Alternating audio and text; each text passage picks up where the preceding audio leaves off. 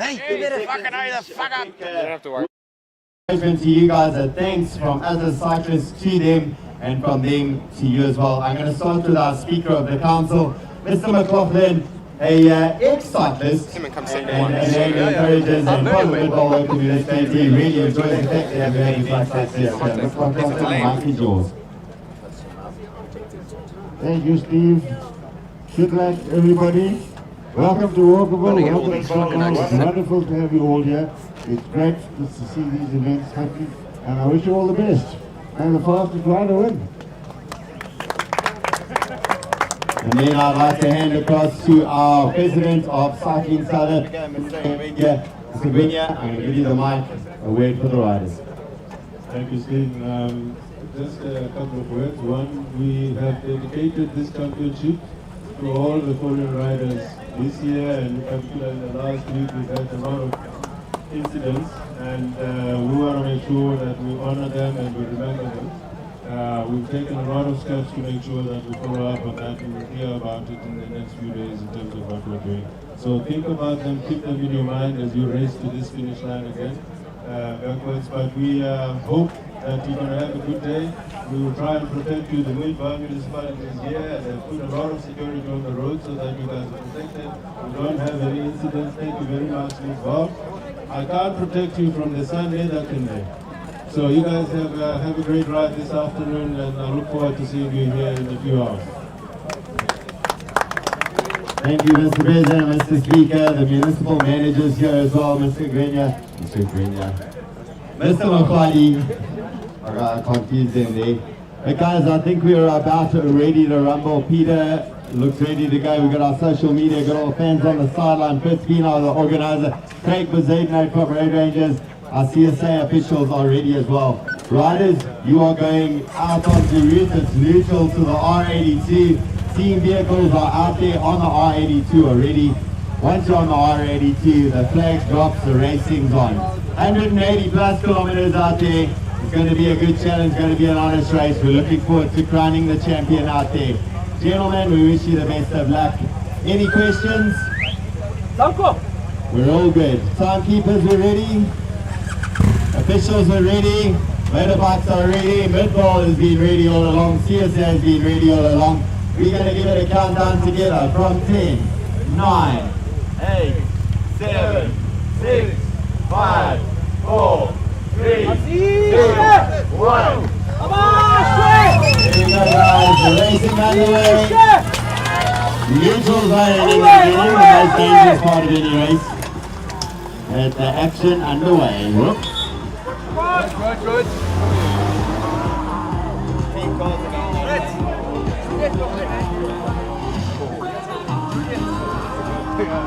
Okay, ladies and gentlemen, there is the junior men's race out on circuit. They're going to be coming in about 10 minutes is our guess, 10 to 15 minutes.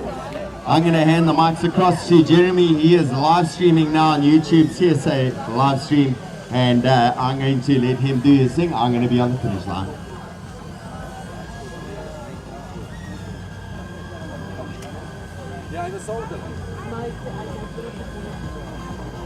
So it is an incredible field of athletes that we saw heading out there, taking on the 2026 National Road Time Trial and Paracycling Championships.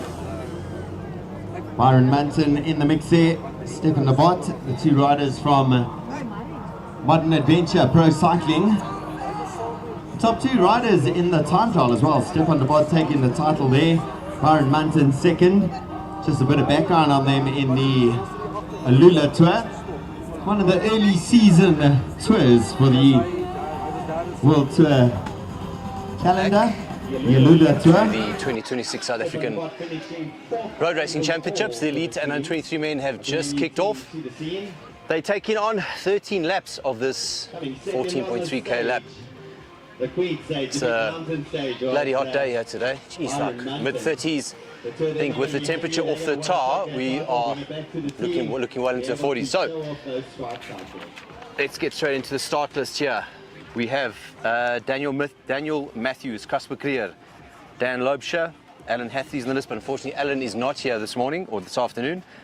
Ryan Gibbons, Steph de Bod, Byron Munton, Dane Apples, Gustav Basson, Maurice Coutard, Pia Crunia, Tiano De Silva, Johan de Villiers, Brandon Downs, Ruan de Ploy, Adam Essa, Chris Jooster, Sianda Gumedi, Brendan Havenga, Jared Hay, Alex Heward, Reynard Janse van Rensburg, Christian Klopper, Tyler Lange, Elijah Libber, Joshua Libber, Matoma Machaba, Scooter the Champ, Tokozani Matlangu, Dian Mana, Kent Main, Ungani Mapanga, Quibus Mare, Rodney Masamola, Warren Moorman, Butiki Ndebele, Callum Ormiston, Jean-Baptiste Rakupu, Josh Reeders, Felix Rogotsky, Keenan Ruet,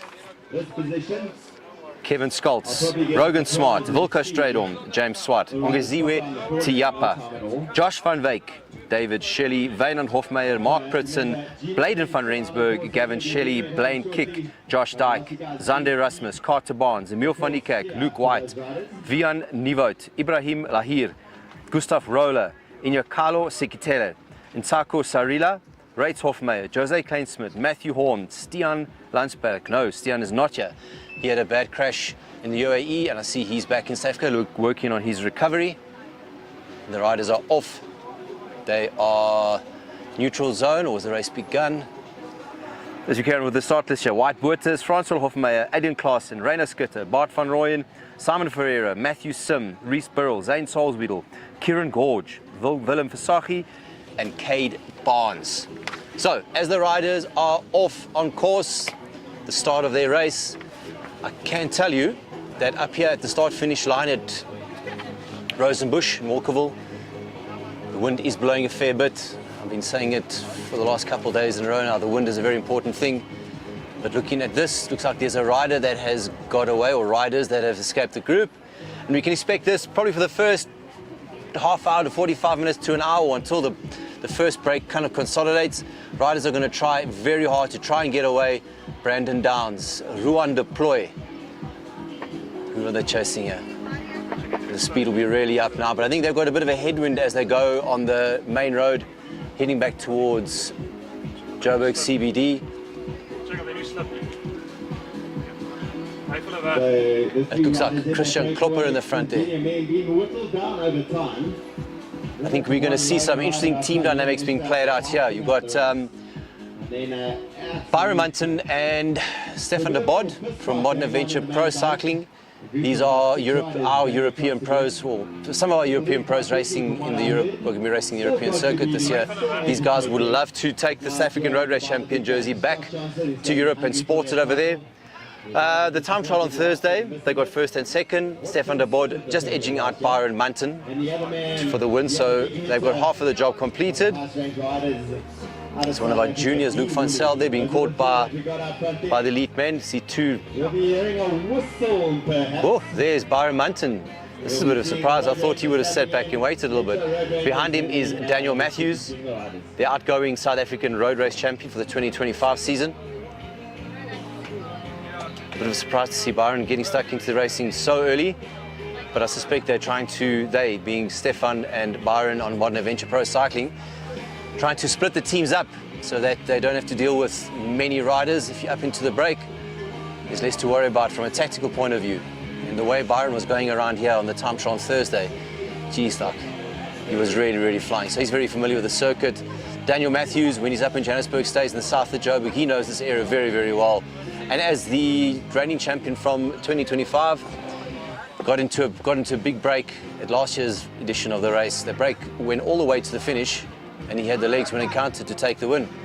Guys, for those that are seeing this, you'll be happy to note I am wearing a cap today. I've got some comments about about the old receding hairline. I was joking with the Oaks. It's not receding hairline, it's experience lines. But guys, yeah, I'm having, there we go, look back at the screen. I think we're going to see a lot of this in the next half an hour, 45 minutes. The race is going to really string out. It's going to come back together, and the guys are going to go shoulder to shoulder, curb to curb. I suspect to be another couple of attacks flying either from the left or the right hand side. Riders are looking for an opportunity to get into the break. Looks like it's Next Gen that are on the front, just riding off the front there. not too much interest from the backside of the group. That looks like Butiki and Debele, recognizing that, hey, this is a move I want to try and get myself into. He is from Team Peloton Academy. Marius Coutard driving that there. It's nice to see that the guys, oh, they look like a flat wheel for one of the riders just in the back there. It's not a great time to have a puncture. The race is going to be pretty fast for the next lap or two. Saying everyone's going to want to try their best to get into a move and put the pressure on other teams. So looking at the back here, riders will be taking it easy, saving the legs, knowing full well you've got the best part of 4 to 4.5 hours of race ahead of you. There's Byron Munson sitting at the back. Tried to slip into a move early on when everyone was not really wide awake. But yeah, the rest of the bunch were on it and they have brought him back. It's really come down to who has the endurance for it. Here we go, the mid-bowl metro around the corner means we're waiting for the Road Ranger. Here comes the rider, looks like Josh Johnson. And on the road here, I'm not sure if you guys can hear it, but the junior men's road race is coming to an end. There we go. There's Steve on the mic. This is the finish of the junior men's road race. Oh, Josh Johnson. Is it him? He has done the job. He's going to be so relieved. Sure. Solo win there by Josh Johnson. So that's 2 for 2 for Josh Johnson. Taking the win in the time trial yesterday. Looks like he's going to take the win here in the elite men's race. He just came past Kenya. He's quite happy to do that. Well, that's the job done for the South African Euro connection. Josh Johnson, being the South African champion, he's going to sport the jersey when he's racing for his professional team or junior professional team, Grenko Auto Erda, sporting the South African champion jersey in the world peloton, which is always lucky to see our guys getting there. The three of them absolutely decimating the rest of the field. Looking at the back of the group here, still pretty much all together. And together, ladies and gentlemen, a phenomenal ride by this youngster. Dean Woolley going to take it second place. Listening to the background here, the junior race, Dean Woolley coming across the line to take second place in the junior men's category. Yeah, those two riders proving that they are the strongest two junior riders in the country. And then in the background here, it looks like it's Liam Esbach who's going to claim. Yeah, Liam Esbach claiming third place in the South African Junior Men Road Race Championship. Henry van der Walt coming in fourth. Very, very strong riders. Those are definitely good riders for the future. Remember those names: Josh Johnson, Dean Woolley, Liam Esbach, and Henry van der Walt. I was very, very impressed with those boys in the time trial on Thursday. Very, very strong, very fast, very solid. If you're having a look at the riders here, it's still pretty much all together. For those who are familiar with the circuit, the riders are going down to the lowest point of the race. Going past the Ulla Ridge Primary School. They're going to go downhill for a long time, and then they're going to hang a left and then start the long drag. I don't want to say climb, I dare say a long drag back up to the Walkerville side, where they will then hang a left and go back on the main road, the R82, heading back towards the Ulla Ridge High School. So the circuit itself is 14.3k. Some would say not super challenging in the sense of elevation purposes, but if you've ridden out this side of Johannesburg, you'll know there's no real space for you to stop pedaling and freewheeling.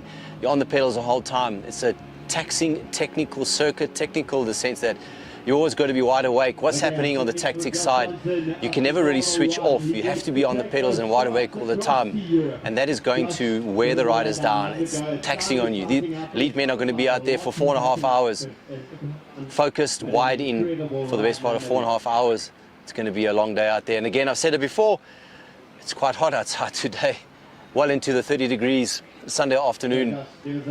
As it stands here, fortunately, I don't think we're going to be interrupted by any kinds of storms or anything like that. We've had some good weather up in Johannesburg for the last little while. Not too much rain this week. And we've been here at the Rosenbusch function or venue from Thursday, and it's been hot and clear, perfect racing conditions for 4 days now, and I suspect for the last afternoon of racing it's going to stay like this all the way through to the end. Yeah, me and Dean got away with the lap to go, and yeah, I mean, it looked like it was going to be a sprint finish. Unfortunately, Dean had a problem halfway to the end, which is really unfortunate. I think we were going to start the sprint, so yeah, it shuts to him. Yeah, really, would have been really close. Have a look here. This is the elite men's racing group. They're still all riding. It doesn't seem like the pressure's really on that much because the riders are essentially curb to curb, shoulder to shoulder. It doesn't look like there's too much pressure being put on. It looks like Dan Loubser, I'm mistaken, at the back. He's definitely a guy that's going to be looking for the break. Whenever he does a road race, you almost seem to hear about him, that he's in the mix, he's in the fight. Had a very interesting chat on the Active Hobo podcast a few days ago. I liked his insight, attention to detail. Yeah, Dan, whenever he gets on the road, you can be for sure he mixes it up. And he's always an animator of the race. And every race that he does, he gets into the mix there. There are quite a few guys from Cape Town that have either driven up or flown up. Yeah, trying to, I know the guys at ASAP World, Tyler Langer, and a couple of his teammates, they've been in Clarence for the last, I think, nearly near 2 weeks, adjusting to the altitude, big open wide roads there. And then some of the guys have flown in actually this morning, which is probably one of the best ways to do it. The altitude is not going to affect you as much. So yeah, the guys have definitely been thinking about it, either 2 weeks away or literally on the morning of the race, trying to eliminate the issue of the altitude. And this is the riders going through the feed zone. Yeah, that looks pretty cool. I think all the guys that are there are going to be in for a good afternoon. The Fly Cool Collector boys, they've got a big stand there. Devil's Peak Lager has jumped in with them. They're going to make a lacquer party at the feed zone. I mean, all of the riders that have been to national champs and have been following these races, that's on race day, that's a very cool place to be. The atmosphere is very lacquer. Guys getting stuck into the whole atmosphere of it all and watching the races. If you have a look in the distance there, that looks to be a solo rider that's away. Give that 10 to 15 seconds. I know it's very early on in the race. You can't see too much from this angle, but I would suspect that there's maybe riders trying to pull on the front or trying to tack across. Oh, there goes somebody's bottle move on the right-hand side of the screen there. From this angle, looks like there still is a solo rider that is clear. There's the riders at the back here having a chat. So Dean Woody, it was a phenomenal race. You're never back down from any of those changes. It doesn't matter who brings the proverbial punches, you're going to count on every single one of them. Let's see what this rider wants. Obviously gone back to get some information from his team car, or hope for his sake he hasn't got a puncture, because they're about to turn right now and start the drag all the way up Your name is out there to the top end of the circuit. Watching you through the rest of the year, we've got to say well done, congratulations, and wish you the best of luck. Looking at the trees, the tops of those trees, the wind is blowing a little bit, but it's not too much. But as we saw in the ladies' race yesterday, this climate itself is not super difficult, but if you do it multiple and repetitive times, it does start getting harder and harder. If we have a look there, it looks like there's 3 riders that are trying to go across to that solo rider. Looks like it was everything coming back together again. There's a lot of riders here. They're going to be wanting to try and get into the break, really drive it, get that gap to that 2-minute mark, 2-3 minute mark. Then maybe take their foot off the gas a little and let the race settle down, so that when the race happens from behind and the big hitters start really trying to put the pressure on and ride across, they've really found themselves in the break. It's an age-old tactic that's often used by riders, particularly national championships, any one of the big races. See Callum Ormiston going past there. Felix Rogotsky up in the mix there. Group's still pretty much all together, as they say in Italian, Gruppo Compacto. 186 kilometers around Walkerville today. Sure, that's a great shot. Racing group making the right-hand turn. This is a long, hard drag up here. Looking absolutely exhausted. You guys were racing at the front there. The rest was just surviving, but you definitely did the job. 140 odd kilometers of hard racing. That's got to play its part. I'm surprised at the tempo of the race so far. I would have thought maybe it would have been a little bit more intent from the riders. A team like Tunello, for argument's sake, they've got a big team. They've got a lot of riders here. A lot of good riders. The same sort of scenario with their women's team. A lot of good riders. They've got a lot of depth.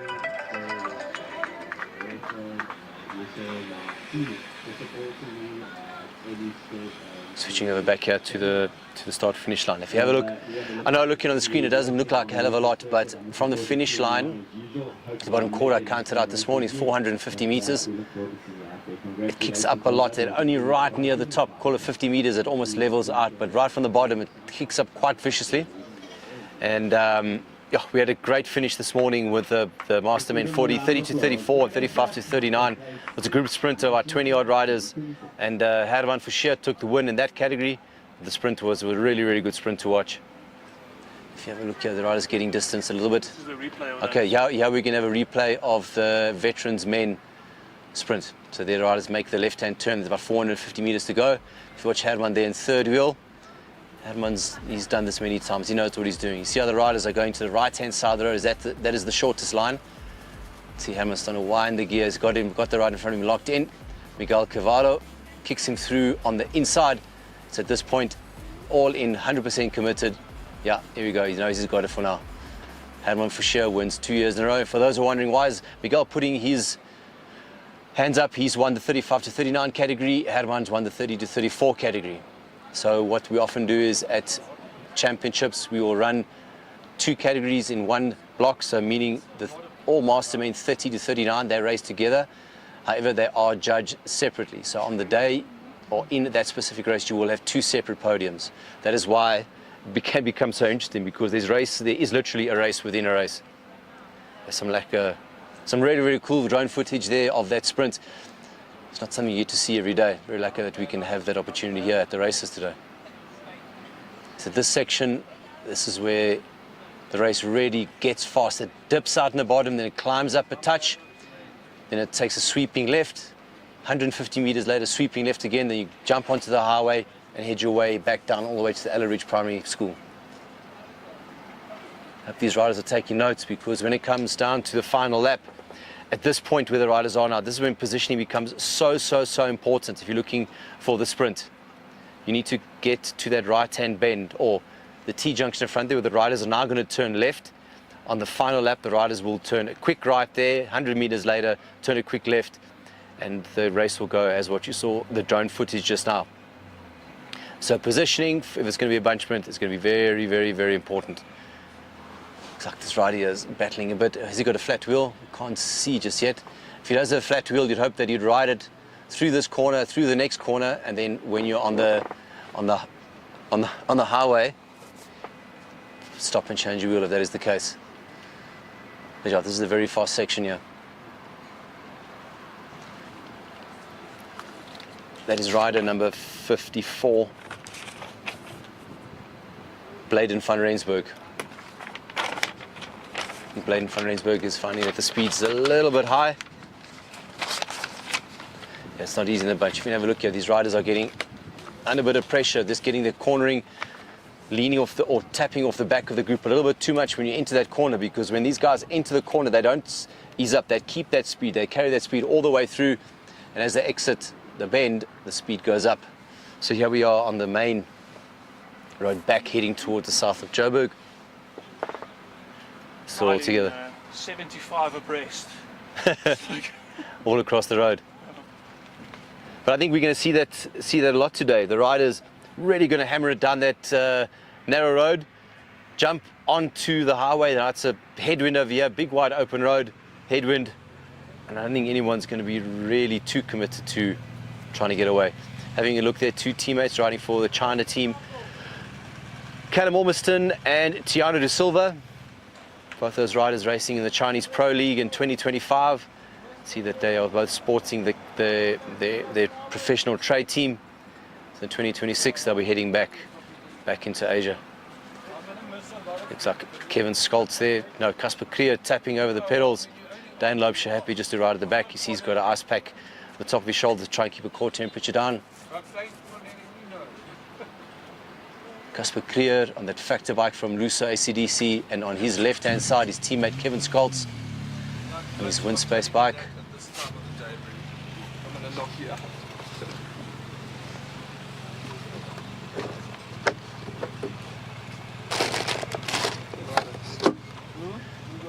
Group's still pretty much all together here. No one's really wanting to put the pressure on, which I'm a bit surprised. I would have thought that the Oaks would have been looking to try and get into break, really light the race up, but nothing much has come too much of it yet.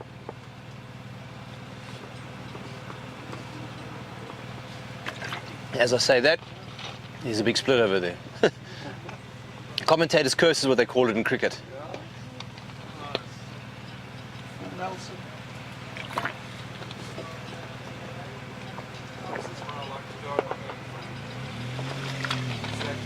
So notice the riders sitting at the back here.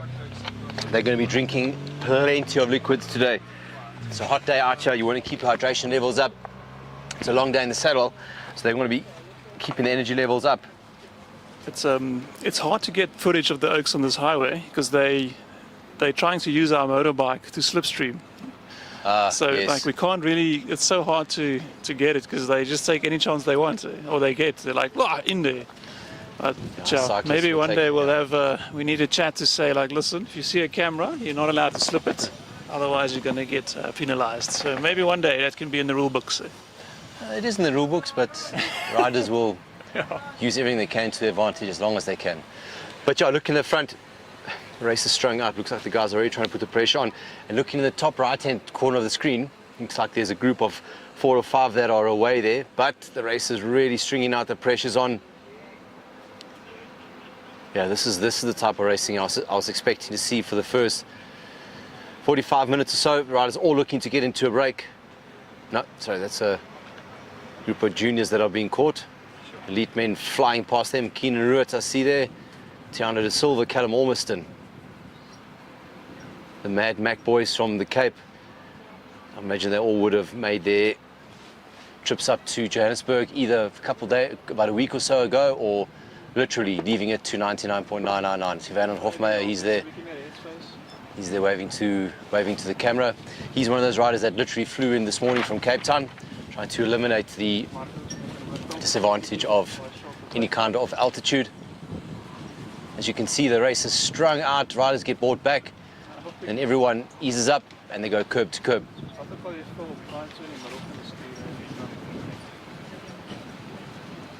Sure, I'd love to admit these guys are probably going well over 60k an hour over here. It's a big wide road, nice smooth tar. You've got to say that the Midvaal municipality have done a fantastic job of looking after the course here. I mean, they've been out on the roads the week before building into the event, covering all potholes. And the Midvaal municipality have really always go out of their way to make a race possible. The last 3 years have been out here in the Midvaal, south of Johannesburg. And every year, Midvaal municipality have gone out of their way to make the racing course as favourable as possible, cover all blemishes, and they've really made us feel welcome here in the south of Joburg, and they've really gone out of their way. And from all of us, the cycling community, thank you to the Midvaal municipality.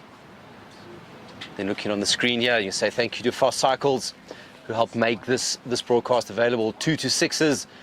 Carl Mitchell, always happy and wanting to get involved and help make this sport what it is, grow it.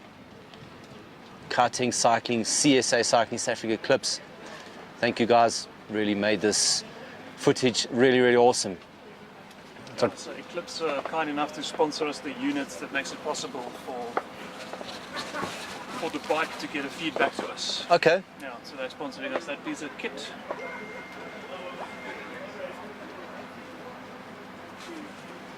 Guys, just to for the people that are watching, unfortunately, as it stands now, I don't have direct comms with the commissaire, so I'll bet when gaps do start forming, I'm going to have to rely on the team managers. I'll get hold and WhatsApp them to find out what the time gaps are, exact race distances, as we're going to do everything we can to get that information to keep the race up to date as much as possible. So all you guys are watching at home is, so you guys can really understand what's going on here. See some of the riders there sitting comfortably in the group. Peloton Academy up there, new team on the block. Guys doing really well.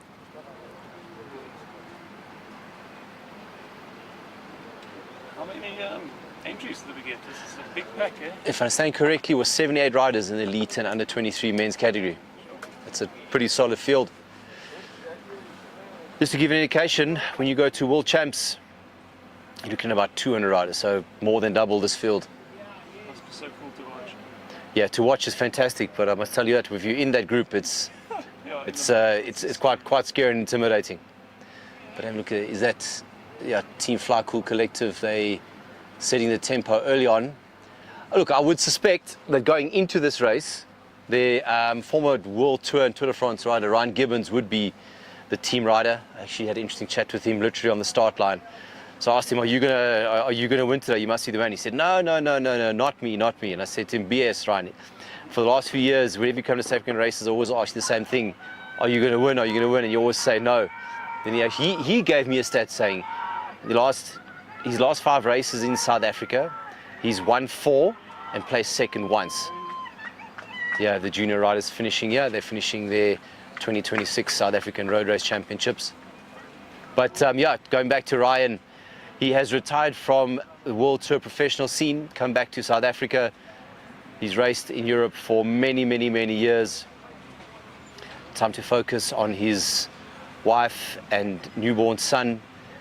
He's still keen to stay involved in racing, get involved in racing, give back to the racing community. He's got so much experience. He knows exactly what to do.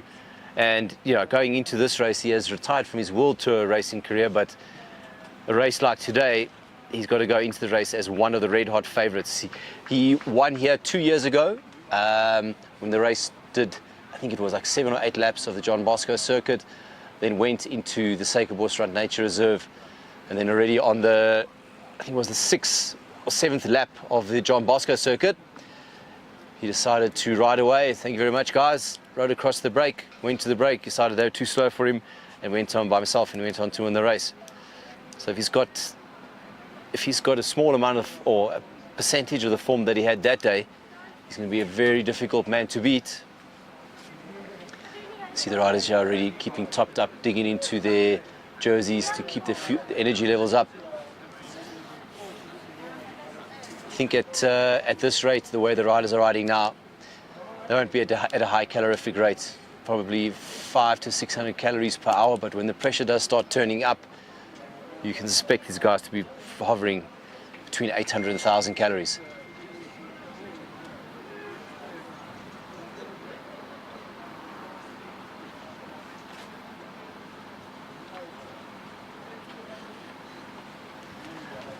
If you have a look there, there's Callum Ormiston having a nature break on the side there off the bike. Very good skill to master for those who are wanting to race in Europe. Looking on the front, there's a single rider just pulling over the front, getting a gap there. Callum trying to wave the cars through. At this point, this is the lowest point of the race at the Aikenhof Primary School, Allo Ridge Primary School, about 5 k's away from the Aikenhof Primary School. The riders will hang a left here and then start the long consistent drag all the way up to the top end of the circuit. Probably about less than 1 kilometer from where we are. Yeah, on race day today, luckily the south has returned to normality and the wind is blowing, and I think it's definitely going to play a part in the latter half of the race. It's not, it's pretty protected here, but when the riders do start shifting over to, or the road starts moving to the right-hand side, we can expect the guts action to come. And it looks like, as I say that, I suspect it looks like the familiar style of Brandon Downs that's on the right-hand side there. Looks like 3 or 4 riders that are going with him.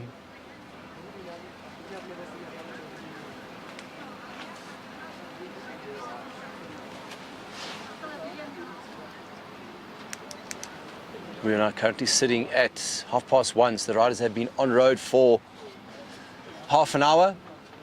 Still, everybody's still together. No real breaks that have formed. There's been riders that have rolled off the front, but nothing much of substance has gone away. Says Tiana de Silva. Near the back end here, Tiana's a very good rider. He'll have the legs to go the distance for 180 k's. Yeah, just trying to save himself as much as he can here.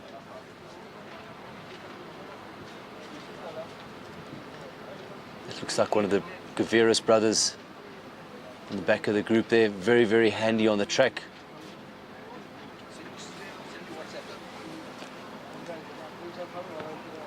Yeah, as the riders enter to the free zone. Wow, that looks really, really lacquer.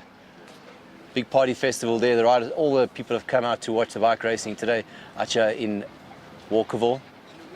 So if you are watching and you live in Johannesburg and you can make it down there, the guys are going to be racing probably for the best part of another 4 hours. So if you make your way down to the feed zone, I'm sure you'll meet a lot of cycling buddies. Sit down, have a cool, refreshing drink, and enjoy the bike racing. So yeah, looking at this, there's a single rider that seems to be away in the front. but everything is strung out. None of the teams are happy yet to let anyone get away. They've been going, what's the time now again? Just after past.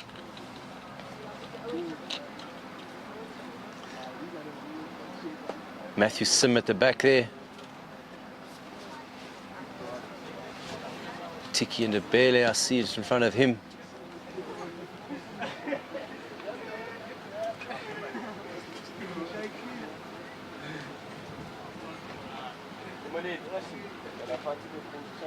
Okay, the riders hanging right here. Looking from the visuals here, the course doesn't look that challenging. End of last year, a couple of buddies, myself, we did a big lap around the south of Joburg. We did 2 laps of the circuit. Look, and even though I'm not exactly in showroom condition and not super fit, I can tell you that this is a very hard circuit. It drags up and it doesn't stop. There's nowhere really you can just float along the bunch. It's hard, very, very hard up here. You have to be switched on all the time. The road's going to get harder and harder and harder as the day goes on. Looking at this, the way the riders are all lined up on the right-hand side of the road, you would expect the wind or the crosswinds blowing from the left-hand side of the screen to the right-hand side of the screen. And looking at the formation on the front, they're really forming a little bit of an echelon to give each other the slipstream advantage. And these riders at the back, they might get away with it sitting in the back like this for another lap or 2, but as the race gets on, it's going to become more and more dangerous to sit there, because you run the risk of the riders in the middle of the group leaving gaps. That means you have to bridge it across yourself, and then it can get very difficult. Looks like it's a flat wheel. Looks like a puncture there for one of the riders. And the Peloton Academy riders finding the pace a little bit difficult, but if he can just consolidate his tempo and keep the group relatively close when he jumps onto the main road on his left-hand shoulder into the headwind, the riders will maybe ease up a little. You'll be able to roll himself into a group.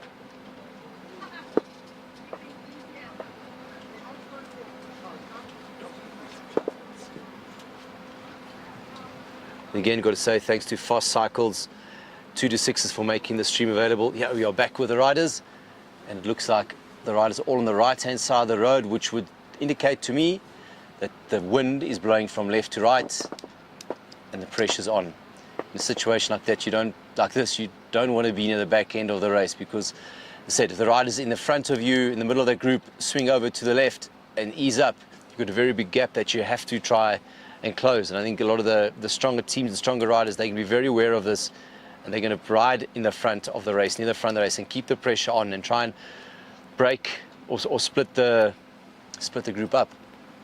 And the reason you want to do that, a race is easier to control if you only got 40 riders as opposed to near on 80 riders. It's all about controlling and making it easier. Looks like Matthew Sim there, riding at the back end of the race. I think he might get away with it for another lap or 2, but I think these guys are picking up now. This is going to be the general pattern of the race, and it's going to get harder and harder and harder as the race goes on. Judging by the way some of these riders are sitting up and going backwards, the pressure's really on here. There's some good riders that are getting dispatched there. Looks like there's 2 riders away in the front there if you look through the trees.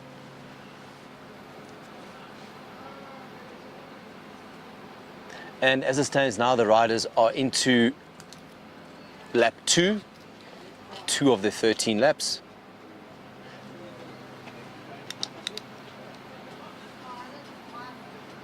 So if I have a look here, see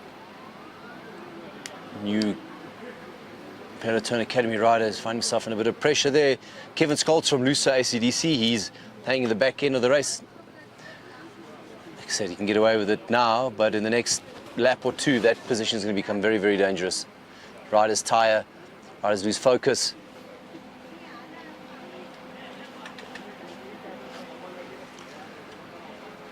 Looks like Dan Loubser has a bit of a problem there. Is it a flat wheel, or is he checking what's happening? Yeah, Dan Loubser having to change wheels. Now there's a team car behind him, and they try and swap that wheel as quick as they can. Yes, so what will happen is he'll have a spare wheel in the car. the mechanic will jump out with a spare wheel, change that back wheel over, and the rider will use the convoy as much as possible and use the car as a slipstream to try roll into the back of the racing group. Okay, riders hanging a left here, they're turning left in about another 100 meters, then they find themselves back onto the highway. But the big open section road, it does present them with a significant headwind, and there's no real lefts or rights or bends, so if a rider does get a gap, you can probably see about 2 k's in front of you on this race.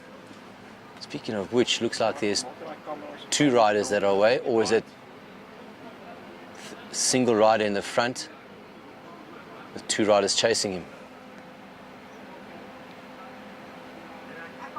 As you can see here, the riders in the front, it's all strung out. Fly Cool Collective team to controlling the race, taking control, and I think if they keep the race together like this, the longer that it stays like this, the better of a chance they're going to give to their designating sprinter, Ryan Gibbons. Okay, there we have Brandon Downs, and looks to be Tiana. Is that Callum Ormiston? 2 very strong riders here. Brandon Downs, the current reigning African time trial champion. Strong rider, he's won national, he's been on the podium many times at South African time trial champs. There's a rider that knows how to really drive and get the gap and drive hard for the best part of an hour to an hour and a half. Brandon's definitely going to be your man. Callum Ormiston, another one of these strong riders. He had a flippin' good race, the Cape Town Cycle Tour last year, had a big dig towards the finish, tried to get away, they brought him back and he had a second dig. Yeah, Callum's definitely got the caliber and ability to stay away. But Team Fly Cool Collective, they're just getting their riders on the front and controlling. There's Kent Main, Jared Hay, see Ryan Gibbons there in 4th wheel. In front of Ryan Gibbons is Stefan de Bod. There's Daniel Matthews, the outgoing South African road racing champion. Ruan Deploy, I see there. All the teams are trying to congregate at or near the front. Looks like Tiana de Silva floating in the view. He'll be happy with that his teammate Callum Ormiston is up into the break.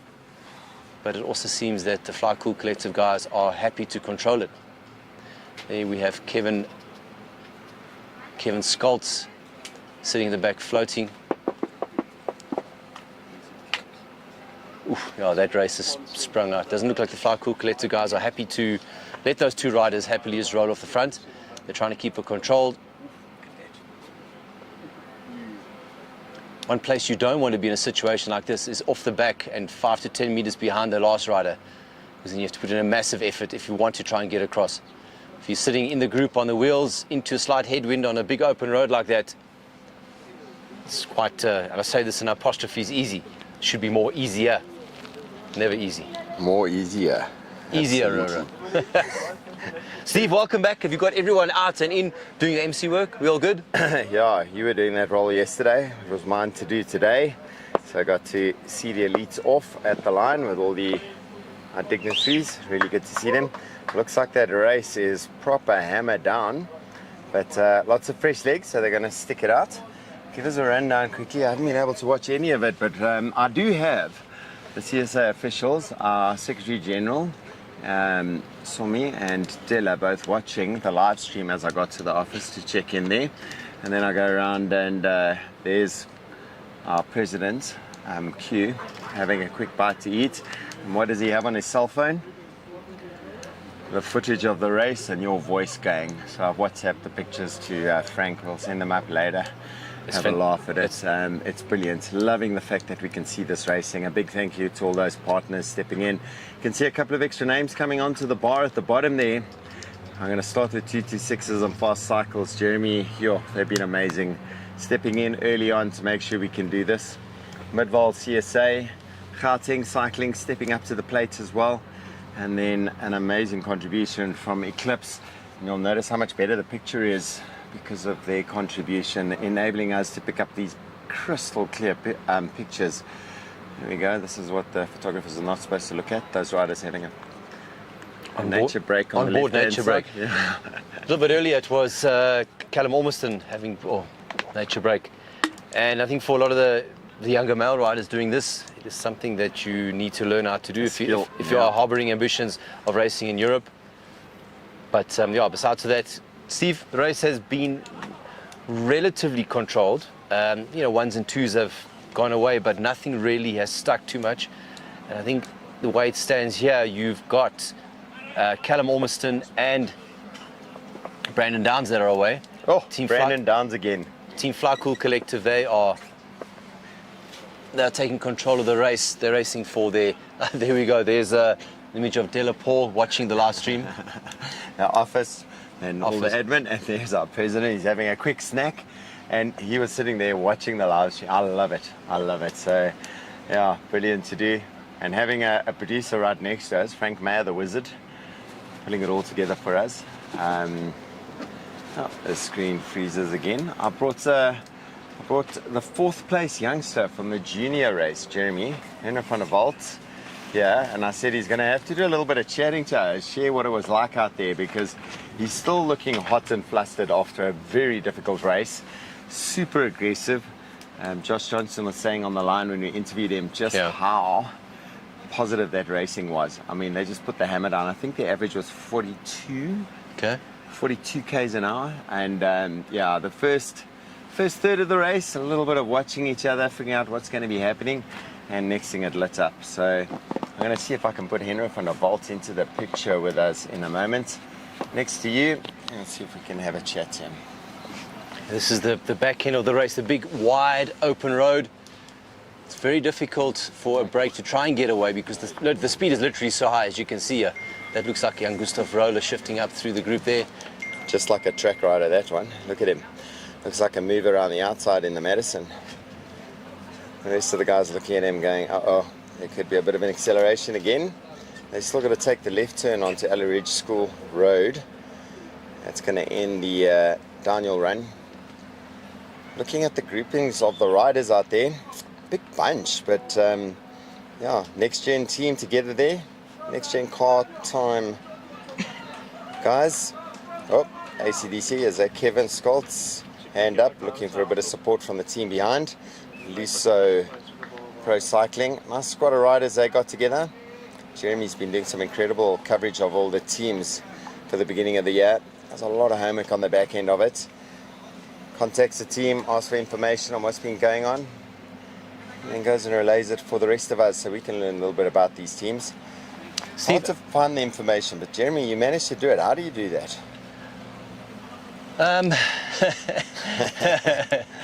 Just a lot of asking, digging, and being around all the time. Yeah, we see straight away Fly Cool Collective. I think they are putting their hands up and saying, right guys, we have a plan, we have an intent, And they have a we are rider controlling or it. two. Yeah. Two big riders who could possibly do it on their own, and then a bunch of riders who could take up the role if they had to. But looking like, is that Jared Hay on the front there? Jared, Ruan. Yeah, Jared doing the work. I saw him the other day. He arrived here with a loaf of banana bread. That was his breakfast, he said. Ridden here to do the registration. Super friendly guy, super capable. He did say his job was the first 60 kilometers. He had to keep the pace up really high. Brandon Downs though, he just said he's in the breakaway there. Did this at Provincial Champs on his own. There's the left turn they're going to be taking. I'm sure it's going to be high speed around. There we go. Yeah, that looks like Brandon. You're looking at. Steve, interesting fact, the rider there in the second wheel from Team Fly Cool Collective, Ruan Deploy. Oh, strong. He did a 21k half marathon end of last year, taking a bit of running there. See Jamie Taylor from Ricky Bobby Racing, second wheel. Shake him back, shake him back. Jamie Taylor, if you're listening, Yeah, Ricky shake him Bobby back. Racing.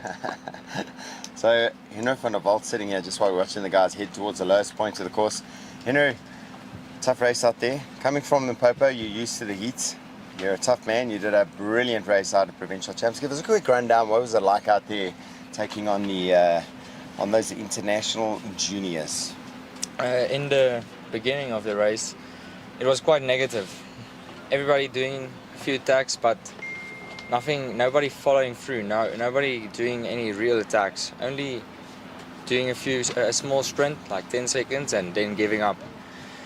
After like lap 5, the temperature started to rise, and Me, Dean, and Josh tried to time trial our way through. We didn't manage to break the entire peloton up, but we did drop a few riders. Then two laps passed by, and Dean just attacks. And in that attack, Faraz goes down. So I think he nicked the wheel, possibly, and then he flipped. But me, Dean, Josh, and Liam got away. It was super hot at that stage, and then we went around. We did like 2 laps together, and then we were at the third last corner. I wanted to take a gel. Josh was on the outside of the road, and he attacked when I took a gel. And I tried to catch up, but Dean and Josh were gone, and Liam was just a bit in front of me. I had to time throttle back with a headwind. Almost caught them. But yeah, the conditions were Super tough out super there. tough, yeah. So for these elites, the temperatures are just getting higher and higher. It's going to get harder and harder out there. These start at 9:30 in the morning, finishing at around about just after 1 o'clock. We've still got junior riders finishing at the moment. Good 20 minutes, 30 minutes down. It's going to be super tough out there. It's going to be an attrition war for those riders. What's your advice for those pros? As a junior, you're going to give those pros some advice. What's your advice for the race? Loads of water, but not just water. Otherwise you'll dehydrate yourself. You need some electrolytes. Otherwise you're going to be cramping on the sprint finish. Yeah. I felt that. Yeah, you felt that. We noticed that. Everyone's felt that. Probably the common denominator amongst all the races here is I had a cramp in my leg. That's what's happened with everyone. I think that's the heat. It's the nature of the course. It's the pedals pressure all the time. There's just nowhere to have a rest on that circuit. And it's going to wear these guys down. So 180 plus kilometers for these elites men. Henno van der Walt from Limpopo, I want to say congratulations. Well done. A 4th place here. You won the combined provincials in your category. Dominating out there. 2 big international juniors and one of the local men, a tough competitor, getting ahead of you, but a good race on honest race. Congratulations. Thank you. Brilliant. So there we go. Jezza, great to have the youngster come and join us, Henno van der Walt. Keep his name in your memory because you're going to be seeing lots of great things from him over time. Steve, just a very interesting thing I saw here now, that while you were talking with Henry, the Flower Cool Collector boys were on the front. They keeping the pace really high, and I wasn't quite sure how they're doing that, but when the camera flipped over, it was Byron Munton that was away by himself. Oh. So Byron Munton on lap 1 was looking for a move, and obviously came back, then he had to go at it again. She was so early. Byron Munton, he's looking for the race to be hard, that's for sure. Yeah. Do you think it's a wiser move for those riders to be going off early when it's so easy in the bunch? Because there is the gutters, look at them, they're in the gutter at the moment, but you look at there, is that Respiral looking pretty comfortable sitting on the left-hand side in the gutter there. James Swat putting his hand up on his team car to come up. Oh, they're all making way for bottles. Scooter there as well. Yeah. There's the previous SA champ, Daniel Matthews, he grabs the bottle. He's going to be wanting to take that championship jersey back again. A couple of drop bottles there I'm seeing. Skill you definitely got to have. That's where the party's happening that side. Jeremy, every year you got to join that party. Now you've been drawn into sitting under the gazebos. Commentating. With Frank and myself commentating. I must admit we've got a comfortable position here. I got my feet up on the cooler box. The pressure's on. I think some of the riders that do have team cars following the race, that can be used as a strategic attacking point through the feed zone. Riders can really put the pressure on. Certain riders who don't have team cars will be dropping back, trying to get bottles, and the riders at the front will be going, okay, there's an opportunity because the pace has dropped. There's an opportunity here to put the pressure on. Looks like we got some of the feedback from people in that tech zone, in the feed zone. You know, all the clubs have got the gazebos set up. A couple of them got bras going, got a few beers, cooler boxes all over the place. A proper vibe happening. The peak guys are set up properly. The 226s are there. Northcliffe Cycles are always out there supporting the riders. I see Dan Lopeshaw on the right hand side of the screen there. He had a puncture at the end of lap 2, had changed the wheel and he's got his way back comfortably enough. Obviously an experienced rider, not panicking, not losing focus of what he needs to do, shift it over to the left hand side, quick wheel change, using all the resources around him and rolling himself back into the back of the racing group. No damage lost. Looks like Rainer Skitter there putting his hand up, either wanting a bottle or wanting to speak to the TM vehicle and get some information. Yep. No, that's, I think, Joshua Libber. Sorry, not Rainer Skitter. Still Libber. There's a couple of them. They're going to be going backwards to those team cars often with the temperatures so high. We are going to guess sitting at around about 38 degrees out on the road. It is a tailwind for them going up these drags, which means there's going to be no relief on the pressure. We just had Tommy Knutzer walk past us. His son Quentin Knutzer was racing in the junior men earlier. The Nessa guys, luckily I got their team car out on circuit now. We had them parked earlier by the mayor's parking spot. I had to chase them out. Steve, ERP, just for you know. a bit of interest, you see riders going back there, grabbing a eye sock and putting it in the back of their necks. Essentially what that is, you take women's pantyhose, not that Or the you men, could have some men's the pantyhose. men are going to be wearing Yeah, them. you could have some men's You pantyhose. strategically cut them in points. You tie a knot on the one end, fill it up with ice, then you tie a knot on the other end. So you've got a catchment pouch for the ice, and the riders will put that on the back of the necks to keep the core temperatures down. I just got a message from Chris Horter. Hey Steve, there's Byron off the front. Don't see him in the pack. Thanks for the great coverage for us overseas. Never mind, camera just went up the road. Chris Horter, we're doing the best we can. Amazing work that Frank Meyer and Whipping Goat Media have done for us. He's stepped in with so much equipment here. He's got his brother out there, Marco, on the motorbike doing the work, single man with a camera. And then we're asking for feeds from the guys off WhatsApp. So we've got a couple of people out at different points to try and get some input. I have spoken to a couple of the team managers as well. Hopefully we get a little bit of an insight from some team managers on what's going on. Well, Steve, can we, in the continuation of what we started yesterday, for all those who are listening, all over the world, can you please send us a photograph, either to Steve or myself, of where you're watching. Of where you're watching the race. On the lounge. We can start with Chris Horter because he's in Holland, and that's I believe it's about -1 and snowy, or was snowy a week ago. Chris Horter, you give me a thumbs up. We're going to see where you are. Oh, are we going to? Here we go. Here comes the first ping. Oh, there's pings happening already. We'll have those up there shortly for you.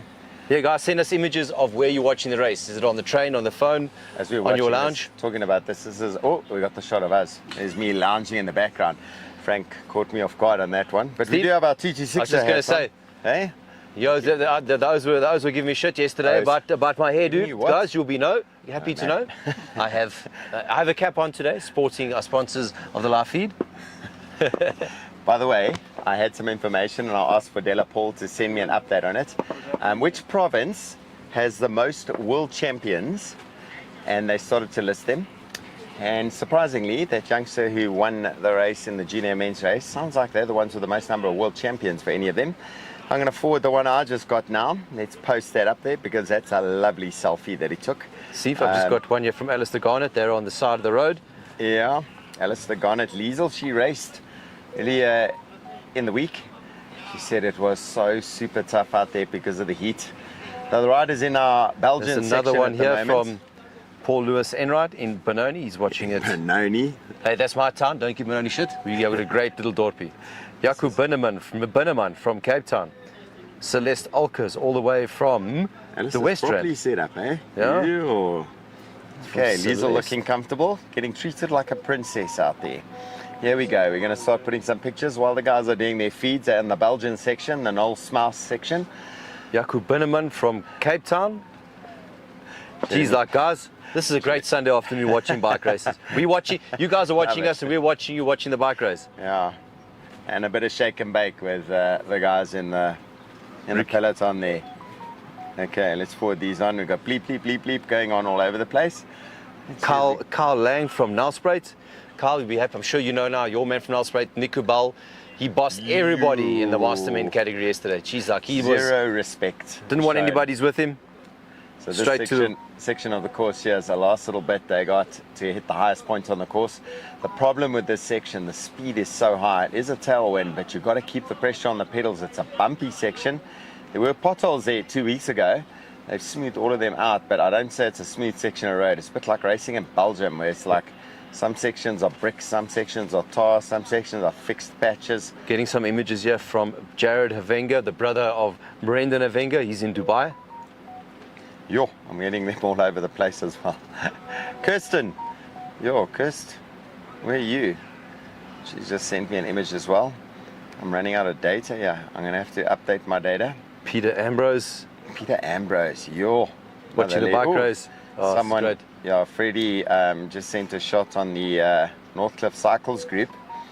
I don't think he meant it for me, but I'm on their group, so I might as well share it. It's got a refreshing Savannah in his hand. Frank's not going to be able to keep up with these ones.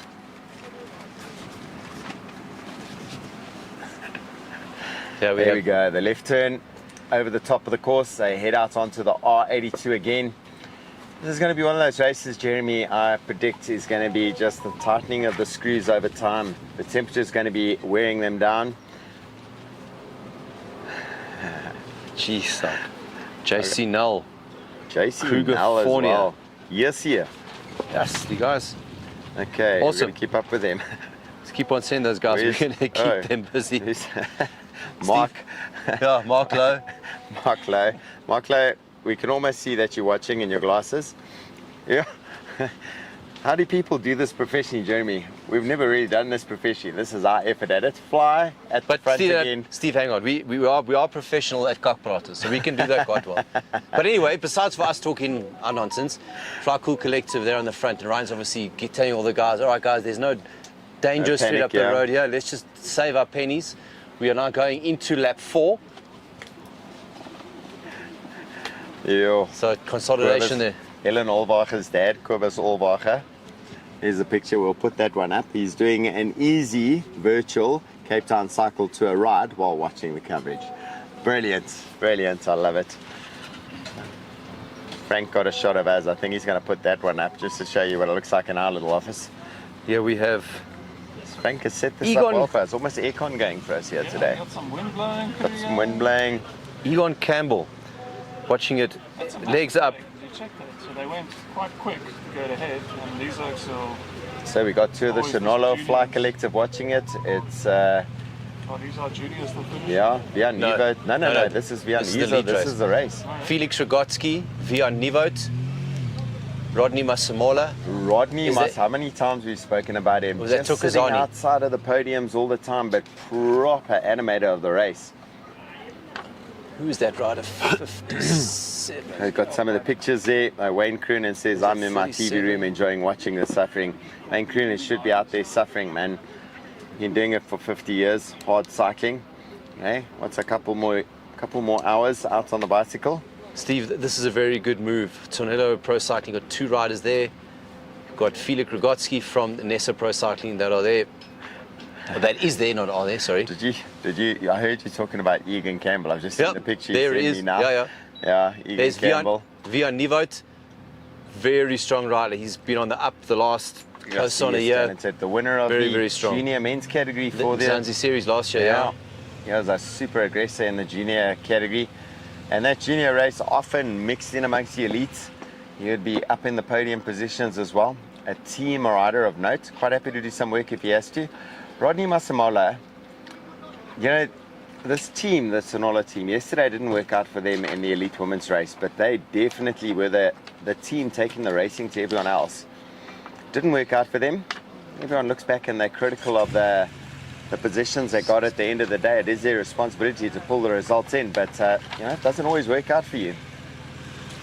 I'm trying to find out who these riders are. The 2 Tornello riders. We've got two Sonola, we got Felix Rogotsky. Felix Rogotsky and Björn Nivert. Trying to figure out rider number 60. We don't have a 60 on our list. 57. Who's that rider? You know what I'm going to do? I'm going to ask Liam Saunders to go through and check who those breakaway riders are with the race numbers. What have we got there? 60, 60, 50. We need 60 and 57. 60 and 57. Can you get us numbers there? Liam Saunders. He's going to run off to Gertjie. By the way, I want everybody to sing happy birthday to Gertjie Haramsa, the man behind Spectrum Sport Timing. He's on the sideline in his bus. He hides in the bus. No one ever sees him. But he's an amazing guy, keeps all the technology together. It's his birthday today. Celebrating his birthday quietly on the side of the National Road Time Trial and Paracycling Championships here in Meyerton. He is almost local because he's from Van der Bijl. Oh, walkable. Steve's Walkable. it's just down the road, actually. To be fair, it's yeah. less than 10 k's I'm to from go. Four Ways, so anything outside Four Ways is always the same place. Looking at these 4 riders here, I think these guys are going to be 100% committed. I think the guys from Fly Cool Collective, just before we jumped across to these 4 riders, we saw Ryan Gibbons go to the front and just call his boys off there. I think that they, being Fly Cool Collective, are going to use Vian as a decoy to try and draw the sting from the riders of the likes of Steph Dabod and Byron Munton. The Turner Pro Cycling, I assume they're going to be following the same trend, trying to use these riders to get a big gap and then put the pressure on the likes of Byron Munton, Tyler Lange, Steph Dabod. Yeah, it's, you know, for those guys who've been racing in Europe and they're used to that massive pressure from the gun, they're used to surfing the wheels at high speed, the big pressure all the time, and they're not too scared of the temperatures either.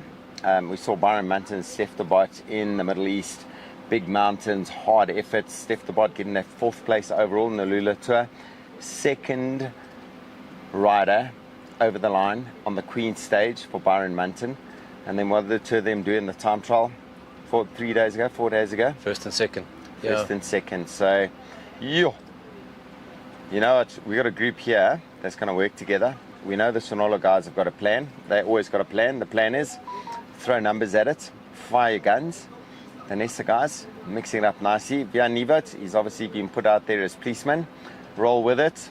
Don't drive it too hard, but keep a presence. And he's showing a lot of discipline, a lot of maturity in keeping nice and calm in the work they're doing.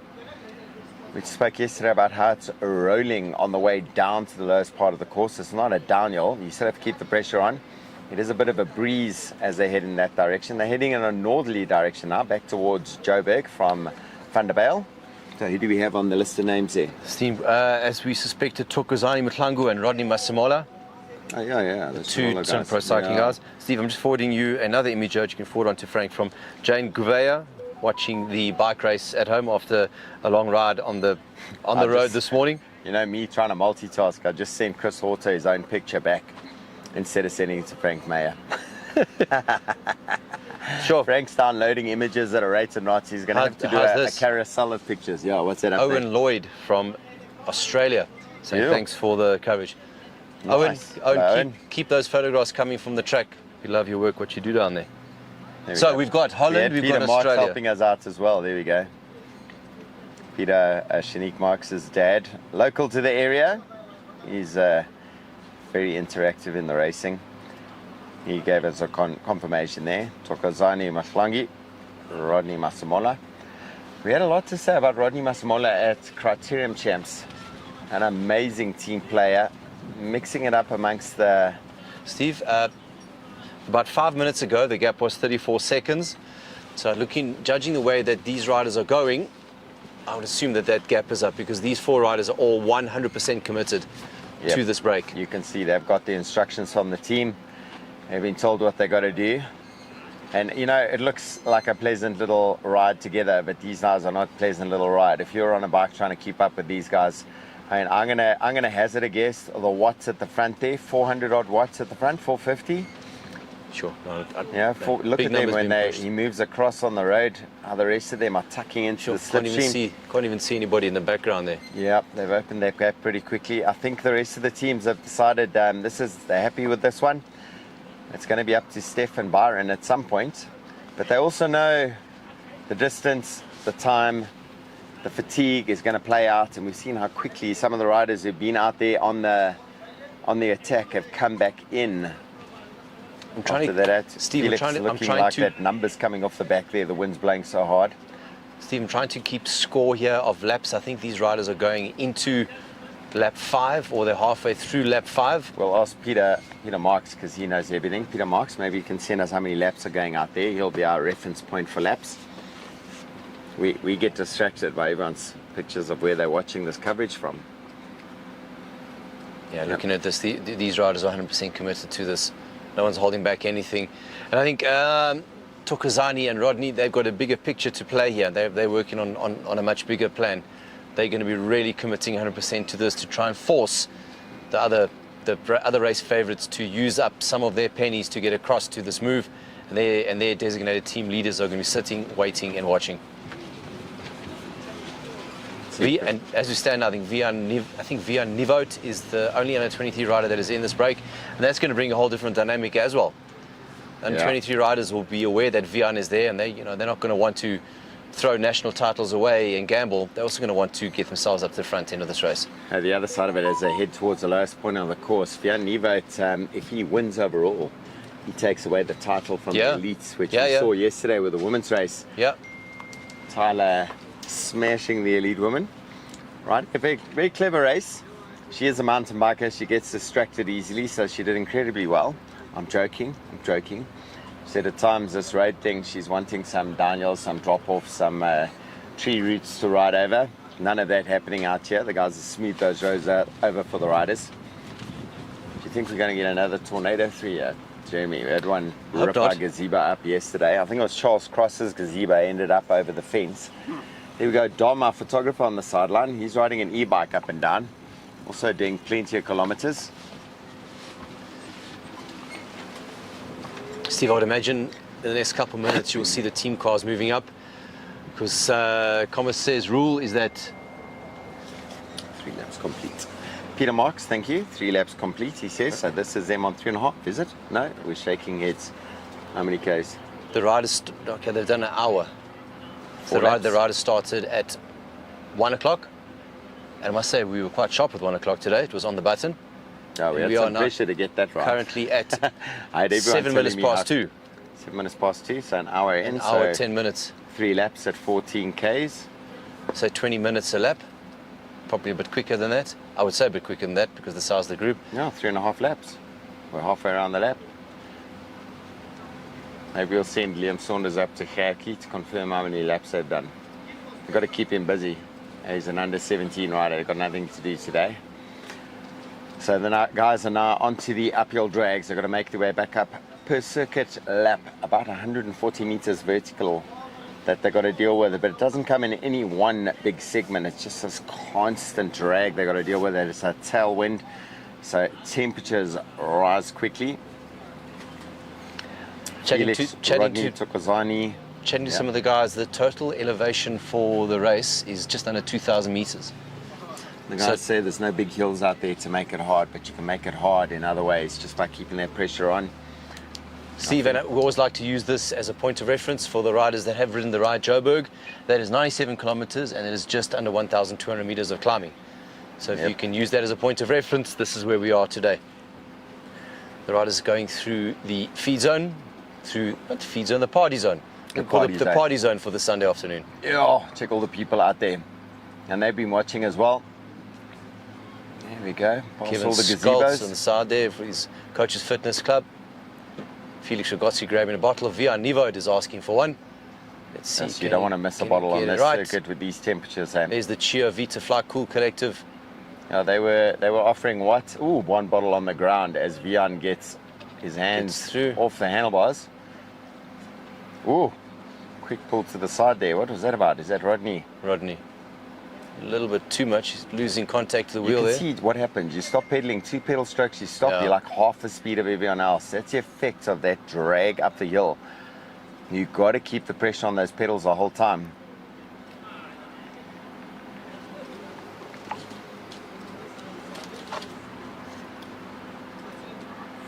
Felix Rogozzi, had a chat to him earlier.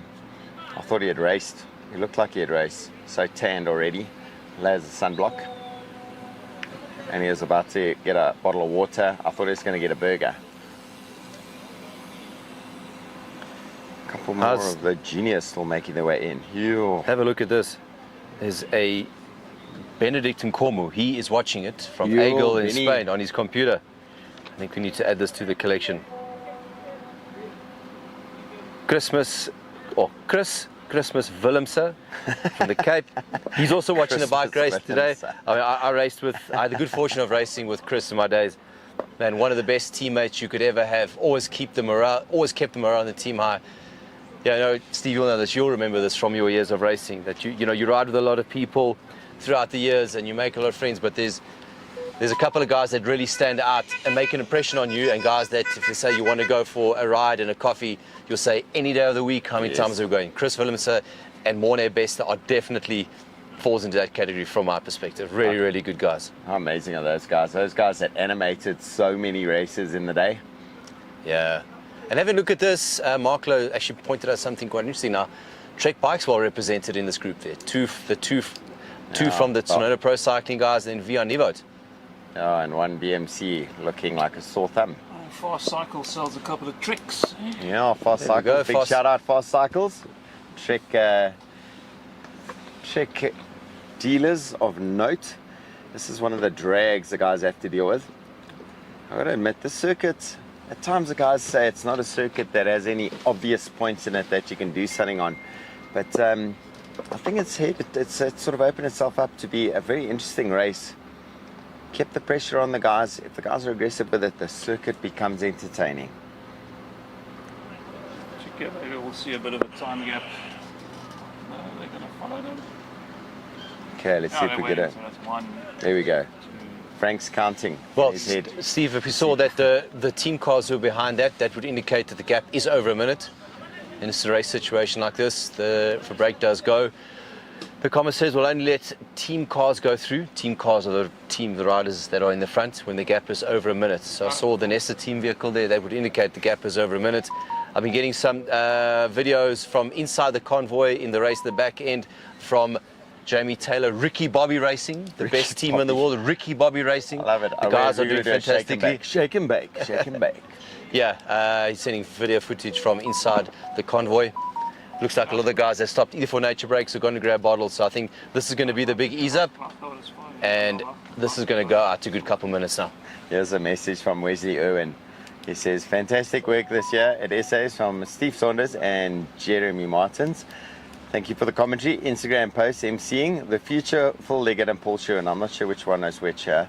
I am a little bit older than you. Maybe I could be, guess it'll be lucky if I could be Phil Leggett for a day of SA cycling. He says in 1936 when he was racing, YouTube wasn't available yet. YouTube wasn't available then. Wesley Irwin actually was racing the same time as me. So it was very close to 1936, just after World War II. First steps to much bigger things for you guys. Well, actually, first step to much bigger things for us in racing. Here we go, the race bunch coming through. That looks like Kevin Skoltz from Luso ACDC that are on the front. They're just trying to knock the tempo out, keep it steady. Keep the gap under control. Yeah. So here's a question for you, Jeremy. You raced at the highest level in the world in the past. The dynamics of the teamwork that needs to be done here. There's not only the instructions of the team, there's the common goals of the teams out there. And it's almost like unwritten that the guys know a team is represented or not represented. They're going to work, they're not going to work. At times they may discuss it with each other, but it becomes one of trying to make sure that they're all going to be kept in the mix. How does that work out there? Look, this is a national championship and it is an individual race, but for a lot of the pro teams, if any one of the riders on their team does win and does get the national champion jersey, that does add significant value to the team. Yeah. So a lot of the guys will go in with a clear team objective. As you can see what's happening here, young Vian Nivot as an example here, Vian Nivot got into the break and Ryan Gibbons pulled these guys straight off the front to say, all right guys, we've objective achieved. We've got the rest of the team under the rest of the races under a bit of pressure here. So the ball is in the court of the teams, the strong individuals, the Cape Town riders, the likes of Tyler Lange, Callum Ormiston, Tiana De Silva, and even the man in the back of the picture, Dan Loubser. Dan Loubser is always in the mix when the race starts getting really hard. Even Jaco van Beek sending me pictures of where he's watching the race. He would have been in this race. So Jaco out there watching as well. The guys making their way up the drag. Pretty much a down the hill, back up the hill type circuit over and over again. Mr. Sedman, we appreciate you guys and all your hard work, but great sending us that message. Thank you very much. I'd love to have you on here. You can say a few words for us as well. Okay, there we go. Look at that. Mrs. Garnett. looking comfortable. This was us saying Alistair treating her like a princess out there. That's Kobus Olbacher's shot. So that's him on the indoor trainer doing the Cape Town cycle tour virtual with the live stream running next to the shot. His daughter getting second place yesterday in the junior girls. June ladies race. Okay, here's 3. On the left of the screen is Roger Hillen. He was racing yesterday. Mark Lowe, who often is our designate commissaire CSA representative at the international races, never mind the local. This is what the Cape Town Oaks do. They're in bed. Luckily we can see in his glasses that he's actually watching something on a screen, not just sleeping. And the Savannah. Who was the Savannah and the TV shot? Who was that, Jeremy? I need to go back through my WhatsApps now. I don't remember. Hey. Also, Mark Lowe also been to African Track Championships, part of the team management for a couple of years now. Right, here we have the race. Just got a text here from out en route. The current gap is 1 minute 34 seconds to the front 4 riders. And if you could see through all of those trees, you would notice, I'd say at about 11 o'clock on your screen, that is when the front 4 riders would be. The top of their drag that you can see there, they are going to turn left and head back out onto the circuit. And on their final lap, they will get to the top of the drag and turn right 100 meters, then turn left, and then take on the last 450 meters to the finish line. Hey, you've got to be a special rider tonight, a ride at, let's say they're averaging, about 44, 45 at the moment. And the pace and the depth of capabilities. We go through all these different races. We're amazed by the speed they hold, and every race it just gets faster and faster as we go. There they go, left turn at the highest point of the course, apart from the finish line. They take that left turn and they start gunning towards the R82, onto the R82, and it's into the headwind. The downhill run. Again, you can't stop pedaling. We saw that picture earlier. Rodney Asamola pulls to the side, stops pedaling for 2 pedal strokes. Suddenly he's like 5 bike lengths off the back of the rest of them.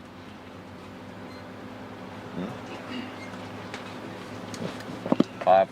Liam's giving me input. He gives me a hand signal of 5. You can say words, Liam Saunders. 5 laps done. Yeah, he's getting good at his words now. So we're heading into lap 6. Peloton riders. Boutique in Ndebele there. Yeah, he's a local. Yeah, he's from this area. I forward those pictures. Luke White at the back there, son of the famous Nicholas White, asking for a bottle. He'll be serviced by probably the coolest team name or the team vehicle in here, Ricky Bobby Racing. Jamie Taylor, if you're hearing, Nicholas, or if you can hear us, Nick White's son, Luke, is looking for a bottle. If Ricky Bobby Racing could please move forward. So I got a message from Robbo. Steve, I think sorry to interrupt you, I think we're getting to an interesting part of the race. Interesting in the sense that you've got those front 4 riders. The last time gap we got was 1 minute 34. They are very, very committed. Those 4 riders are all in. They're in for the day. And looking at what is happening here, there's not much interest in the race. Fly Cool Collective, they've got a man controlling in the front. They'll just keep the speed steady. They're not going to be too concerned in getting the race back, as they got young Via Nivod in that front split. But now the pressure is going to start turning onto the team from ASAP World, the likes of Tyler Lange. Tyler comes into the race as one of the favorites, the reigning Cape Town Cycle Tour champion.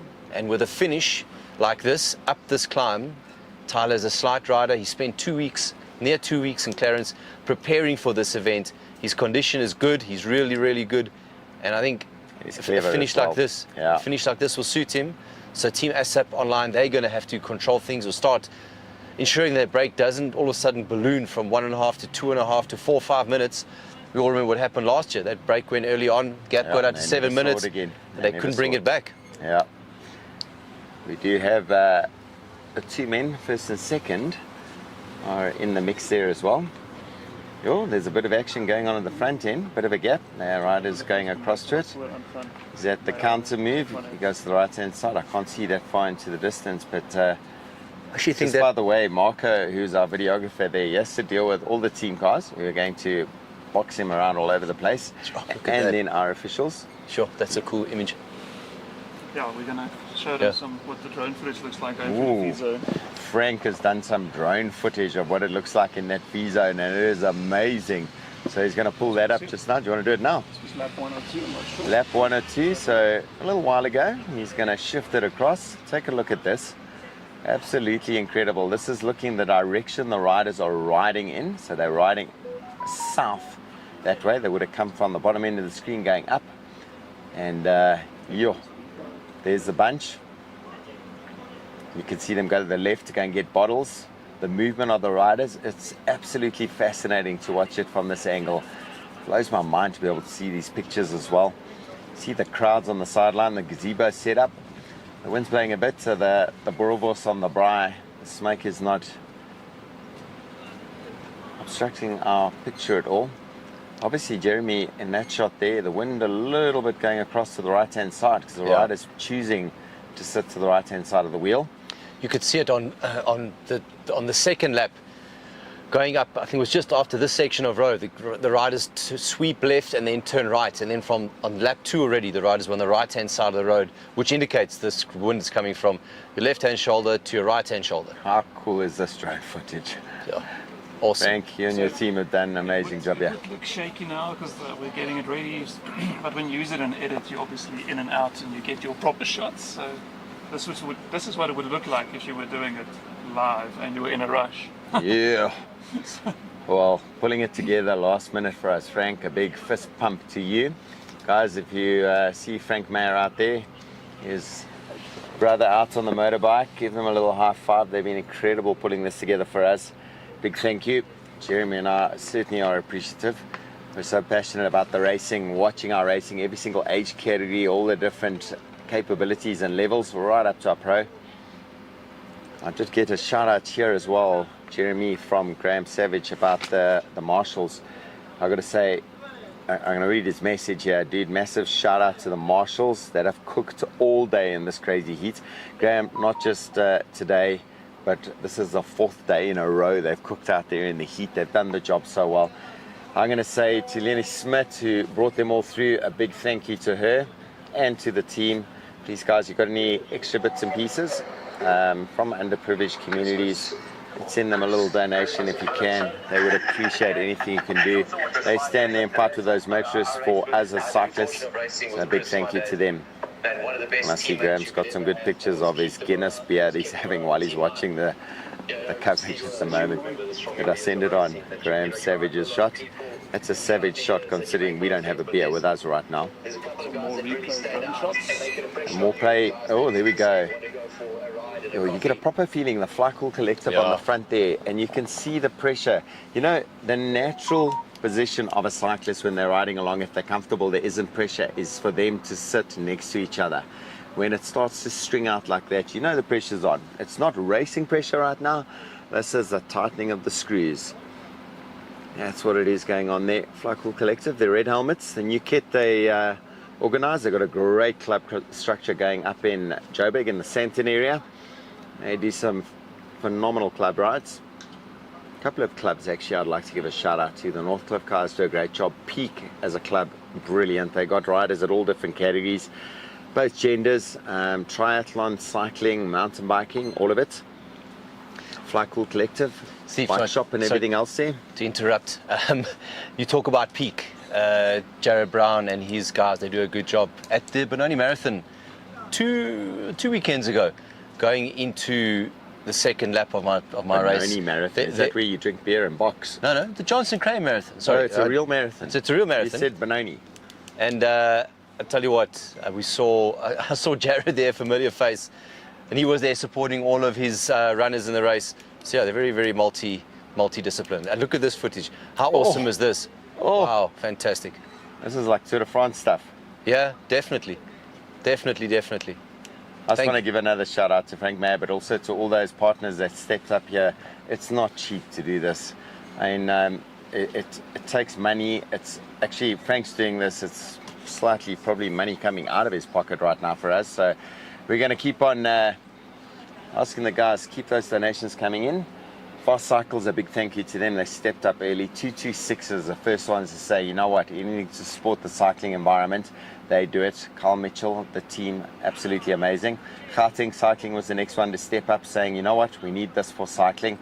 And they do a lot for the cycling community. So to Gauteng Cycling. Cycling South Africa, Midvaal local municipality, obviously. Huge amount they do. And then the newest one to join us, Eclipse, bringing us those routers to be able to boost the signal, to be able to see these pictures. You would have noticed yesterday a little bit hard at times on the far end of the circuit to be able to get the signal to come through. And you've got a big computer sitting on the sideline. We've got 2 screens. We've got Frank here with his keyboard. He's downloading information, uploading information. We've got about 57 cameras all over the place and 2 people to operate it. And then Jeremy and I here talking rubbish and interaction with everyone. So have a look there. It was Christian Klopper from Tonella Pro Cycling that put his hand up, went to go get bottles, refreshments for the team leaders in the race. And you know, another rider that we haven't really spoken too much of just yet is Reynard Janssen van Rensburg. Yeah, he's clever. That massive wealth or bank of experience. Ex-Tour de France rider. Grand Tour rider. Yeah. He's ridden them all. And I think on a circuit like this, if it comes down to a sprint and the race is controlled, Reynard's going to be a handful to beat. And then just in front of him there is young Gustav Roller. Yeah, Gustav Roller, another one of those wily riders. He's going to have to play it calm and collected.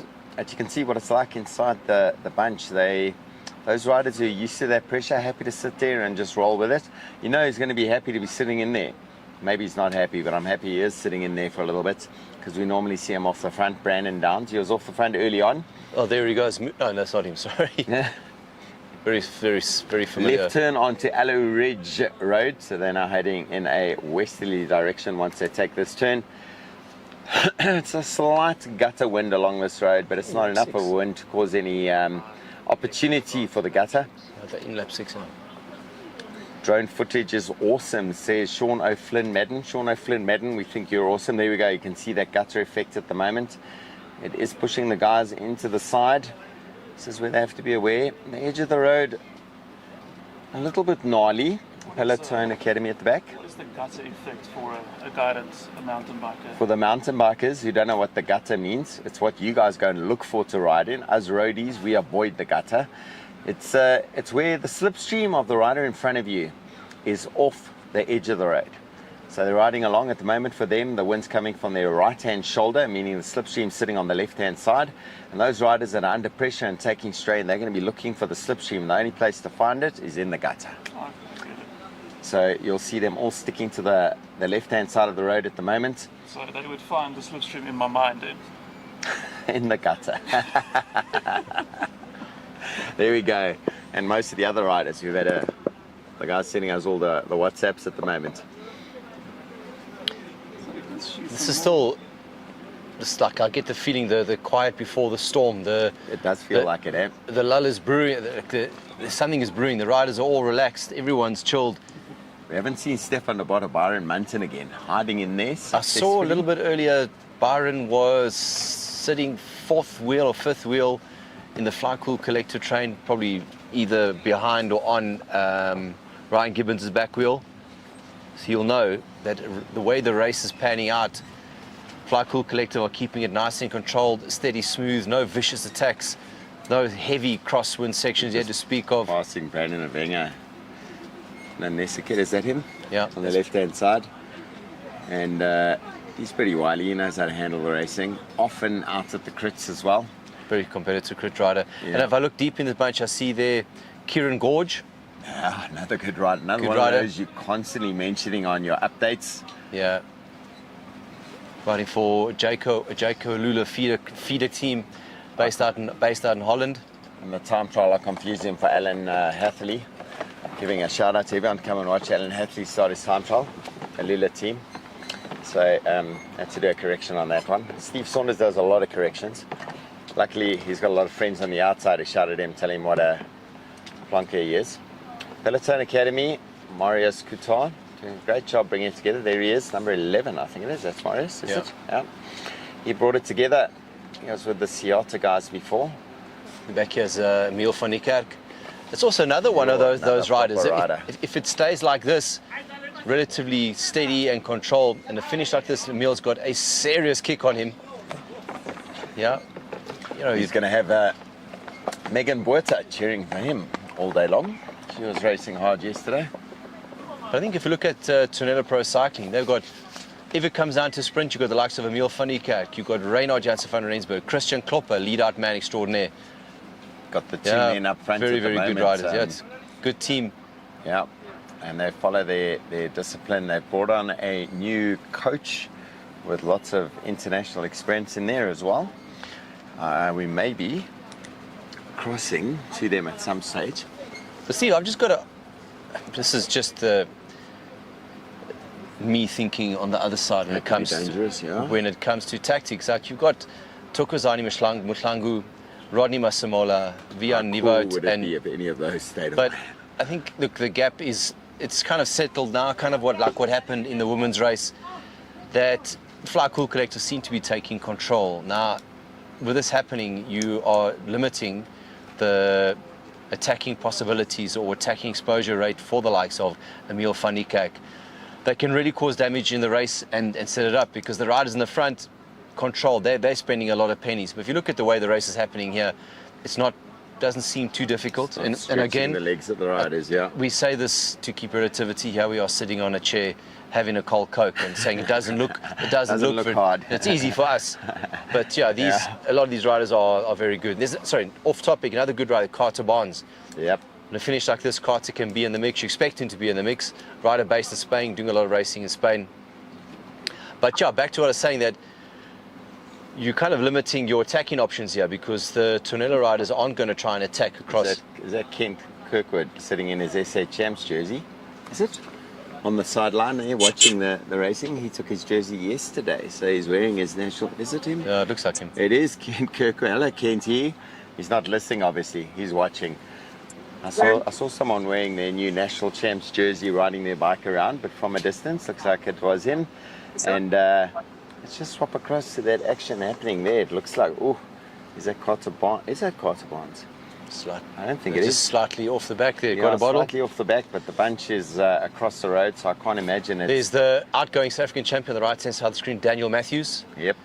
who obviously went back to go get some bottles, and he's moving himself forward to get in a good position. We spoke last year a lot about how important track riding skills are, particularly in a race like this where you've got to line up a sprint. You've got to be able to move around that bunch. Gustav Roller, Daniel Matthews, both very accomplished track riders.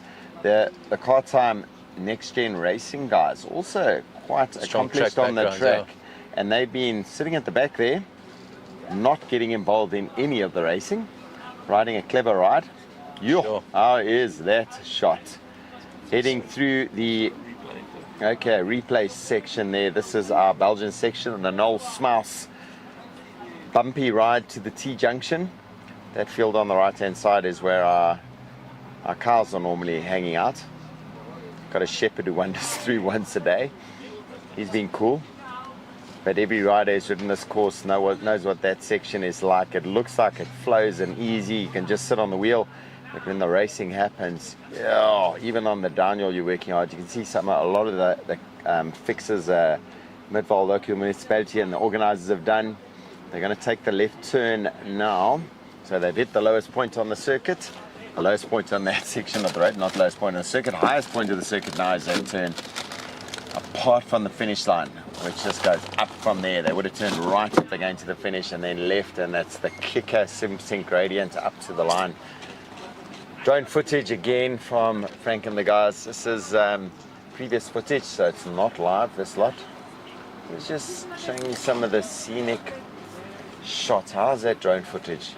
Oh my word, showing off the class of our riders, the speed of the racing out there.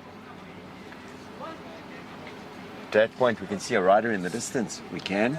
Oh, look at that. I think that It's like being in the race with a better view of what's going on, and we are having, like I say, a cold Coke on the sideline. The next run we'll just do like 4 drones. Yeah, the next one we're just going to put time. 4 drones in the race. See if we can ride next to these guys. We had some amazing footage. Nico Bell, as he finished up his race, we got an awesome shot of him, the drone, overhead as he came around the corner and following him up the hill as he powered his way to the finish line. Steve, just picking up here, I mean, I sound like a stuck record. I've been saying this for the last few days.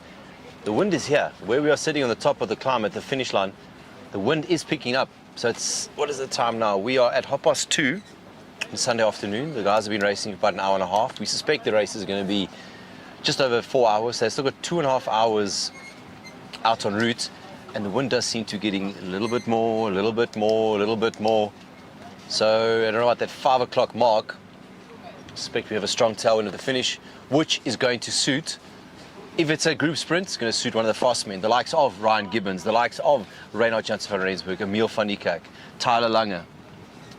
It's all teeing up. But I'm pretty sure that the likes of Byron Munson and Stefan de Waard will not want that.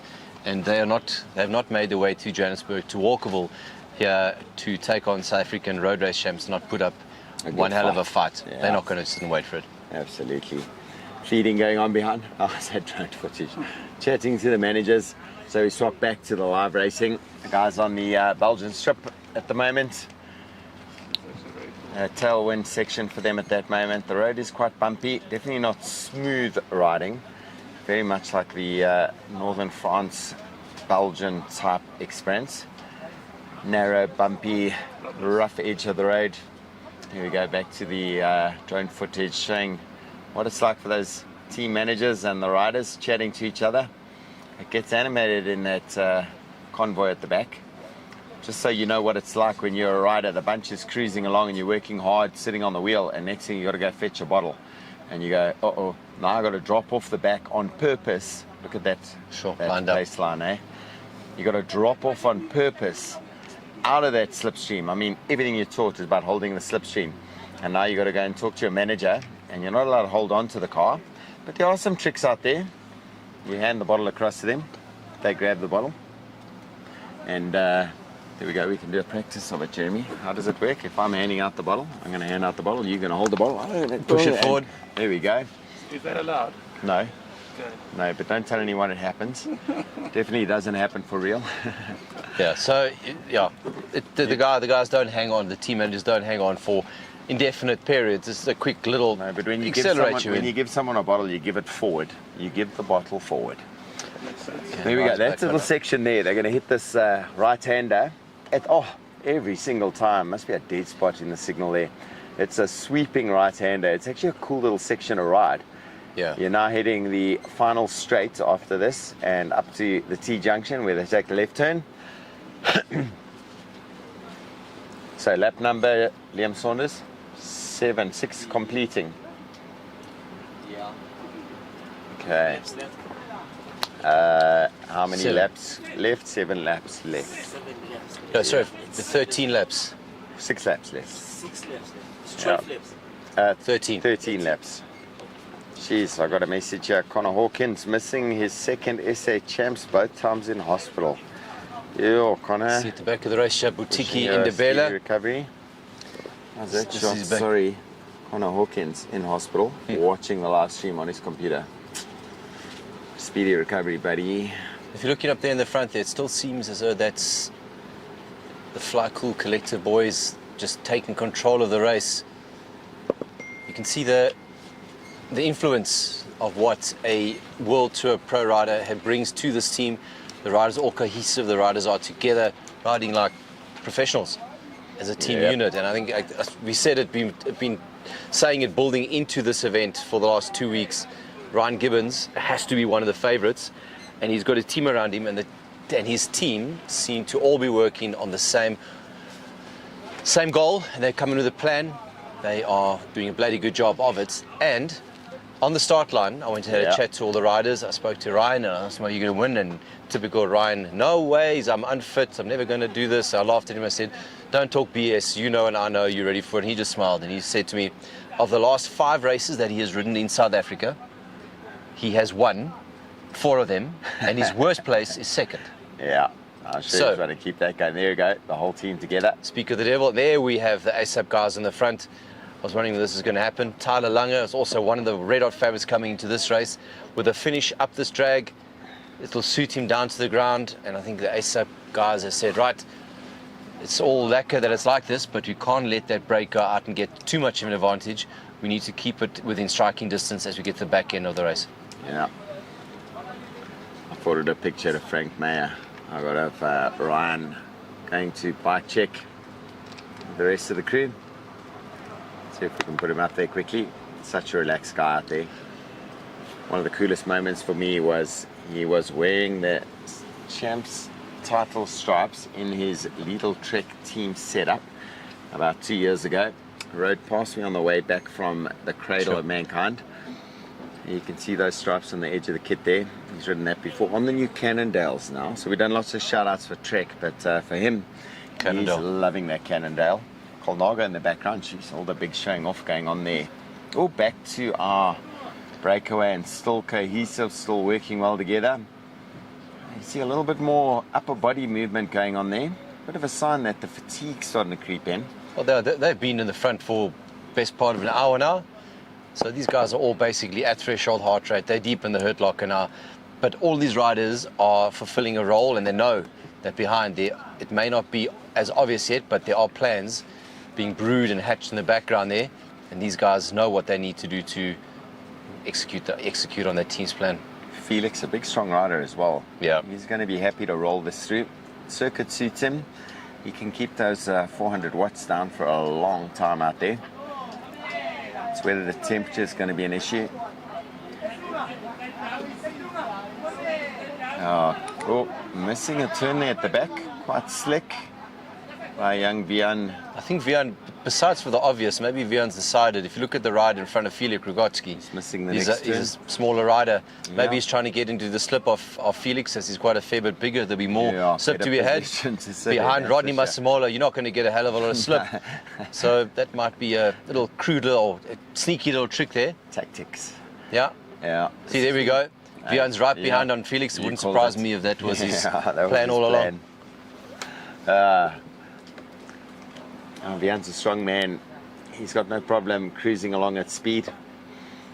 He knows he's got the team. They're going to deliver no matter what happens. He's representing at the front end. Felix, the same story for the Nessa guys. Yeah, Nessa doing a good job at Crit Champs, pulling off that surprise win. Again, a under 23, taking the title away from the elites. Yeah, that was Skitter. He's going to be sitting in that bunch as well. also another one of those riders. If it does come down to a sprint, Reno is very fit. He can do this all day. And if it does finish up that drag, like it did at SA Crit Champs out at Stain City, Yeah. definitely going to be a good rider. Oh, That's I that. think we got Is it the time commissary shouting at our cameraman. No, I think we're trying to Or show us the Marco. time gap. Marco's getting abuse from. Ooh, There we go, splitting up. Ooh, it is splitting up. This is not very good for the Vian, I front think, four. was trying to miss a turn. The Shinola guys said, no problem. Then you can miss a turn. We got two riders. We don't mind. Do the work or don't. What is going? There we go. They're having words to each other. It is. It's exactly what they're doing. The Shinola guys said, contribute. You're not sitting there. You're not getting a free ride. And, oh, this is racing. This is what happens. And the words that happen for the guys as well. So Vian having to do some big work to close the gap down again. And now the Chinola guys playing the game, trying Yes, to I keep think control. That's Tokozani. He's going to say, I'm not going to contribute to this. Yeah. and But he's- all these funny games are going on, and there's negotiations amongst each other. yeah. That's all going to play into the hands of the Fly Cool Collector boys, which are sitting at the back. They've got their riders just dictating a steady tempo. Oh, we say that. Chinola back there as well with Yeah. plenty of firepower. Yeah, there's lots of firepower to be You had. mentioned Reynard in there. He can sprint if it needs to. He can hang out with a small group. Felix looks like he's a man who just wants to keep the power down, wants to keep contributing all the time. He's not shirked responsibility once. Rodney at the front there. And the gap coming back. That's amazing. Sitting at 45, 50 k's an hour, drops it off, have a little chat to each other, decides he's going to close the gap down. Jan Nieuwoud, first year under 23, closes the gap back down. Well, that shows me he's still got a lot of gas left in the tank. And if you can to match one too if many you for can- later. if you can ride that across, it shows. I think he was just trying to Yeah, save turns, skip turns as much as possible. but when he had to close the gap, he had the ability to do it. So I think it's Who still are a our fair bit more. commissaires in the car? That's Dennis Human. Dennis Human there. I wonder if Dennis Human's watching. Oh, we're going to get an update. 117. Thank you, Dennis Human. He gives us a time gap. 117 to the bunch. Hey, Frank, I think they're starting to realize that they need to put the information out to Marco out there. Big shout out to Marco. Marco Mayer. I don't think. Just like On that, the motorbike. 4 riders back together. Everyone's playing nicely now. So just give me the input, what it's going to be like for Vian. We know Vian's quite a smart kid. He's a very quiet kid when you're talking to him. A little bit of intimidation from the older guys saying, get back in there and do your work. What's going to be going through his mind now? He's got confidence. He knows he's strong. He knows he's got a team behind him. Fly Cool Collective instructions coming from them now. Oh. He's going to get Yeah, a bottle. I wish I had some audio in that car now. Or maybe not. and watch Sonolo. He's got to go get the bottle, but they're going to keep an eye on him. Felix, back up there. He hasn't shirked any responsibility. Tokozani is just Yeah, he's keeping it listening. close there. I think Vian will be getting instructions from the team. The gap is at 116. The rest of his teammates are easily just controlling their tempo, not closing it too much just yet. Oh, I think a little bit of playing going on, yeah? Yeah, you would have thought that the Twin rider would be in front of Vian. Vian's getting a water bottle. He's not trying to drop out the back. Good job. The Chinola team car is there as well, that Mini. That's them. Felix Ragazzi moves off to the side. And there we go. Corner. It is a great corner. High speed around there. We're going to wait for the bunch now. Are we going to wait for the bunch? Seems like it. Yeah, let's wait for the bunch. Let's see if I can get information on any of the positions. 6, 7, this is 6 and a half, 7 laps. 3, 4, 5. We're going into lap 7. So 6.5 laps now. So we. Replay. Here's a replay. Frank's going to do a replay for us. Nice. Frank, are you on a mic there for the guys? Are they hearing you? Or are you on my mic? I'm on your mic for now. Oh, It's better sure. that they don't need to hear You got me. headsets I on and mumble stuff. for a reason, so people always wonder. Guys earlier wondering whether he's English or Afrikaans. Definitely Afrikaans. Steven, here's this message from Dirk Null. Check that profile picture for Dirk Null. SA Champs jersey. Dirk Null, another one of those amazing riders. Rides with the Northcliffe Cycles guys. Message. Oh, thanks Dirk. Doing a fantastic job. We're not doing a fantastic job. Everyone set this up for us. Did you get? Was there a crash? Laguerre is Massive on the Belgian section. really. We missed. First lap. yeah. Before the I just wasn't. after the feet. Sorry, I'm on my mic and Laguerre racing there. No, it's all right. Okay, here It's comes good the that- group. Okay, Guys, yeah, I'd say bunch. just a gap, just over a minute. We've got Team Mad Max on the front, Team ASAP World and second wheel there. I think the tactics are starting to unfold a bit here. Yeah. Team ASAP World will be wanting to get this back, controlled for Tyler Langer. So let's see, Laguerre here is first time into an SA Champs. He's sending me a couple of messages asking me how this process works. Oh, look at that R82 panel where the feed station is. How cool is that setup? And tissue. Sorry, I don't have a tissue. No, sorry. But you're going to have to tell us a little bit about the race and how it went out there. Laguerre, in the race, you're saying big crash on the first time up through the feed station. Jeremy's saying as well. I wasn't watching, so I didn't get to see it, but he was saying that quite dramatic out there. Chris Jooster, saddle demolished, was it? Is that Yeah. what you're saying? Yeah. So give us a rundown. What was it like for that first time in that bunch with look, that it was- speed? It was good. 60 k's with the punch, and then lapped. Potent out there. What is it like when the guys Yeah, have got the like- hammer down the speed so high? First lap was good, like really good, until the crash. I was in a good and bad space at the same time. So I was to the left. It was easy to just go off, dodge a few guys, and then yeah. I mean, to close about 50-meter gap required like almost 1,000 watts. Yeah, for a small guy that was quite a bit to do. And yeah, I just soloed it then till I got lapped. Well, Yeah, but it was a really good day out. I had the legs, just unfortunate circumstances, the crash. well, there he is. But I missed the crash, so I guess that was good. Yeah, that's just part of it. You may not Yeah. go down in the crash, but quite often it does disrupt the It riders does. It behind. definitely did. I mean, guys like it was Jose Kleinschmidt was behind me for quite a while, and then Yo. he passed after about 4 minutes or so. But to get back onto his wheel was also going to His take power. a lot out of me. Yeah. So, well done. Yeah. Little high five. Congratulations. Thank you so much. Nice work, and we're looking forward to seeing you in the racing bunch in the future. Yeah, no, definitely. Yeah, you're doing a Wait great for job. next week. Yeah, next week, there we go, right for sights. As the guys make the turn now around onto. just Guys are hang on. turning left here, going past the Ella Ridge Primary School. Group still looks pretty much all together. And ASAP World there, Crispin Fourie driving that team car, looking after Tyler Langer. Straight We've down got some here. footage from Jessica coming through from the feed zone.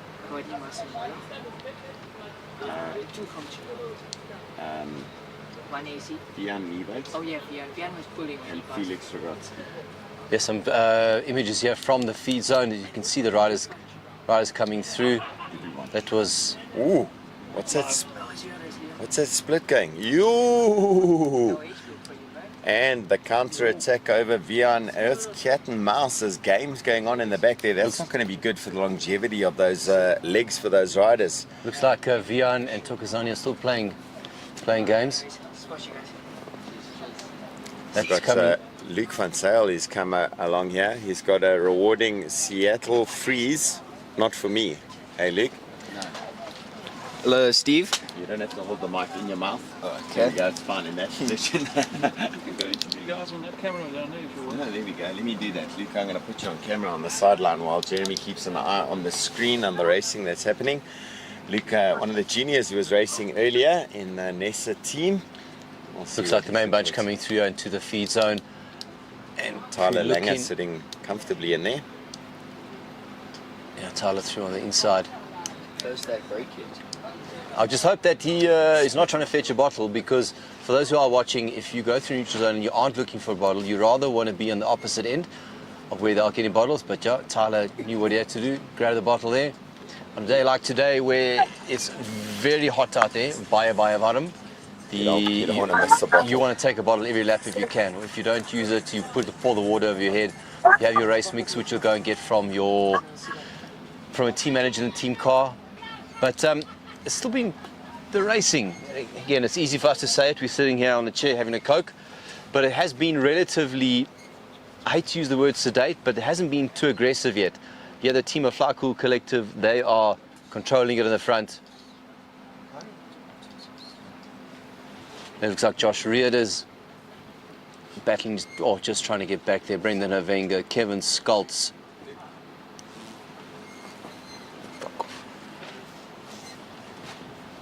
The wind's still blowing quite a fair bit up here on the top at the finish at Rosenbusch. Rider in the pink and black there is Aiden Klaassen from Bloemfontein. Very, very good time trial in the under 23 category on Thursday. So a very strong performance in the recent Gauteng or combined provincial championships.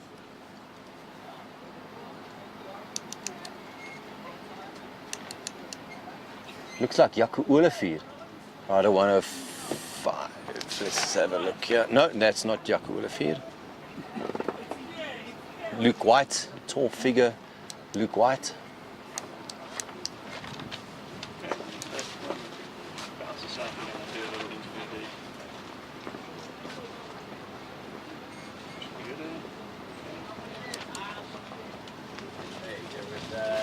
Van Sale in the junior men's race would have been one of the agitators in that race. He had a phenomenal couple of years building up to this level of racing. Representing Nessa Africa, Luke Van Sale, how are you doing? Hey Steve, I'm definitely feeling really tired after that. Big effort, 140 plus kilometers in the heat. Must have been hard out there. Yeah, the heat's nice for me because all those boys are so much smaller, so they struggle in that. And tell us a little bit about the race out there. Seemed like it was pretty aggressive from about halfway onwards. Yeah, so the first half was very dead racing. No one wanted to attack. No one wanted to follow the attacks. But then the two Liams got off. They got like a minute and a half. And then Josh Johnson and Dean Willie just sent it. Yeah. He shattered the whole group. Yeah. And that was it. Pieces of juniors all over the place, was it? Yeah, so we just came in and scattered bunches. And your position at the end of the day, how did you do? I was 9th overall. 9th overall at your first junior SA Championships ever. That's a pretty good result, eh?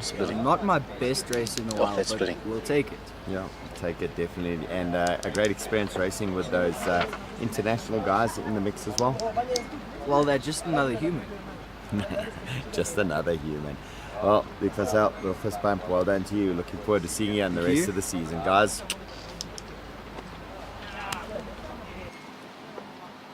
Let's switch over here. There's been a lot of action in the back of the group. It looks like it might have split in the front. Battling to get visuals from the back end of the race, but when they went through the corner there, it looked like there was a little bit of a split. I saw the outgoing South African road race champion Daniel Matthews in the mix there. I saw a couple of the Fly Cool Collective guys.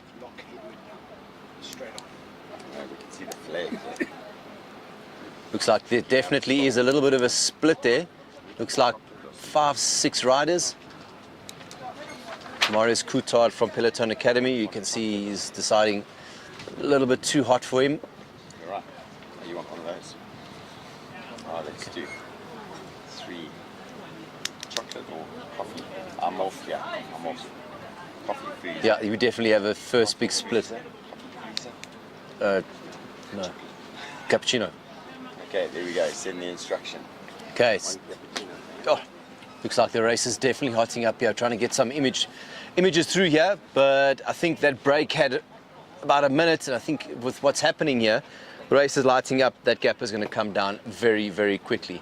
Now, this is the type of situation where the likes of Byron Munton and Steph de Bod will be looking for, and they'll be, I'm pretty sure, throwing their names around in this mix. It looks like Ruan Deploy from Team Fly Cool Collective. His job is done for the day. He's been allocated a good couple of laps just to keep the speed steady. Looking at this, that's definitely one of the big crosswind sections. The riders would have been on the right-hand side of the road, getting in and out of the slipstream, depending from what perspective you're looking at it. Pressure is definitely on. Oh no, we've got a freezing in the picture as this is happening. I love these moments where it looks like everything's calm and collected, and next thing the pressure's on and there are riders in desperation trying to close the gaps all over the place. See if anyone out there is getting any of the shots. I'm sure you guys are going to bring it through. Dirk Null, Raf Buddy. Dirk Null. Of course you're riding with Raf Buddy.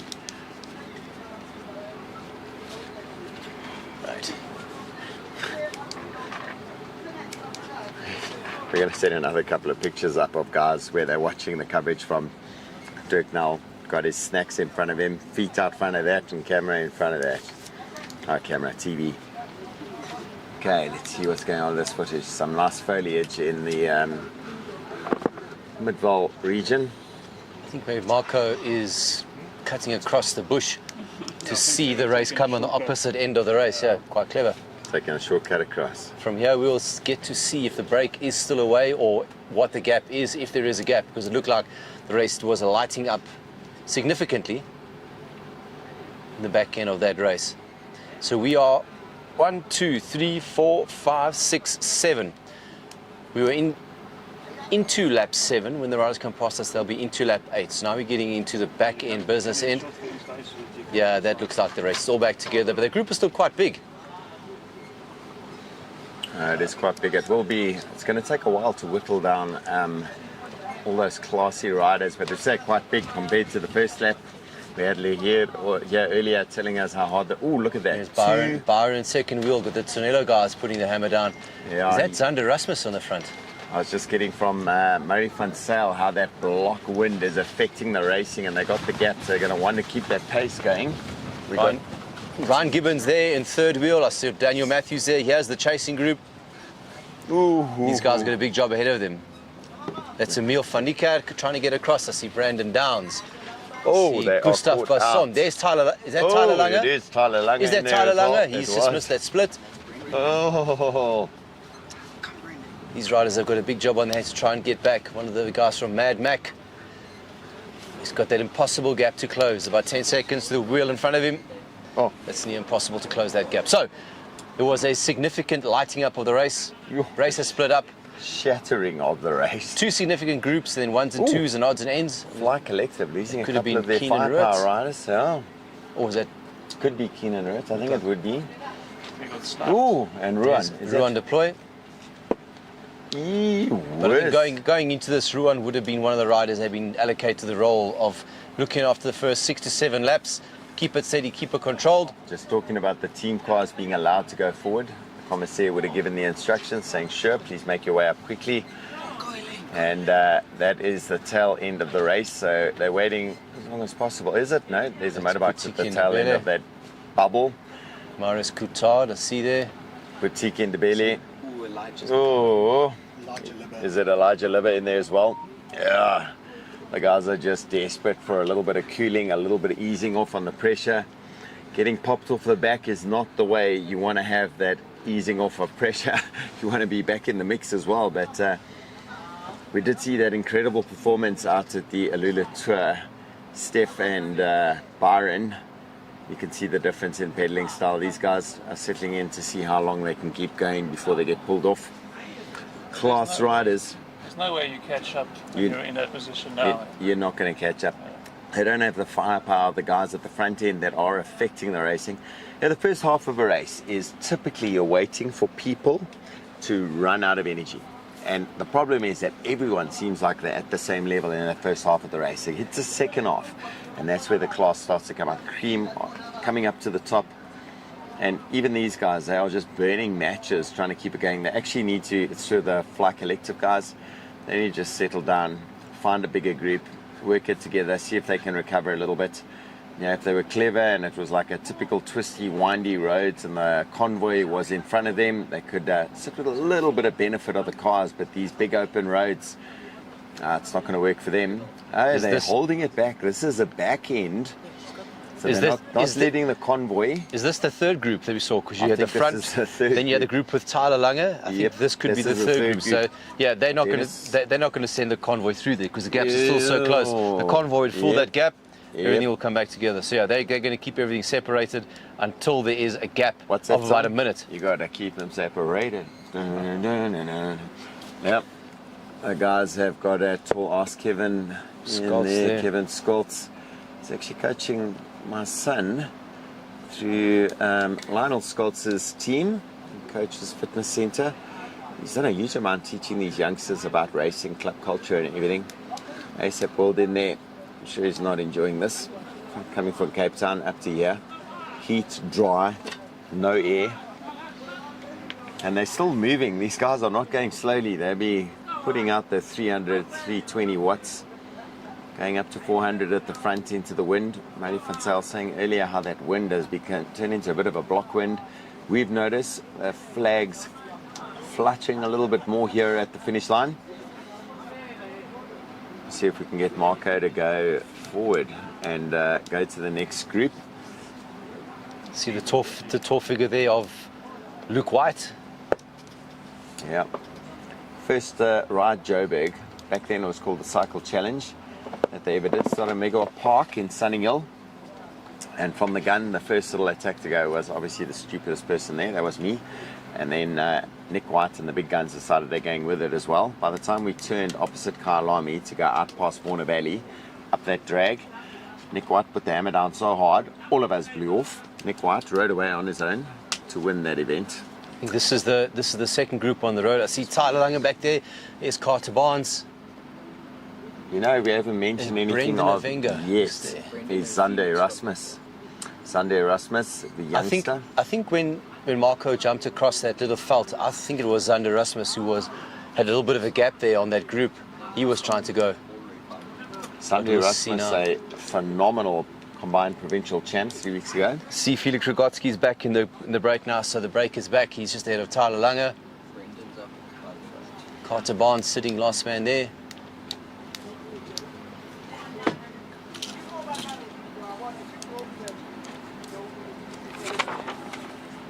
Rogan Swart, not if you- Carter Barnes. I'm looking, I haven't seen Carter. Carter's that tall length. There's Carter Barnes, 103. Isn't that Carter Barnes, 103? It is Carter Barnes, there we go. He stands about 11 foot tall, with the longest thighs in the world. He's born on a long weekend. Yeah, he's born on a long weekend. But same kit. That's There we Matthew go. Sim. Matthew Sim in the mix there. Matt Sim. This is the second group on the road. This isn't the leading group. These guys are trying to close the gap back up to the front. So you can see the desperation in the pedaling style. The guys want to close. There's a go. You can see the guys ahead. There we go. That's the bunch ahead. No car, as Jeremy said, no car is going to be allowed into that gap. That gap's like got to be it's- about 20 seconds, 30 seconds. See Dan Lopeshaw on the front there trying to get himself back into the mix. You know what? Anyone misses a turn here, it's going to be like the death knell on the group. Felix Rogotsky going, hey, please guys, give me some fluids here. Yeah, help. I've done a lot of work out there. For us, it seems fine. They're going, why are they so tired? But put your heart rate to max. Pedal as hard as you possibly can and do that for an hour and a half. See how you feel. You're allowed to have a tuk-tuk as your car, your support vehicle. Tuk-tuk. So there are rules around your vehicles. They have a height restriction. It has to be a standard car. It can be a station wagon. It has a height restriction of, I think, a 166 centimeters. And you're not allowed your tow bar mounted rack. It has to be a roof rack for the bikes as spares. You have to have a certified licensed team manager in the car. It has to be the driver. Oh, there we go. Liam Saunders delivering us some Seattle. Is that a coffee one? That's for Frank Mayer. His reward. The guys are now onto that little section the wind has picked up, causing, oh, there we go, they're all in the gutter again. That's Feyenoord Hofmeyer in third from the back there, one of the Cape Town guys. He flew in at 9 o'clock this morning. See Josh Reed is there. Just ahead of him is Christian Klopper, Brandon one of the Abanga in the Trinella mix. riders. Yeah, the guys should be thinking about this and looking after each other a little bit more. Is that They Ryan need- Gibbons? I don't, what, do you think it was Ryan Gibbons? Popped out there. I doubt it was Ryan. Do you think? I just saw a Fly Cool Collective rider on a Cannondale bike. Not Could saying be. that Let's it see if is. the camera goes back across. Could be to him. Oh, one rider came back very fast there through the picture. Like that's the end of his ride by the looks of it. Oh, you might just really need a bottle of water. He needed a break. Oh, there goes Road Rangers as well. Oh, nice shot of themselves taking things in the mirror. Okay, the bunch definitely hasn't got back together yet. So one team car has been allowed to go into that gap. The Nessa team car. And picture breaking up a little bit. Oh, the action is happening. There's a bunch ahead. The Who's that, front part who's of the that group. Fly Cool Collective rider? It does look like Ryan Gibbons. It looks like his style. On the left. No, that's it's not him. Warren Moorman. Warren Moorman. Yeah, I Warren was Moorman. saying it's going to be a surprise if Ryan Yeah, I Gibbons was- is there. I mean, the man is on fire at the moment, even though he says he hasn't been doing the training he thought he should be doing. But you know, those years of racing World Tour, Yeah, that don't go doesn't away. go away quickly.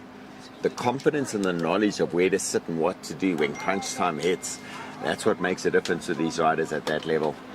Felix Rogotsky, having done all that hard work, the number flapping around on the back of his shirt. I'm getting a message. Obviously, I said something that needs correcting. Thanks, guys. Love it. Looking on the front there. Wonder who's pulling. Donovan Atkins sent me a message. Hi, Steve. Dan Lopeshaw rode the grind 155 gravel race and finished second. Philip Pace by 2 seconds. Oh, there we go. Nice. Felix Rogotsky is just hanging in there. Yeah, that looks like it's Warren Moorman from Fly Cool Collective. Okay, there we're moving up. Okay. So, Jeremy, question to you as an expert in the road racing scenario. What is this going to do to the legs of those riders? There's a bit of desperation going here. It's definitely not easy to sit the wheels anymore. No, it's that moment has now gone. It's now go time, and I think this looks like we are at the back of the front of the race, if that makes sense. The back of the front of the race, yeah. That looks like Gustav Roller. That is Ooh, at nicely the back done, there. Gustav. That looks like the familiar style of And look at that. Ryan Gibbons. The modern adventure pro cycling brown kit. Is that Yeah. brown? What color is that? Brown or Maroon. Maroon. I see two Trinidad Pro cycling riders. I see and our it's Tiano de XSA Silva. SA champion from last year is in there as well. Looks like that's Stefan de Bod at the back in the race, number 7. And then I look on the front that Byron Munton seems to be on the front and really committing to that. Am I drinking? I think I'm drinking someone's wrong drink. That's fine. I'm drinking my son's. Very interesting. That's Steph de Bod. We haven't really seen him too much today yet. He's been very quiet floating. Byron Munton tried early on to go into a group. Then at the end of lap 2, when we got camera footage back, he was by himself. Oh, the guys are still keeping the pressure on at the front there. Byron Munton, there he goes. He wheels off the front. He says, keep the pressure on, guys. Everyone tucked down. Everyone aero. Oh, look at the guys at the back there trying to keep it together. Zander Rasmus. He is in the mix. There's Ryan Gibbons, 4th from the back. Got the bottle in the shirt. Tiano de Silva, Yeah, Stefan Tiano de de Bod, Silva Gustav there. Roller, Daniel Matthews. We got There's Rodney Masamola's back in that, and Tokozani Mplungu. They were in the break, right place, right time, and that looks like it's Tyler Langer that's in the front. check Ryan Gibbons taking a look back. He's checking what the gap's looking like.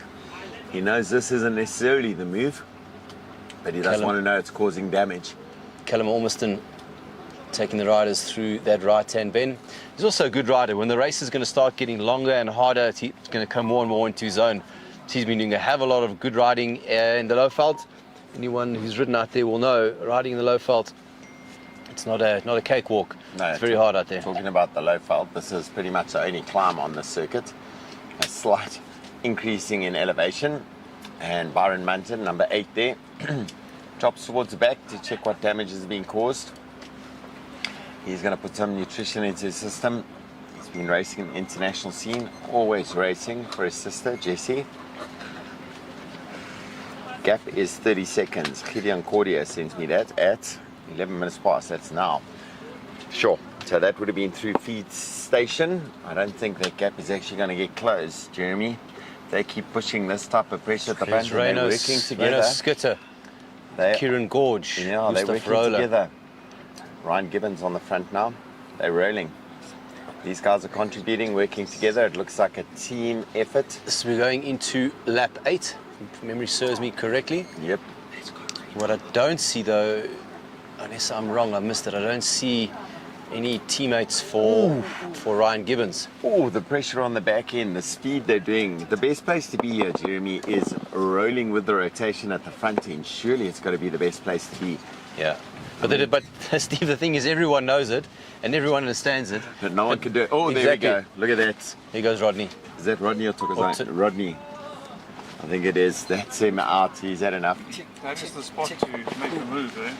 Yeah. Apparently, because it happened on the previous lap as well. Right there, exactly where we drop feed. See, that's where the wind's going to come from the left to the right, I would imagine. Just got a picture from Andrew Johnson. The Cycling SA guys got a shot as Josh Johnson came across the line. I was pointing and I was so happy for him getting that. I know how frustrated he was last year. And his dad, Andrew Johnson, sending us a picture. That is a cool picture. I want to tell everyone how much both Jeremy and I love cheering on the riders. It's absolutely amazing. And to watch racing like this, where it's just the tensions building and building and building, and there's less and less characters or storylines getting revealed to us as we develop through the day. A couple of hours in, the guys have worked hard, completing 8 laps, you say. We're going to be on to lap number 8 shortly. If I'm correct. If we're correct. And the guys, pressure's on, you can see that because, yeah, Rodney popping off the back saying, I can't, the legs are finishers in the breakaway, doing the work for the team. Oh, look, Blaine kick at the back there. Blaine, another big man, a strong man, another man who's in the international scene, and would be good to see those stripes on his shirt, representing. Kent Main is in the mix as well. There we go, Kent. Is That's that good Kent? to see, because I was looking through the broken images a bit earlier. I didn't see any teammates that could be there to help Ryan. But Kent and Ryan are very, very, very good buddies.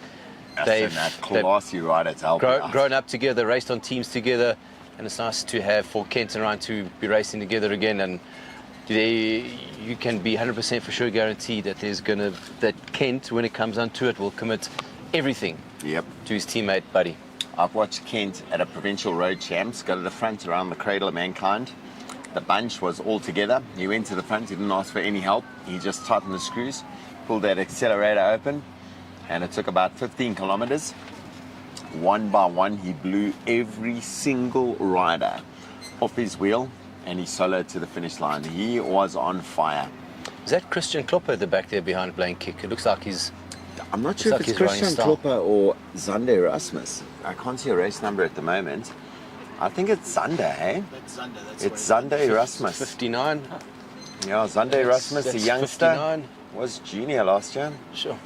Zander Rasmus, he won provincial road champs with a dominant performance out there. Confident as anything. Coached Steve, I by think one of the top coaches in the world. This He's is doing the- an incredible job. This is going to be a very interesting part now of how this race is going to pan out, because when you go through these narrow roads and it's relatively exposed, everybody wants to be near the front. The speed's going to be up. There's not too much challenges from a wind or course perspective, but now they're going to hang a steep left, big wide open road into a block headwind. So when you're in exposed, Block cross, because if you notice sometimes it seems to be on the left, and although it's a block headwind on the road here. block headwind, You can dead see the straight, guys go yeah, here. dead Now, straight, you're right. are the riders in the front, are they going to commit to try and get this breakaway, or are they going to look and say, well, there's no real advantage if I'm pulling on the front and the riders are sitting on my wheel? It's Christian Klopper behind there, Blaine Kick, Steph Steph de de Bod, Tiana de Silva. Tiana de Silva, another wily rider. The See Reino Jensen van Rensburg is still there, Ryan Gibbons is there, Callum Ormiston is there. See Kieran Gorge, I see Zander Rasmus. So the big hitters, when they say hitters, I'm saying the riders that you would expect to be there for the sprint, they're all there, and they have teammates there. Byron Munton and Steph de Bod. They're going to want this to go harder and longer and further, then they'll start coming into their own. Okay, let's go. We're watching the film. See Kieran Gorge there is also getting in the mix. I bet you Kieran is a little bit upset, or not upset, wishing that he had his teammate Alan Hatherley, or he would be teammate for the day, Alan Hatherley, in this mix. Yes, Because they would have been. imagine. Because yesterday in the women's race, Here we can see Tyler this is a Jacobs, the Yep. XCO rider, took the win. Madison Bateson, the junior girls, took the win. Yeah. Would have been very interesting to see what would have happened if it is a sprint, or would have been a sprint, what Alan would have done. Byron Munton's tapping out the rhythm in the front. Flick of the elbow. Reinhard Janssen van Rensburg says no problem. Let's keep it rolling. Reinhard, that distinctive style that he gets into, sits low on the bike. Ooh, Reino Skitter in the mix there. Is that James Swart? James Swart, the track rider, in the mix there. Byron Munton. Byron Munton's doing a lot of work, eh? I think he likes it when everyone's going flat out. Ryan Gibbons comes through. Ryan, we know he's done incredibly well. Like you said, the racing he's done so far this year, the worst he's done is second. Rider there, 122, Sunday Simon Ferreira. Right up in the mix, also an under 23 rider. Callum Ormiston is eager to get going with this. He doesn't want anything to come back and give the sprinters teams more advantage, more riders to come back into it. Blaine Kick, Christian Klopper, Shirt on, yeah, Christian Klopper in there. They're all Tiana contributing de to Silva, this. Tyler Langer, Daniel Matthews, Rodney Masemola, Kent Main. There's Oh, a fair Gustav number of Rollin. under 23s in there. Let me check if the race number, I've just had the question from Chris Horter on the race number order. Simon Ferreira, We have five. 122. Right, do we have a split elite men to under 23? Yep. Yep, I can tell you that, guys. So if you want to check what the setup is, we got elite men up to race number 55. And then the 100 plus numbers are the under 23s. So if you want to check the race numbers, the 100 plus numbers are the under 23 men. And the numbers below 100 are our elite men. So there we go, Chris Horter. Yep, you're right, 100 plus are under 23. And Steve, if my maths is correct, your math, if my math are correct, we Yeah. are going into lap 9 of 13. so 8 laps completed. Now on to lap 9. Sander, Rasmus and Reino Skitter. We've spoken about him earlier. The current South African under-23 and elite criterium champion. When he won that race in Steyn City was a very hard circuit. And you know down a hill, flat, up a hill, flat, down a hill. Uphill attack. Yeah. Sprinting away from everybody. He rode it brilliantly, smoothly. He contributed. When you look back through the coverage on that one, the first time we did the live stream, it was probably the most wily of the riders out there, because we didn't really notice him. He was contributing, he was taking part, not showing off or anything like that. But when it came time, put the attack in there, no one could respond to him, and he took that win convincingly. Yeah, and he played a very wily role. We were all concerned about the big favourites of the race. Going into the race, he wasn't considered as one of the out-and-out favourites, but despite the class of the rider, he just played the role perfect. And the hour criterium around Steyn City is very, very hard. It's not your typical half an hour to 35 minutes around a flat circuit. The hardest man of the day won, and he played under the radar, and he took the win. Surprised them all in the last lap, sprinting up the hill. And the hill that we have there is very similar to what we have here. At the finish line, Sean Van Zyl saying, there we are, the math are correct. Thank you, Sean. My math are correct. I am very, very smart. And Chris Horter sends me a message. He was the one asking about the number sequences.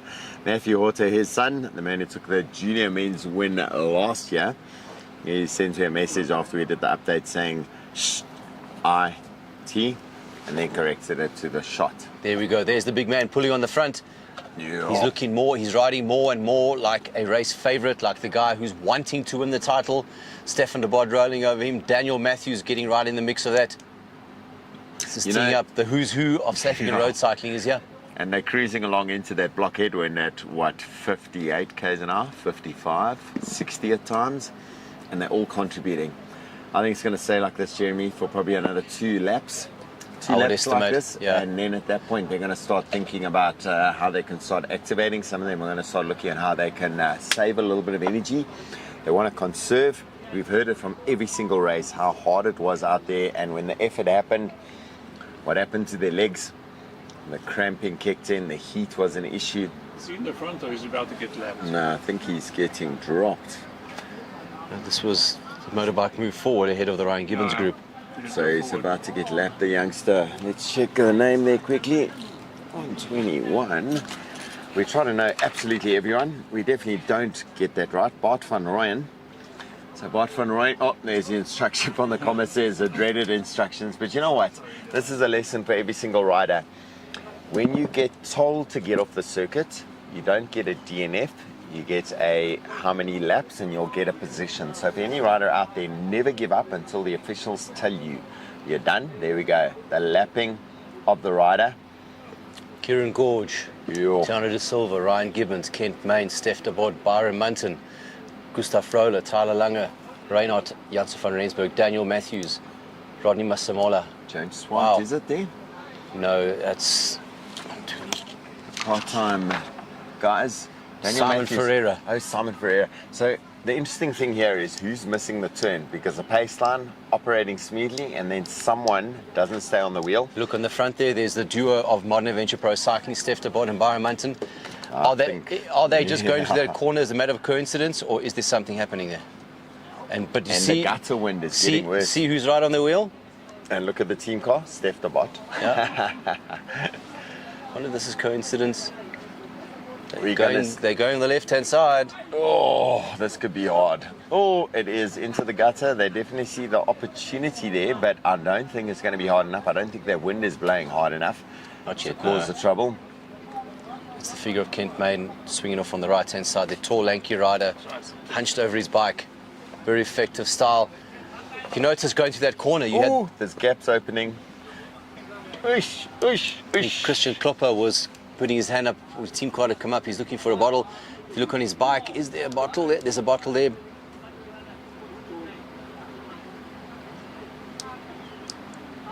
New car next gen pulling up. There's all this activity going on. This is where the team cars have to get up and do the feeding and things like that. We're going to find our videographers getting pushed all over the place.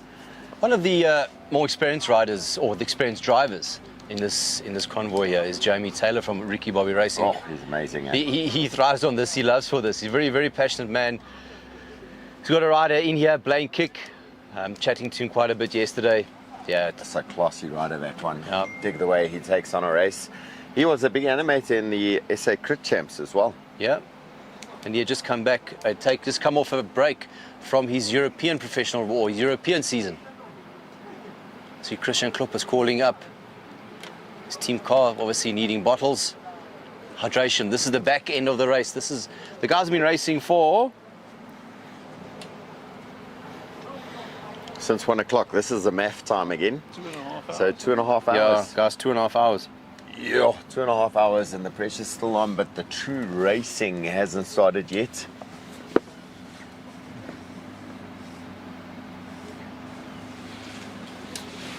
What a phone's beeping. I think it's the beeps come through. We just Yeah. got a bit of feedback there from the guys saying our beeps are a bit loud. Jeremy, I'm gonna stop with those loud beeps. Don't worry, it wasn't me. I've just put my phone on charge.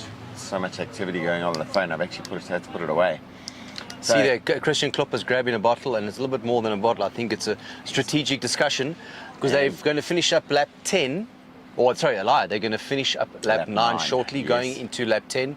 See Tyler Lange shifting up on the inside, following Gustav Roller. Gustav Roller ahead of Blaine Kick. Blaine Kick ahead, or behind, sorry, Reino Skitter from Team Nessa. And how's it to Modern Adventure Pro Cycling team riders? Together, Stefan de Bot, he's going to be confident after that win in the time trial. I'm pretty certain he's going to be happy to be the team rider looking after Byron Munton. What a story that'll be. Byron Munton getting South African Championship stripes to take to Europe. Always doing the racing. Steve, I don't know if I'm missing something, but when else have you seen Zander Rasmus in that group? We saw him for a while towards the back of the group. I haven't seen anyone pop off the back of the group. We know he's fit and we know he's strong. We know he's on form. Because I've seen Reynard Janssen van Rensburg, Christian Klopper. Christian and Rodney, but I'll have a better look now. I haven't seen Zander in that mix. Zander also comes into the race. If the racing situation suits him, he's got a big engine. He ran the 4th best time in the time trial on Thursday. First was Steph Dabod, then Byron Munson, then Alan Hathley, then, surprise, surprise, the under-23, who is 6 weeks into his under-23 career, running the 4th quickest time of the day. Yeah, here's Tyler Lange taking bottles and ice packs. Check how many guys, ice packs down the back of the shirt. Cool the system down. All the support guys on the sideline. They go past the spotters there, so we can pick up that the riders are going through. Rainer Skitter dropping back, he wants to get another bottle. There's Zander Rasmus. Oh, he is there, okay. There he is, yeah. Puts his head down, bobbing and weaving a little bit. Rodney Masimola dropping back. Ooh, the pressure's on at the front, Jeremy. Over the feed station, keeping the speed high. They are struggling. Rainer Skitter, there we go. He grabs a bottle and he pushes off the bottle. Oof, that's an unlucky time to take the bottle because, wow, the pressure's on. You don't want to be stuck at the back. Nice. And he's going to get another bottle. He's calling for his bottle. I think comms are telling him yeah, look at that gap. The car can't come straight up to him. And I tell you what, I think is riding very, very well going into this race. I kind of thought would suit him is Callum Ormiston and Tiana De Silva. The guys in pink and blue. Yeah. And they've ridden cleverly. Yeah, very, very good. You know, one of the things you want to be is almost like you want to be in camouflage. You want to be hidden. You want to not make it obvious in the race. You don't want to be a marked person. And they've done a good job of that, you know. I put my gears on silent when I want to drop oaks. Is it? Is it on the e-bike or Yeah, obviously. on the e-bike? Spoken like a true bike rider. I want to drop oaks. Drop oaks. Drop oaks. For those for all the guys that are watching this that are not familiar with South African colloquialism, oaks is a short term For all our mates. for blokes. Yes. So it's got South Africanized into oaks. Oaks. Hey, Oaks. Hey, there's and Gustav Roller, the black and white kid riding for Northcliffe Cycles. Doing a good job as well. Sitting on the wheel Stefan de Bot. And the guy's keeping the pressure on there. There's definitely no easy pedaling going at any point of this. Zander Rasmus behind that. Tyler Lange in the mix, looking good. Tyler always dangerous. Proper genetics running through that family. His dad, Malcolm Langer, one of the winningest riders on the local scene. Tyler Lang is also, It's Daniel Matthews on the front there. we spoke about riders flying under the radar. Tyler Lang is doing a very good job of that. He's been near the front when it matters, not on the front. He's riding strategically. See him as the French say, riding agile. Agile. He's because high cadence, sitting in the wheels, conserving. Yep, that's what you got to be able to do. And we're back. There we go. Check it out, 226 hats. Which side am I showing? Thank you, Kyle, and thank you to 226ers, to Fast Cycles. You guys have been amazing, enabling us to be able to do this live stream. The rest of the market, yes, we're keen on doing many of the races, many other categories as well. We're just talking to the guys and saying how we can definitely plan it out, but it requires a lot of planning to get it right. Frank Mayer, we're going to pull his head into the picture. Here we go, Frank. Oh no, there we go, we missed him. He goes back to the racing. You swapped it across. See yeah, very cleverly is in charge. Here we go, Kieran back Gorge to the at the race. back. He's looking for a bottle. As the rider's about to finish lap 10, finish lap 9, going into lap 10 of the 13-lap race. Of lap 10.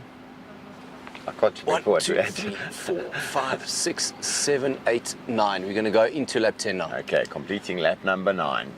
This is always the challenging part because 1, 2, 3, 4, you keep on it, and then Kieran the Gorge, there we go. first 4 and the last 4, there's like a grey area. There's a ting on your phone. It's not used to listening to that one. Thanks, Jacques Skoltz.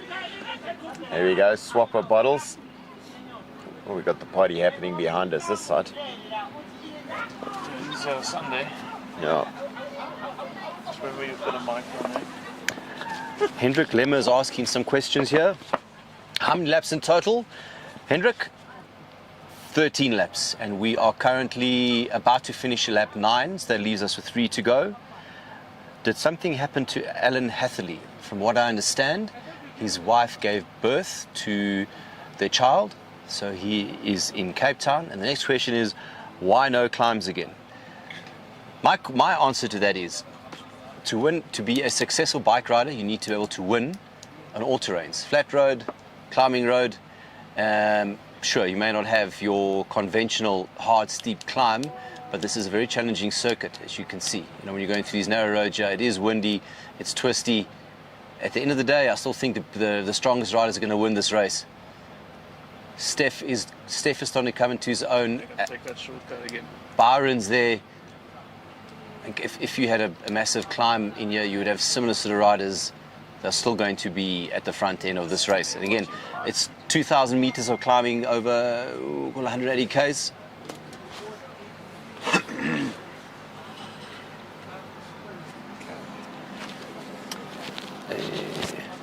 So while we wait for the bunch to catch up. See some of the Flavio Venceslau. He's starting to make his predictions. He was a Johannesburg boy, but he's relocated down to the Cape and Paarl in particular. I see they've got a nice clique of riders there. Tiano da Silva, Tyler Langer, Flavio, and Daniel Matthews. When he's in Paarl, they do ride a lot together. And Flavio reckons winners today are going to be Tyler Langer, Tiano da Silva, Daniel Matthews. He's saying there's going to be a big party in Paarl tonight. I think they got a big challenge on their hands. Oh, there we go. Chris Horter there. There's Chris Horter's selfie for us. Nicely done. And do you recognise those toenails? You know those? I can't say that I do, but I think I recognise that picture. That was from one of the ladies that trains in the studio with me. I think that's Jane Gouveia. She's watching the bike race from Impala Park in Boksburg, just up the road from me. There we go. That's from Benedict. Benedict and Como. He's watching the race in Switzerland at Eigel. Yeah, some people say Eigler, some people say Eigel. Eigel. Never said it. Benny's he's got himself into a really good position there in Switzerland, where he one of the head mechanics at the UCI school, does a lot of traveling all over Europe. Yeah. And I think can be a role model for a lot of young riders. Keep plugging away at what you love and what you do. Take the opportunities when they come and grab onto them and ride them hard. So this picture, Benny's done that. Yeah, this fantastic. picture here was one of the guys saying he's not watching, but he's riding and he's listening to the live stream. Really cool, riding the bike and listening in as to what's happening in the race. So for those who are watching and wondering what else is going on, why are you watching or looking at our faces? The cameraman has taken a bit of a shortcut. So next image we're going to get is when the riders have just popped on to the main road in Walkerville, R82 heading back towards Johannesburg. I suspect there was quite a big group there. I think those... No, we all have lead motorbikes. There we go. There we go. There's the front end of the race. Yeah. This is the front end. So they've cleared the road ahead, obviously. And here come the riders. Have we got a breakaway from their group? Are they lapping riders again? I don't think they'll let anyone off the front. Yep. That looks like That's riders getting lapped. It could be the style of Rodney Masimola, is it? No, sorry, my bad. No.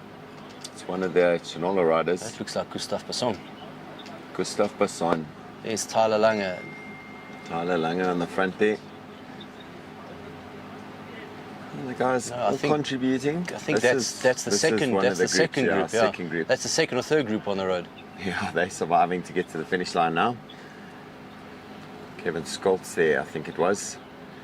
So this is not the front end of the field. Not the front end? No. They are going to be... Oh, there's our motorbike that's taking Marker, our cameraman, all over the place.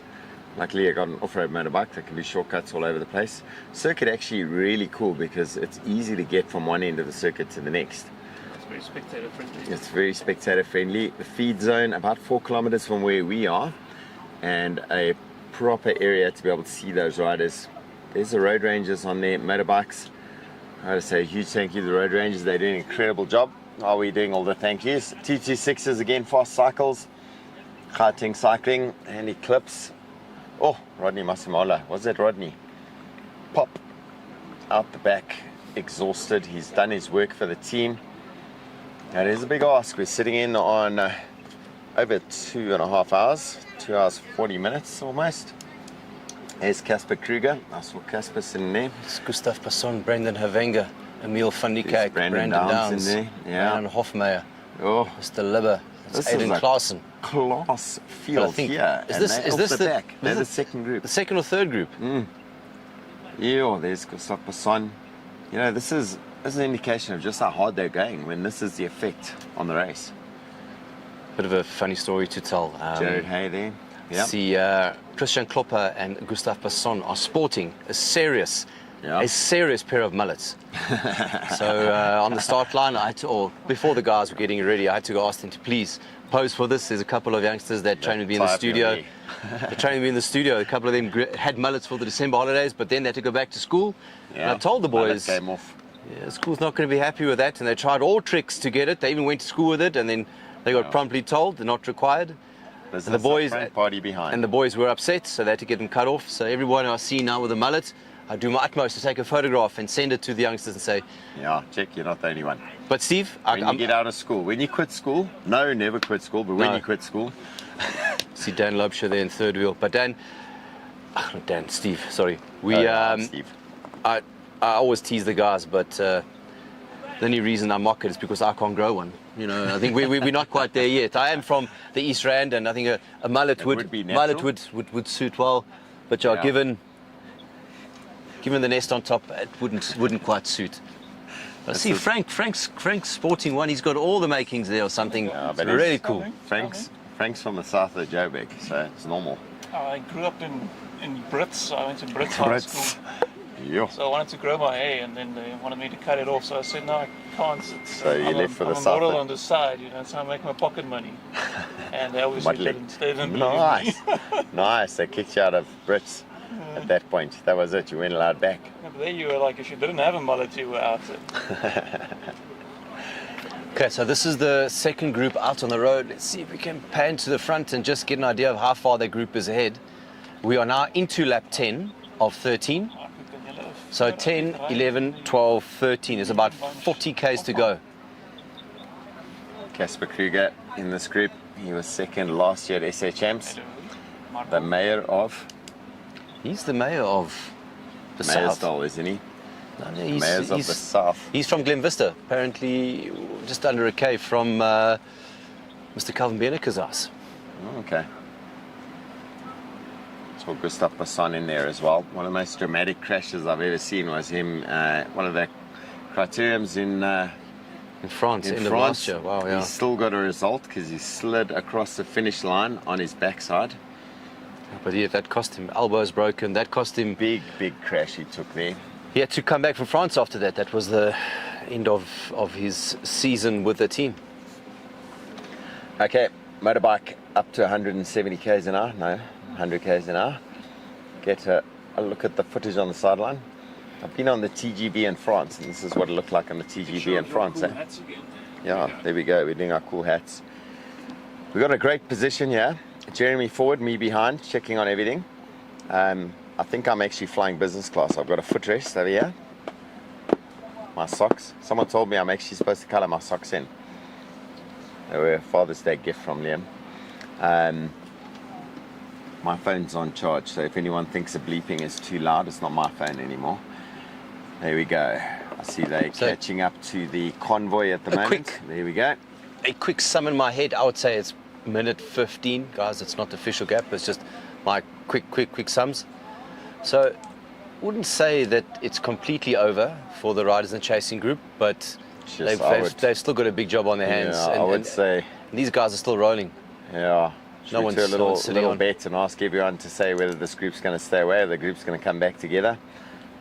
My guess, it's going to be the other way around because they're working together at the front here. They're keeping the pace high. If you noticed, Steve, I'm just going to go back. The last time we came around that corner, it was the two riders, Steph de Bord and Byron Munton, that went into that corner in first place. And it happened again. I wonder if they are testing something out and making notes, because that could be a great launch pad. The gutter. There we go. But Byron's now, looks like Byron Munton, third from the back. But he's so strong at the moment. It is Byron Munton, rider number 8 on that Factor bike of his. Lane Kick just ahead of him. Good wheel to follow. Reinhard Janssen van Rensburg ahead of him. Yeah, quality riders all over the place. Christian Klopper. Christian Klopper, rider who's always in the mix. He's always there. Very strong rider. And Simon Ferreira, I've got to be honest. He's good, eh? I've got to be honest. Yeah. He's not the rider that I've mentioned a hell of a lot, nor have I heard too much more about him. Jeremy is a lot softer than me. Someone's giving us feedback that Jeremy is a lot softer. We call it squidgy. Jeremy's a bit more squidgy. Actually, Jeremy, in my attempts at a racing career in the past, Jeremy pitched up on the scene and he handed out murs all over the place. I was one of those to get a mur. Tough man out in the racing environment. It's only his mic that's softer. Okay, speed at the front. Who's at the front? Looks like a modern adventure pro cycling. Chanolo up there as Klopper well. just swinging off. Yeah. There's Zander Rasmus at the back there. Tyler Lange, Gustav Roller, Reinhard Janssen van Rensburg. All the guys are there. Daniel Matthews. Daniel Matthews, the outgoing South African road race champion. On a good day today, he's been mixing it with the guys. Whenever the pressure's been on, he's been had a bloody good race. So we got this first little interaction opportunity. Is this group going to stay away? Is the group behind going to close the gap? That's the one question to everyone. Maybe we'll let that run for 5 minutes.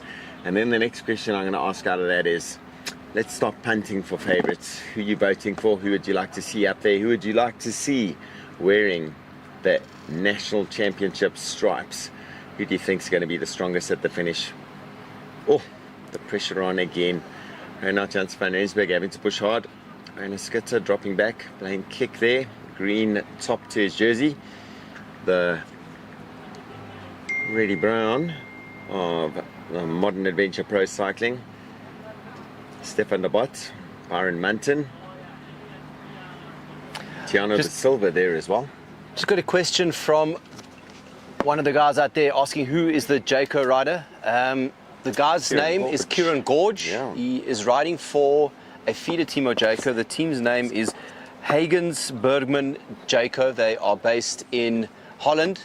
Kieran Gorge is riding for them. Go find him on Instagram and Strava. Give him a follow. a guy from the Cape who is applying his trade in Europe. Been racing overseas for a good couple of years. He raced for a Portuguese team last year, Team Obidos or Odibos. That's the team that Stian Landsberg is riding for this year. But yeah, Kieran Gorge, international rider. He's raced many races for the national team over the years. Strong guy, and when you can see it today, he's right up there when the pressure's really on, doing a good job. And all the time, looking at this, Kent Main and Yeah, that's what I was going to say. and Ryan Gibbons are always together. And I don't think you could ask for a better teammate than Kent Main. He is a selfless rider. If he has to do the job himself, he can, but he would be quite happy to do it for his teammate. He'll bury himself for that Absolutely. role. And I'm quite impressed with Daniel Matthews. You know, the guy said he was lucky to be in that breakaway last year. Is it luck when you keep on doing it? I don't think it's luck, eh? He's there in the mix again. So, through the feed station, guys, questions we want to know. You're going to send us a little update, let us know. Is this the breakaway? Is the race winner going to come from this breakaway? And later on we're going to ask you who guys, it is. We've had a couple of questions. Who is the riders in the break? So Daniel Matthews, Christian Klopper, Gustav Roller, Kent Main, Callum Ormiston, Tiano de Silva, Sean Ferreira. Sorry, just going to interrupt you quickly. Looks like I got a correction from Gertjie Harmsa about the lap numbers. He said at 15:27 the front group went past the feeding zone on lap 8. Lap 8. So we overcounted. There's Gertjie. I'm going to get him to come here. Should be in lap 9 then now. So we're going up to start lap 9. I'm going to get Gertjie coming out to the Gertjie, and you're going to wish him happy birthday as well. Okay, then we just answering the question of who the riders are there. Yes, go. There we go. Kent Main, I see a picture there. Tiano de Silva, Callum Ormiston, Kieran Gorge, that looks to be Zander Erasmus, Byron Munton, Stefan de Bod, Reinhard Janssen van Rensburg. These are the riders that we can see here. Blaine Kick is in the front, the tall rider with the white jersey and the green sleeves. I think a circuit like this is also is definitely going to suit him. Reino Skitter, I see there. Tyler Langer. So what, 14, 15 riders? Quick sum in my head. We got Gertjie Harmsa here, the timekeeping specialist from Spectrum Sport, and look, he's riding into the finish line. He's given up for the day. Felix Rogotsky, he's had enough. He's just crossed the line. He said, that's enough for my day. Gertjie Harmsa, wish him happy birthday. Happy birthday, Gertjie. Oh, thanks, Steve. Yeah, he's giving us an update because he actually knows what's going on. He says we've completed 9 laps. Yeah, We've completed. We went through the feeding zone now. That was the end of lap 9. So they're going through there, so they're going to complete 9 at the top here, and they're going to. so on lap 10. No, that's what we were saying. So you said that a lap earlier. Okay. Don't worry, we're all watching you. We'll get 17 corrections from everywhere around the world. A couple of people in France have told us what lap we're on as well. But there's live results, so they can just have a look. Yeah, guys, the results having up on spectrumsport.co.za, our finish time as well. Results at finish time, but Spectrum Sport easier for me to keep track of, and you can go and see the lap markers on there as well, so you guys can give us updates as it goes. Jeremy, back to the racing. Now look at this quick sum ahead. 15 riders.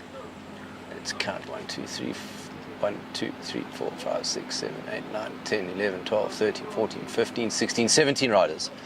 17 high quality riders in the mix here. Onto our Belgian strip, Noel Smouse section.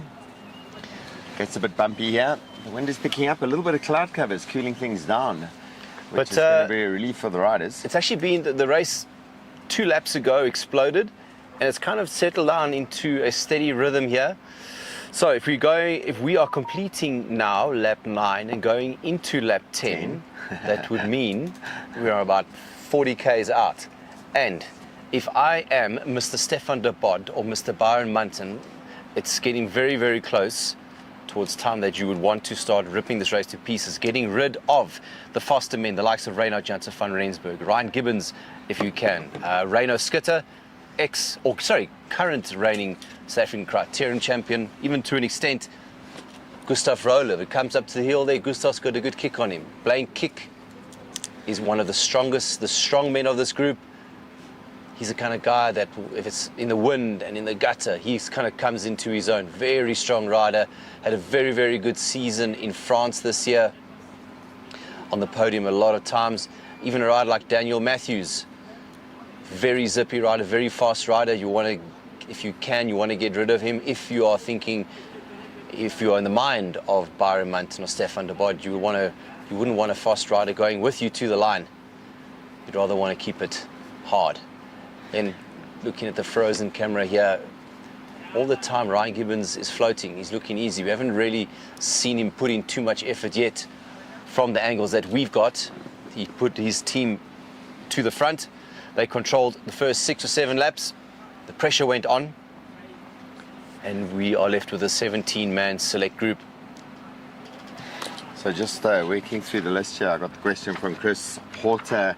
Can we give a split of elite and under 23 riders? I'm going to go through the list now and just work that out for you. So far, as I go through it, I see Daniel Matthews, he said Ryan Gibbons, Stefan de Bod, Byron Munton, Tiano de Silva, Renaud Janssen van Rensburg, Christian Klopper, Tyler Lange, Kent Main, Callum Orniston. All of them are elite. I'll look through the rest of my list. Who else do I have in there? Okay, Blaine Kick is under 23. Zander Erasmus under 23.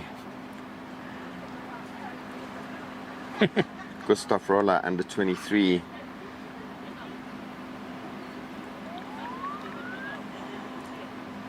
Do we have Francois Hofmeyer in there still? No. No, it's not in there.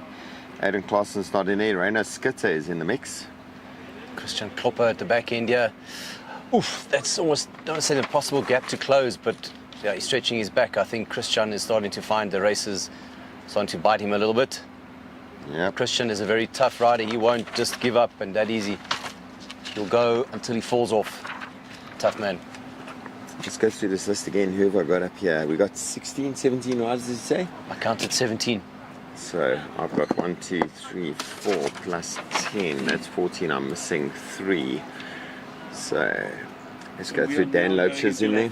You're now going into lap 10. Yeah. Now on to lap 10. No. It's Gustav Morris, Gustav Pierre Cronier. Just working through the list. The quiet is because our brains are having to work. Elijah Libba, no. Joshua Libba, no. Matomi Mashaba, no. Tokozani's there, huh? No. No. He was. He's not off. anymore. Yeah. Okay. So looking here, the race has kind of like hit a, I don't want to say consolidation. Everyone's happy with the situation. We haven't seen any attacks or any one of the teams really wanting to split the situation. As it's standing now, the likes of Tyler Lange on shot now. He's going to be very happy with this. Ryan Gibbons is going to be very happy with this. Renaud Janssen van Rensburg is going to be very happy with this. They'll be happy. They'll be looking for a sprint. Tyler Lange. Yeah. But then you got the riders like Callum Ormiston, Tiano de Silva, Daniel Matthews, Byron Munton and Stefan de Bod. I would imagine that they would not want to go to the line with any one of the fast men here. They're going to have to start looking to rip things up and get rid of these fast men. As we saw in the junior ladies and the elite race yesterday, if it comes down to a sprint, it's the rider with the zip and the snap has taken the victories. And even earlier this morning in the veteran men 30 to 39 group, Herman Fischer taking the win there. You know, he's got a proven track record of winning races for the last 20 years. Very fast man, sprint. There we have in-shot Byron Munton, Steph de Bod. Just had a look at those factor bikes on the start line. They've got amazing equipment. And those Hanzo time trial bikes on Thursday. Fantastic, fantastic, really, really cool stuff. So I've got through the list here, I've got 16 that I can identify at the moment. There's one that I'm missing if we counted 17. In the elites, Daniel Matthews, Ryan Gibbons, Stefan de Bod, Byron Munton, Tiano de Silva, Renaud Janssen van Rensburg, Christian Klopper, Tyler Lange, Kent Main, Callum Orniston. In the under 23s, Blaine Kick, Zander Erasmus, Gustav Roller, Reina Skitter, Simon Ferreira, Kieran Gorge. Blaine Kick, I mentioned Blaine Kick. I'm looking through the list to see who I'm missing there from that 22, list. Simon Ferreira. Simon Ferreira, I've got him there. Okay. Yeah. So I think we got 16. I don't think we have 17. It sounds like good, all the riders there. Yeah, it looks like we got 6 under 23s, 10 elites at the moment. Sorry, guys, just so you guys understand what's happening, we are watching the same visuals as you. We are commentating on what we see. We aren't getting information, or very limited information, from the race, so we can't say rider X, Y, and Z is 20 seconds back or 40 seconds back. We're relying on the team managers from inside the race and purely from the visuals to get us information so we can relay the information onto you guys. So I've got a question here, a little bit related, unrelated. Who's the oldest rider out there today? I'm going to say Reynard Janssen van Rensburg. I would say so as well. Yeah. So Reynard is the senior. Reynard Janssen van Rensburg is the boom, is the oom in die bondel, nie die boom in die ondel nie. Die oom in die bondel. Yeah, everyone says jammer oom. No one argues with that man. Look at Byron. Yo. And we've got a couple of youngsters here. Gustav Roller, he is 6 weeks, 5 weeks into under 23. Yeah. Zander Rasmus, 5 weeks into under 23. Yep. Second year under 23, Rainer Skitter goes forward there, the Nessa team rider. Interesting that you see how they're rolling through and no one's keeping the gap close. There's gaps forming. I think the guys are starting to feel the fatigue. They've been racing now for the best part of, or just short of 3 hours. Yep. So this is when it's going to start hurting a little bit. And this is where your European-based riders will start coming into their own. Yep. Oh, Zander Rasmus rolling through. I wonder if this is going to be enough to cause a split, because the guys are leaving gaps. They're watching. And they're not rolling through altogether nicely. Yeah, it's definitely lost its cohesion. I think they know they got the gap out there, and I was getting some time gaps from some people out there, but I'm never sure when I catch up on the messages that I am correct on the timing of those gaps. Last one I saw the chase group behind over a minute. There's Ryan Gibbons on that Cannondale of his. Some Canyons in the mix there. That's what they're flying down there. Yep, Giant coming through. Kieran Gorge. Tyler Langer. Rainer Skitter. It's under 23s coming to the front at the moment, doing the pacing. Here is Eddie Roller's son, Gustav Roller, the Northcliffe Cycles rider. Brilliant on the track. That youngster is so entertaining to watch racing.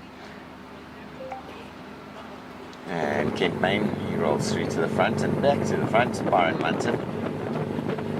I think he's looking at this as a bit of homework. Stefan de Bot. He's trying to read into this what's happening. Who's playing what role for which person. Obviously they have some sort of team instruction, team plan they're going to play out. Teamwork is all important towards an event like this.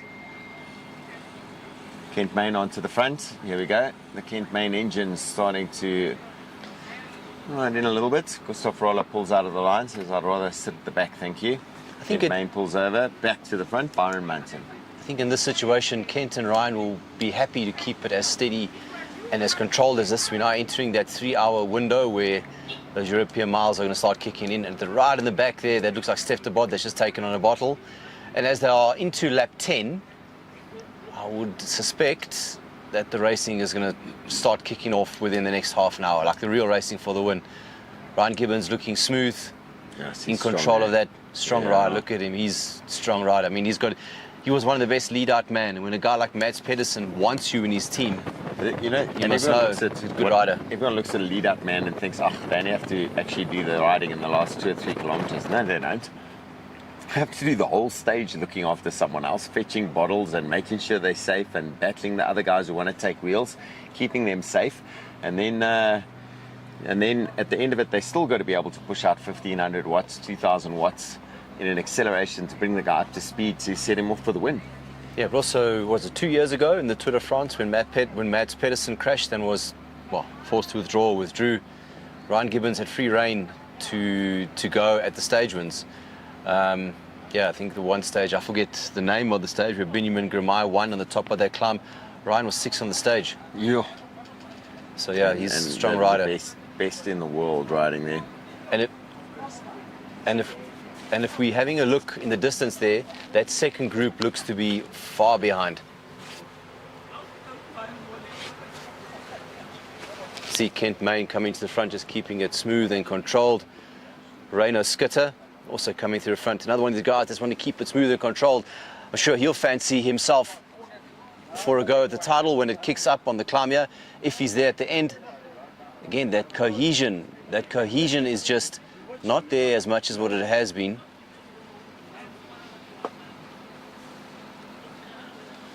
Rainer Skitter, Kent Main, just rolling through off the front. We were just talking about Ryan Gibbons. I got Grant Gibbons here, Ryan's dad. He gave us a little wave and he said he didn't want to say anything, but I think Dad should have a say in things, Granty. Proud of his son out there, an incredible career, coming back to South Africa. Worst position so far this year, second place. Definitely a hot favourite for today. I don't know about a hot favourite. I mean, you know, he's Probably hot in temperature. That's one thing for sure. Yeah, he's tapped off the training intensity a little bit, but he has been putting the mileage in. So he said he was just hoping to be able to show his face a bit. Yeah, so I think he's doing okay there. Now I can see where Ryan gets his modesty from. You see, he spoke exactly like you on the start line, 100%. Well, there we go. So that's basically what we're looking at. So yeah, he wants to show his face and just hang in there as long as he can. But I think he'll be fine. I think it's one of those things cyclists do. As part of the cyclist training school is to say at the beginning of a race, oh, I don't feel well, I've been sick, I haven't been training well, I'm definitely not in it to race for the win, and then obviously take the win. Oh no, if he's there at the end, he'll definitely be going for it. Yeah. Make no mistake about that. There's nothing wrong with that. But yeah, it's just to see how he is. And I think, you know, there's a bit of attrition here. If you look at that bunch now, the heat probably hits a lot of guys. Cadence is kicking up as well. Oh, they are pushing hard. Yeah, There so we go, I your think- son on the front. Yeah, and I don't know if that's a wise thing as well. He should be maybe resting a little bit. But hey, we'll see what happens. Well, between him and Byron Munton, they've been doing a lot of work. Byron switches it out to the other side of the road, wanting him to roll out the other direction. He's wanting to keep this together. He's enjoying the fact that they're keeping this pace going. Obviously, the wind coming from the right-hand side. Kent Main, good teammate for him. Absolutely, yeah, what a worker, hey, what a workhorse, absolutely. And if he's still there at the end, I think that's going to help. Just a little whisper in the ear that I heard at the water point is that if Tiana's there, he's Kent's old teammate, he might lend a hand as well. Ooh, there we go, a little inside information. There you go. That was the room at the water point, that's all I heard. Well, we'll see how Ryan does out there. We're pretty certain he's going to be kicking for it at the end. Actually, we're rooting for every single one of those riders. That's a class field. I think it's 16 riders. Good Yeah, rider there. we're Top looking quality. for it. But thank you very much for Yeah, chatting with pleasure. us. Yeah, we'll see you later. All right, guys, just got confirmation. The time gap from these riders to the second group is just over 2.5 minutes. So, 2.5 minutes. You're pretty sure that the winner is going to come from this group, and it is highly unlikely that a rider from the second group is going to ride across and take the win. So any one of these 16 riders is going to, I would say, is going to be the 2026 South African Elite Road Race Champion. So, question out to the rest of the market. Who's going to take the win out of this group? We've gone through the list of names. I'm sure you got your favorites out there. Looking at the tactics, I can't say I can see a rider who's obviously weak or struggling right now. There are definitely riders who look very strong, definitely riders who look relatively calm. The speed they're holding has been insane. Interminable would be a description. But guys, send us the messages. Let us know who you think is going to be taking this. Firstly, is it going to be an elite or an under 23? Chris Horter was saying to me he'd like to see both an elite and an under 23. Kill the mic. And it's going to be a question out there. Yesterday, Tyler Langer taking the...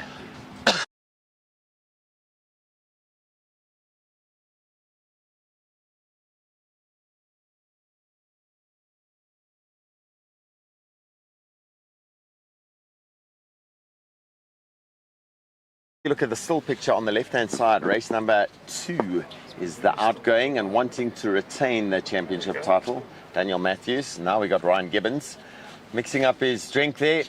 Just had a chat to his dad. How cool is that? Popped around to say he just waved from a distance. I actually had to drag him in here to have a chat. But nice bit of info there. Got a lot of friends, Ryan Gibbons. He's done a lot of good for a lot of riders over time. I don't think anyone would say that Ryan Gibbons is an unfair rider. Properly strong. Gustav Ruller, the Northcliffe Cycles rider, red helmet, black and white kit. Very good rider as well, very wily. Lots of experience on the road and the track in Belgium, overseas, represented South Africa a few times. Kent Main drops to the back. And in between Kent Main and Ryan Gibbons, Stefan de Bot. Yo, that line of 3 riders at the back there. And Blaine Kick comes into the quick picture, race number 100. The big man,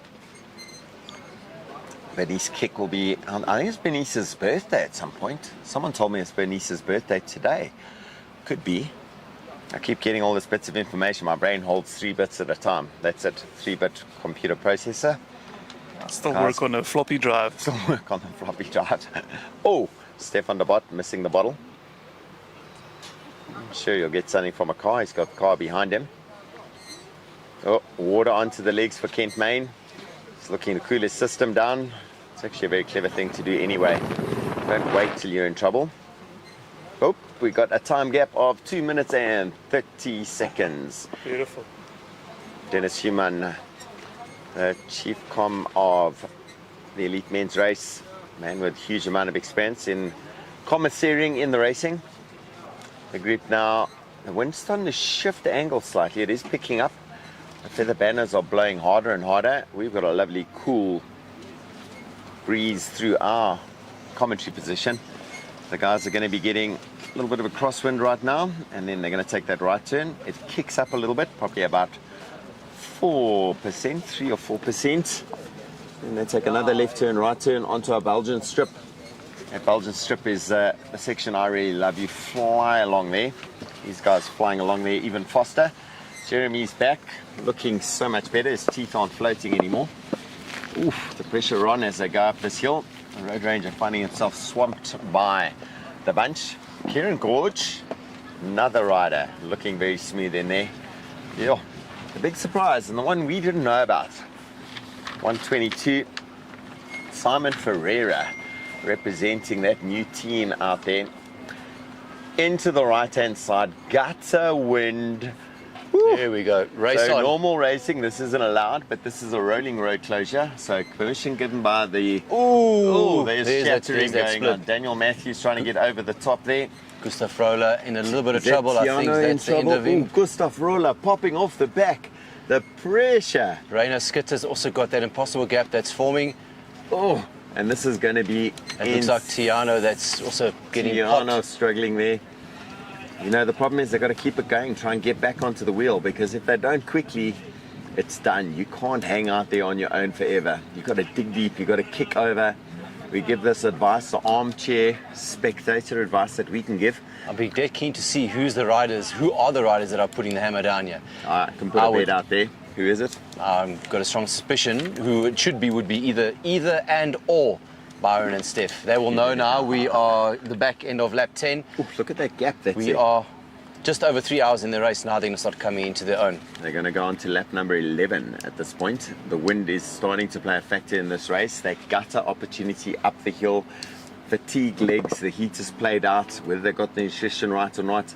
Gustav Roller was hoping he'll be able to keep it in there as a newbie in. Oh, they're still That in looks the like gutter. one of those modern adventure riders on the have swung over on the left. He's either got a gap or a gap has formed. This is something to talk to the guys about, is what it takes to ride at World Tour level at the front on a mountain climb. The power you got to be able to keep down on those pedals consistently. Stefan de Bart getting 4th place overall, meaning he's right up there in the mix on that World Tour level.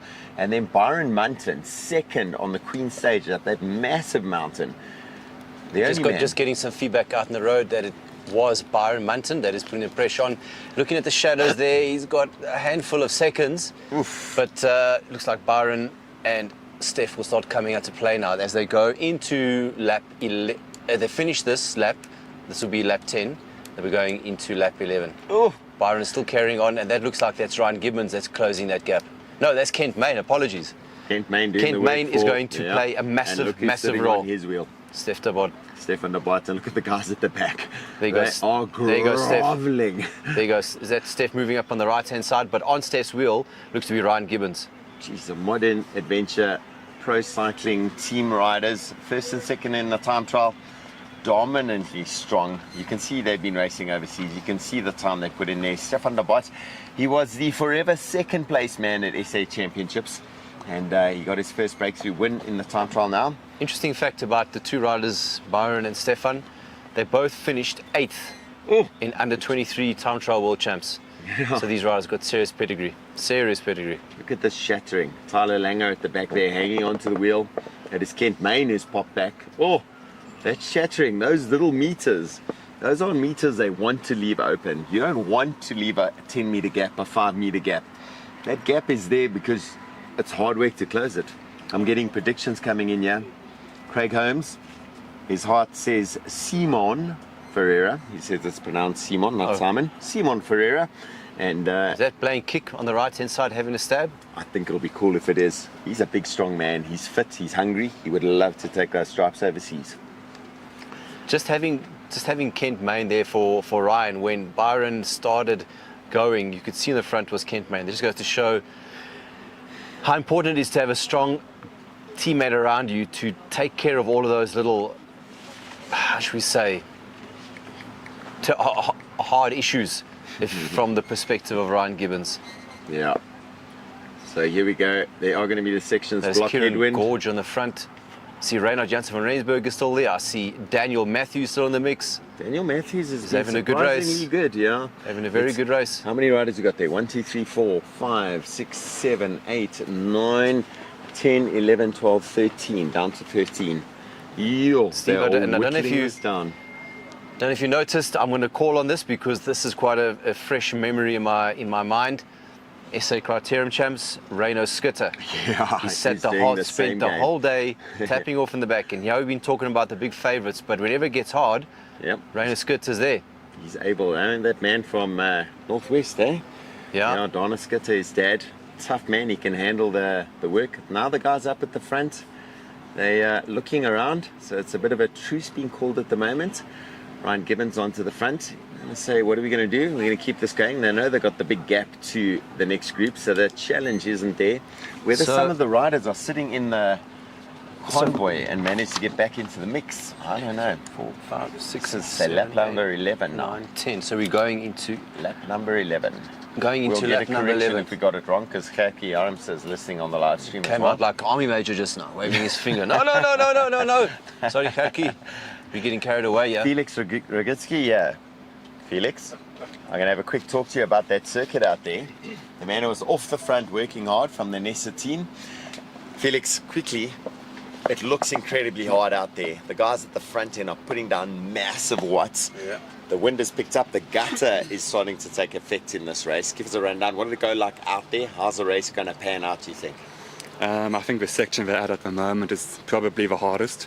The headwind, you could really feel it out there. I think it's just a matter of attrition, and whoever's got the legs that last the longest. You know, this attrition's a major factor. We had a group of 17, then 16, and up the hill there we lost a couple more riders. We're now down to 13. All those riders looking super strong. Kent Main, he's looking like the proper teammates of Ryan Gibbons. Reynard Jansen van Rensburg, that style he always just holds out there. Ryan Gibbons, lane kick, also looking very good. Yeah, what lap are we on now? 11. On to lap number 11. Okay, it's 13 laps, eh? 13 laps. Okay, I reckon my money is, it's got to be one of the World Tour guys. There we go. Felix, a man who is out front, couple of laps, absolutely motoring along in that breakaway of 4. He's now come to join us on the sideline to watch a live streaming and give us a little bit of insight, telling us how hard it was out there on the circuit. And on the front there, Byron Munton yet again. Kieran Gorge behind him. Looks like Sunday Erasmus on his wheel. Ryan Gibbons behind that, blank kick. Reynard Jansen van Rensburg. Reino Skitter. So let's do a quick consolidation of teams here. Tyler Lange in picture now, Team ASAP World, Tiana de Silva and Callum Ormiston riding for, I think it's China, not China Glory, Hurricane, Team Hurricane. You know more than this than I do. Byron and Steph from Monaventure Pro Cycling, Kieran Gorge's single rider, Tonolo. I see Zander Rasmus, I see Reynard Jansen van Rensburg. I think Christian has found himself in a spot of bother. Fly Cool Collective has Kent and Ryan. Team Nessa has Reino Skitter. Yeah. I saw Daniel Matthews from Team Siata. Daniel Matthews, to me, we know he's a wily rider. He's got that track experience. If it comes down to a sprint, is he going to be the rider they're not going to think about? Or I mean, look at how strong the guys are. Felix just saying it now, the World Tour riders. Blaine Kick. I mean, the guy's a monster. The power he can push out is ridiculous. strong boy. Ryan, smart as anything. I mean, is there anyone here that would outdo the sprint of Ryan Gibbons? I saw him come to the line with Reinhard Janssen van Rensburg at the end of the fast one a week ago. And the two of them broke away, demolished a fast-moving breakaway, similar to this. Literally, the thing imploded on itself under the pressure. The two riders that went off the front were the two sprinters, Reinhard Janssen van Rensburg and Ryan Gibbons. Reinhard opened the sprint. Ryan did not hesitate, did not struggle. That is the go. team car of Jamie Taylor, Ricky Bobby Racing. Moving up to Blaine Kick to give him a bid on. Yeah, Blaine Kick, every single one of these riders, I got to say, is one of my favorites. I know that's a bit like sitting on the fence. Kent Main, well deserving if he does take it. Byron Munton, I would love to see him take those stripes overseas. Stefan de Bot has worked incredibly hard over time. Reinhard Janssen van Rensburg, a nice way to sort of tail off a very good career. Tyler Langer, his dad's done this a few times over. He would like to do this. Winner of the Cape Town Cycle Tour. Steve, I'm going to make a call here. Yes. We are going into lap 11. No, lap 10 or 11? 11. We're on lap 11. I think. I've noticed the last few times the riders have swung left to the Ella Ridge Primary. Yeah, either both or one of the Modern Adventure Pro cycling riders have been on the front. And I think you're right. And they also know it's the long drags uphill. Exactly. And where the damage has been caused. If they're going to want to shatter the race or whittle this break down to a manageable size, time is running out, road is running out, and they're going to have to start using all of those advantages if they're going to want to make it work. Yeah, and they know this is getting to tight time. It's always a problem when you're riding the race because you're never quite sure what the form is of the other riders around you, whether they are getting tired, whether the fatigue you're feeling is the fatigue they're feeling. Here we go, Rana Skitter, as we said, strong man, no problem responding to the accelerations. Daniel Matthews in there as well. And he stays just up the road there, a little bit further north, about another 2 Ks. Often staying with Roberto Guaridi at the Panda location. Blaine Kick in the green top. The two Modern Adventure Pro cycling riders up at the front end. They haven't shirked any responsibility. And just what you said, they're positioning themselves near the front. It's over this hill. They go down a little bit and they take the left turn. Tyler Langer at the front. There goes Steph. There goes Steph. First two reactors, Ryan. Ooh, isn't it amazing the power they can put down on those strong pedals? Kieran Gorge.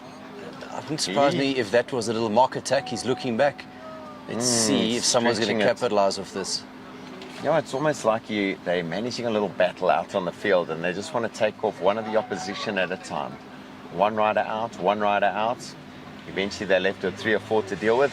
Kieran Gorge, he was also one of the first riders to react to that. We're going to cross it quickly to the feed station. Interesting to see the Fly Collective guys. There we go. They are ready and run deploy there. He was out in the race. That Warren Moorman, who's done his job for the team. For the pin, Ru on deploy also. They did a bloody good job for the first half of the race, controlling it for Ryan. For Ryan, for the whole group. Race organizer Fritz Pienaar wandering across to check what's going on.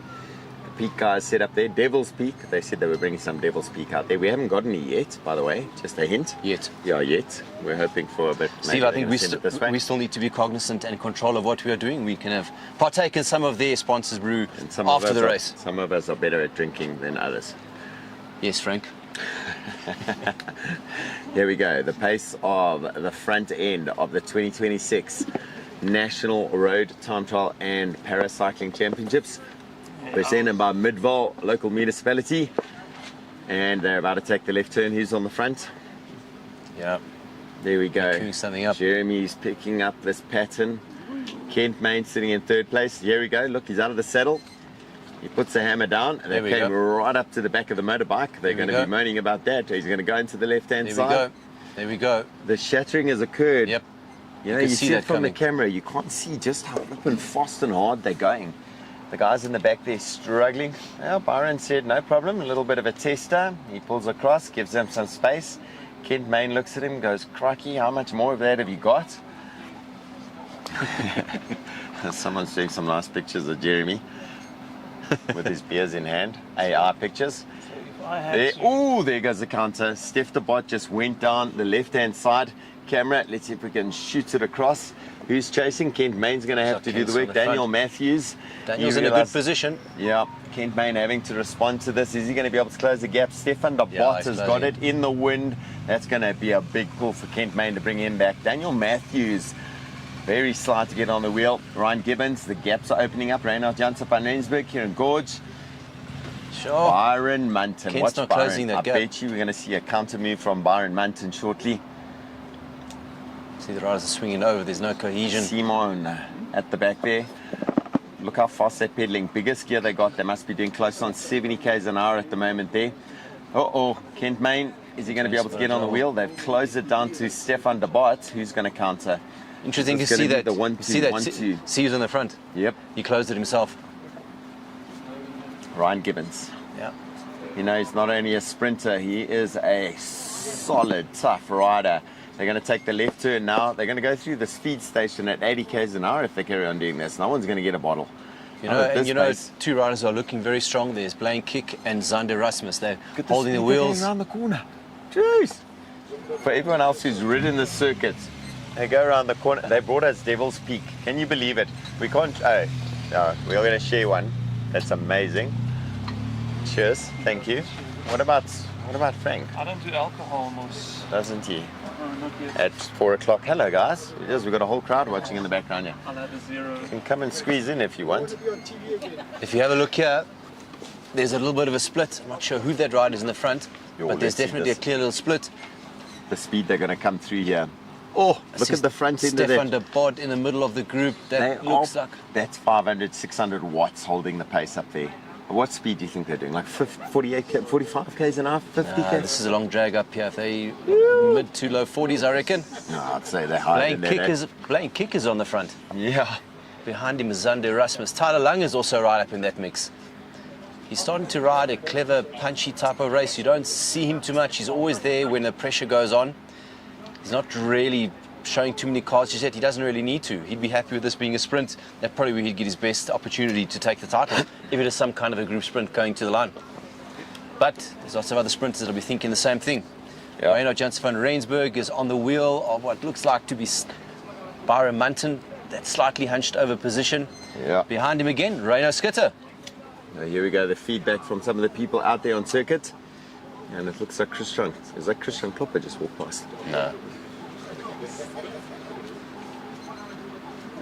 Here we go, into the feed zone. The largely demolished remnants of the peloton. Tyler Langer sitting up, getting some fluids into his system. Down his back, cooling his system down. Kent Main back on the front. All the Zander time, Rasmus. keeping it controlled. Yeah.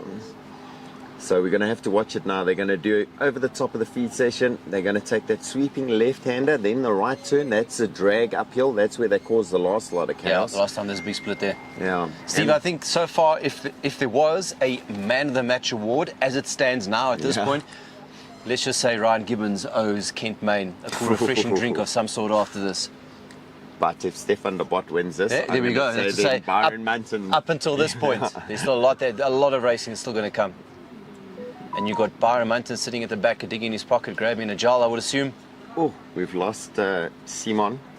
Dropped because of cramps and has subsequently had a crash. Oh my word, how's that from right up at the top to collapsing down? But you can say the man gave every single thing that he could on race day. So you say, chapeau, well done, young man. You'll live to fight another day. What was the advice you've given so many of those riders where the result didn't work out for them today? He said to them, you know what, you stood up. He said, Keep count on going. me into this game. And they did that. That's what's happened in this group here as well. Those riders that said, happy days, I'm going to the front. I'm going to partake in this race. Doesn't matter how long I'm going to last. I'm going to put the effort in. They're the ones in the mix. Daniel Matthews.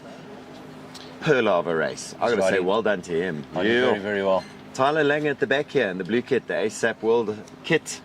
Also, He's- class that youngster. He's specifically at the back. He's following Byron Munton. And here comes the there we trouble. go. Here comes the Right-hand side. trouble. Into the gutter, up the hill. But, how hard is the pace? Byron Munton sitting at the... Look at Byron. He looks calm. Yeah. He looks calm. Is He's he going, teeing- is are he you guys teeing going up to here? actually do some work here Is or he not? teeing up? Is he teeing up? Kevin Skolt's just gone past. He's watching from Kent the Main swinging it over to the left, wanting somebody else to come through, but they say, no, thank you. You're doing a great job on the front there. I wouldn't want to go to the front. Actually, I wouldn't want to be in the back either. Daniel Matthews also decided he's going to get out of the danger zone here and find a wheel to follow. Another interesting one, under 23 on the left-hand side, Zander Erasmus. Zander, if he had to sit in the wheels, he'd be saving a lot of power. He's riding right in the wind now. But I think at this point of the race, you're hurting. You're just trying to hang on. If he could either just get on the inside there of Tyler or Byron, he'd be saving a whole lot of power. Steve, I always tell a lot of the junior, younger riders that I coach, and I hammer it into them every single time. When you're riding in someone's slip, you're saving up to 30% power. I've just got a picture from Matthew Horter, last year's junior men's racer. On team camp with my new team, he sends us a selfie. He says he's listening to the live stream as well. How cool is this? South African champs out to everyone out there. I love it. I've got goosebumps. This experience is amazing. The riders they're closing off lap 11, going on to lap 12, would it be? Holy smokes, lap 12. That is a long way to be racing. So they go onto the Belgian strip. Gets a little bit rough on the surface here. There's no potholes or anything, but it's rough. It's a little bit of twisty, but windy, narrow. They're actually running next to the R82 Steve, other direction. If you have a look here, that's also a very open section. There's no trees coming, blocking the wind from the left, There we so go. left to There we right. go. Acceleration out of the saddle, Kent Main. Tyler Langer drops down to try and figure out where some slipstream is in this race. Oof. Are we still on 13 riders? That was Blaine Kick. Blaine Kick. Right on the front. He is He's a clearly on a strong good day. Kent Main dropping back. He's looking at everyone. Is that a rider in the front? I think it's a Marshall. Marshall in the front there. Tyler Langer. So I've got to ask you the question, Jeremy. Tyler Langer, is he getting tired or is he getting clever? When you get tired, you have to get clever. That's the truth. You get tired, you got to get clever. Actually, you need to be clever before you get tired. Yeah. That'll be the ideal. Or you got to be looks so like super there's a rider in the front. Or is that's No, a he's rider in the getting front? Looks like it, yeah. It's It's getting a lapped. Yeah, I think it's Or is getting that a lapped. lap rider? Lapped rider, because no one is panicking about the move, and I haven't seen anyone make a move. I think it's one of the riders getting lapped. You know what? I could be long. Let's count. Hang on. 1, 2, 3, 4, 5, 6, 7, 8, 9, 10, 11, 12, 13. 13 riders together. I think it's a lap rider. There goes Kieran Gorge. He's having a stab. Ooh, look at the acceleration. Can you imagine what pain you're feeling in your legs at this moment in time? It's been hot, it's been tiring, you've been on the pedals the whole time. Sure, I tell you what, Kieran Gorge is having a good day. Yep.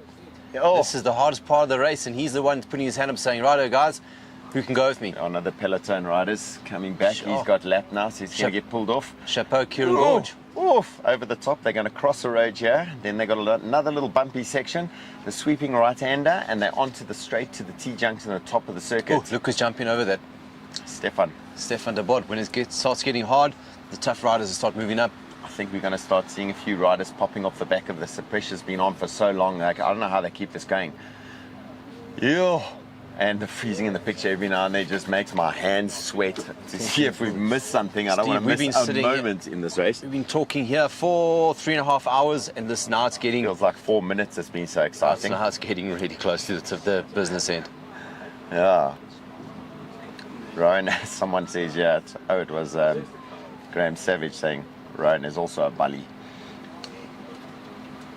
But Rowan has pulled out. He's got to go and grab a beer at the Fly Collective team camp.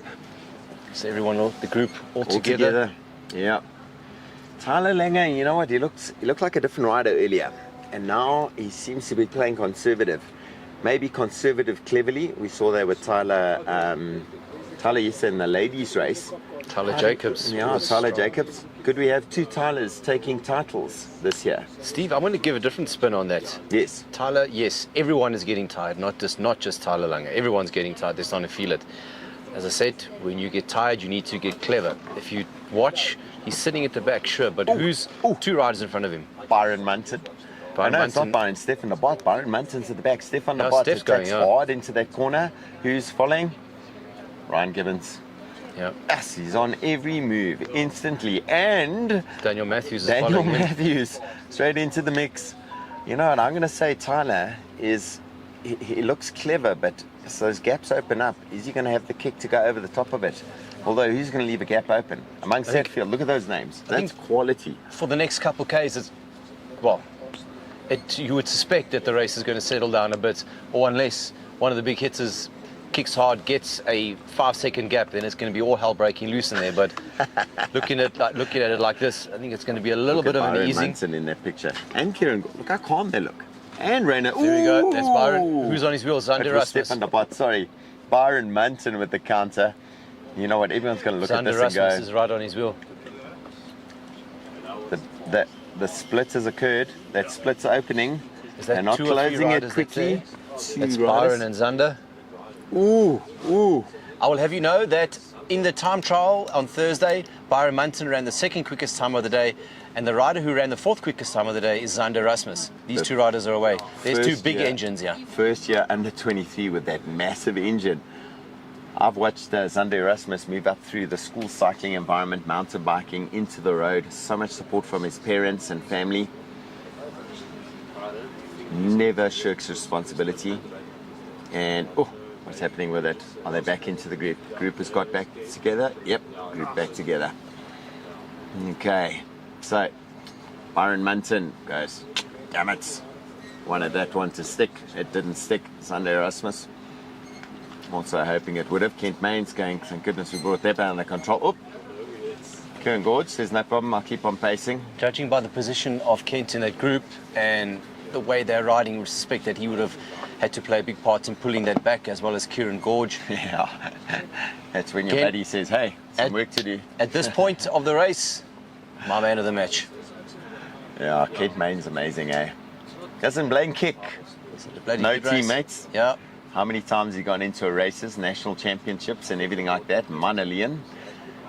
He knows this, yeah. Yeah, he knows how to handle this. He knows how to handle the situation. He's going to be frustrated if he doesn't get a win at some point. And he last deserves one. In our weekly recaps, we spoke about him almost every week about getting on the podium or winning a race in France. So he's very well versed in the art of winning. Fortunately, like most bike riders, also well versed in the art of losing. But before you win, you have to lose. Learn how to lose, yeah. Check Byron and Steph, 2 up again. And the clever youngster, Zander Rasmus, sitting in the mixer, he's not letting them out of his sights. And there we go. Kent Main and Ryan Gibbons having a word to each other. They've totally slowed down. Cat and Mouse is playing now. You know what? This is a sign that there are some tired legs. It's a big wide open road into block headwind. The riders. No, who's going to commit? No one's really going to commit into that. No, they don't want to commit. Very often in a situation like this, it's that in apostrophes, that soft little move that rolls off. The next thing you know, the rider's got 100 meters on you. And then you go, yes, you've got to close that gap. But because it's a headwind, the cohesion behind is not always as good as what it could be. 2 riders that are there under the radar, Callum Ormiston and Tiano de Silva. These 2 guys are on a good day. So that means we're on lap going 13. No, 11. 12. No, we can't be 11. We're Sorry, 11 12. a while ago. Yeah. We're on lap 12. We're into lap 12. Into lap 12. Luckily, we've got some clever people around us. We look around to get the confirmation. 6, 7, 8, 9, and on the front, Modern Adventure Pro Cycling. Byron Munton's just done his turn. Stefan de Bot. Look who's on the wheel. Look who's on the wheel. Zander Rasmus. And they've decided gut to win. Good opportunity. Yep, they're keeping it on the left. Kieran Gorge. Kieran has been super strong. He's put in a few attacks as well. Had a good day today. How do we work this out? I mean, we got our favourites. We've got the people we'd love to see win. But, geez, if anyone in here isn't deserving of the win, I don't know who it is. I mean, every single one of them has been incredible. They've contributed. They haven't shirked responsibility. They've played it smooth. I think someone's brought us a Seattle coffee as well. Is that right? Is that ours? Yo, there we go. So Jeremy's got a coffee and a Devil's Peak Light. So I think the Devil's Peak Light, Jeremy, was an indication that we should be training more. As back to the racing now. Thanks, Steve. A little bit of motivation. A little bit of motivation. I'll go run a marathon tomorrow. So I feel guilty. Tiki and DeBelly just goes past us at the finish area. There we go. The ex-SA champion, the Seattle kit, just goes out of picture there. Stefan de Bot. He's happy to keep the pace nice and high. The guy in the Nessa team kit, the black and green. Reino Skitter, an incredible ride at SA Criterium Champs last year in November. And Ryan Gibbons, oh my word, and all these names. I'm just running through all of them. I don't know which some one of South Africa's. I would say this is class. Arguably one of the most stacked South African Championships field we've had in a very long time. And all the big hitters have put their hands up and said, I want some of this. Yeah, here we go. Step on the bot, back to the front, flicks his elbow. Who's there? Sunday Erasmus again. They teach you that elbow flick. Is there a way to do that? There is an elbow flick. There's actually a couple. There's one which says, come here and do some work, which is the right flick or the left flick. And the double flick means I'm going to stand up, watch out, my back wheel's coming backwards. Yeah, and then there's one where the head goes down. Yeah, and the one where you straighten your arms, you drop your head, that means I've given up.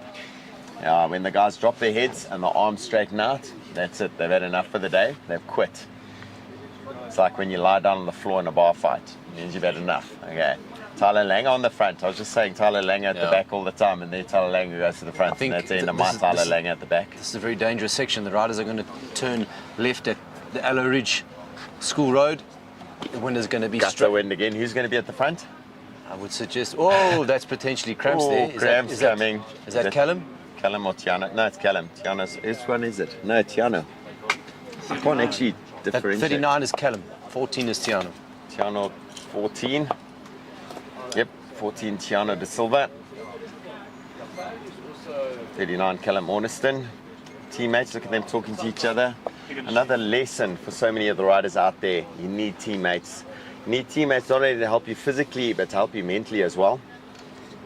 It's got a Frank's noticed something, but when a mountain biker... 27 looks like it's getting dropped a bit. 27? 27 is the back. I don't think any of these riders are going to get... Oh, there goes. Look who's going off the front. No, he's not. I lied. I thought it was Kieran Gorge putting another little dig in, but not a great point to put a dig in, although they now go down to the left-hand turn. So they're heading down the hill now. They're going to take the left turn into Aloe Ridge. If I was in this race or I was managing a team car, I would say, guys, at this part of the race, you need to be on the wheel of the two modern adventure pro cycling riders. They've used this. The one giving advice to They've Sunday used Erasmus. this section. Hey? You're giving the advice to Sunday Erasmus there. Here we go. Oh, there we go. Look at the move. They're teeing up for that corner. You can see it coming. I think Ryan... And especially with this being lap 12, you've only lap 12, the second last lap. Yep. In lap racing is generally, if you want to win solo or really reduce the field, this is when you have to do it. You can't wait for the last lap because then you've got too many variables that can go wrong. 2 laps to go, you can split the race. Last lap, that's when you put the killer move in. 150 Ks already? Yeah. 150 Ks in the heat, in the wind. Look who's on the front. Hard racing. Look who's on the front here. Right, going to be turning left in a couple of hundred meters. Sunday Erasmus, and who's next? The man who was trying to stay behind. Byron, but Byron's Ryan, not. Steph. Byron, watch Byron. The counter move's going to go. He's trying to try to get rid of Sunday Erasmus. He's noticed Sunday on his wheel over and over. You know, you may be buddies off the bike, you may be appreciative of each other off the bike, but racing, it comes down to, have I got enough off you? Then I'm going to get rid of you. Here we go, left turn, gutter wind section. Kieran Gorge on the front. Oh, so Sunday Erasmus sitting on Kieran's wheel. Kieran has been an animator in the race. He's staying to the right-hand side. Oh, there we go, into the left. Kent Main wanted to accelerate a little bit further up. He doesn't want to be sitting at the back. Blaine kicked with a little bit of a gap there, but Blaine's a big man. He's not going to struggle with the gap. There's Sunday Erasmus putting the front. He realizes that this is potentially dangerous section. What is the best place to be when the gutter hits? At the front, eh? At the front or second or third wheel. Yeah, and you want to be able to respond to those as quickly as you can. You're going to get the concertina effect in the gutter.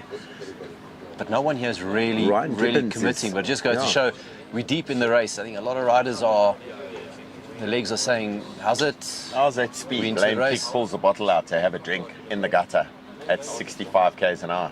No problem, and so does Sunday Erasmus.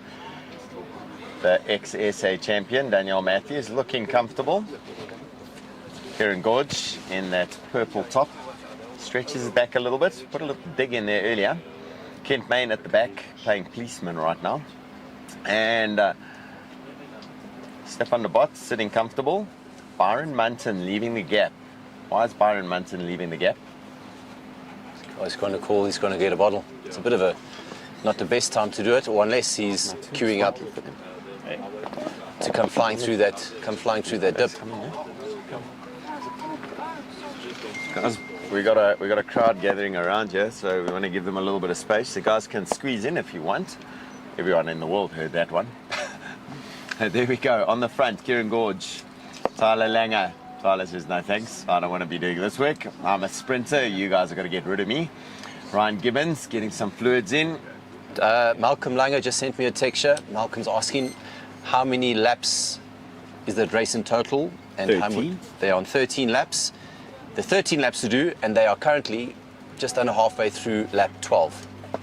So they got 1.5 laps to go, then they enter into the last finishing straight, which I call it 700 meters. 700 meters up a long drag with a roaring tailwind. Malcolm, you won many, many races in your time. What advice would you give to any riders that are in this group if it comes down to a sprint? You got to say, yeah, that's a good question. Let's see if you can respond to that one. Because Malcolm was he had one of the coolest heads in the races. He knew he had a kick. He knew Malcolm's typing. Malcolm's typing. Let's see what he said. Type? Here he goes, giving the feedback. You know, Tyrone Rawlins on our group was saying, and you responded to him as well. Tyrone got so many athletes. Oh, there we go. We're onto the groups. There we go. That's how we're getting our messages. Tyrone Rawlins saying who he thought it would be. Jeremy put his little bet in. I said I'd love to see the stripes going over to Europe. And Byron Munton, just because of that story about his sister and the amount of fundraising he's done, the story is always bigger than just himself. And Tyrone's response, he says, so does the world. Isn't that cool? Yeah. Yeah, but every single one, I wouldn't be able to tell which one. I you know, couldn't tell Steve, your favorite, there's so many teams with so many different narratives and so many different stories that would be validated. Like the Team Seattle, Daniel Matthews won the title. What did that do to that team? Yeah. Callum Ormiston and Tiana De Silva. What do that do to them? Yeah. A guy like Tyler Langer, what will that do for his team? What will it do for his career? Every single one of those riders, I wouldn't be able to tell you. Kent Main, wouldn't be cool if he rode away. Every one of those, let him go. Every one of those riders has a validating story, and it would make sense for any one of them to win. At this point, yeah, race is on. Yeah, Byron Munton, Stefan de Bot, the eternal second place is under Erasmus. He took the title away from the elite at the combined provincial championships, the strongest man out there on the day. Yeah. And he could take it. He's looking confident out there. He's got a game plan. He knows which wheel he's following. Yeah. He's got Reinhard Janssen van Rensburg, who actually has been quite the team player as well. You know, he can sprint if need be, but he also knows that he can guide a rider to a good position. But looking at this finish, I mean, just explain it to the people that haven't seen this finish. I've actually I walked down this morning. I measured up myself from the finish line to the corners, 450 meters. Just by the way, to let the guys know while they're watching us, as we're waiting for the cameras to update for us, so that we can get the footage going again. But carry on. The climb kicks up to what, 7% at some points for about 100 meters. And if you have a look at the lacquer drone footage the guys got earlier today of the veteran men, their sprint of the 30 to 34 group. Here we go, I think. Here we go. This is the sprint of the master men, 30 to 39. As they turn left from that corner, 450 meters. Yeah, watch the sprint, watch how they tear up, watch the ride in third, Herman Fischer. Look in the distance there, that's the finishing archway in the distance. It's on top of a hill, 7% gradient.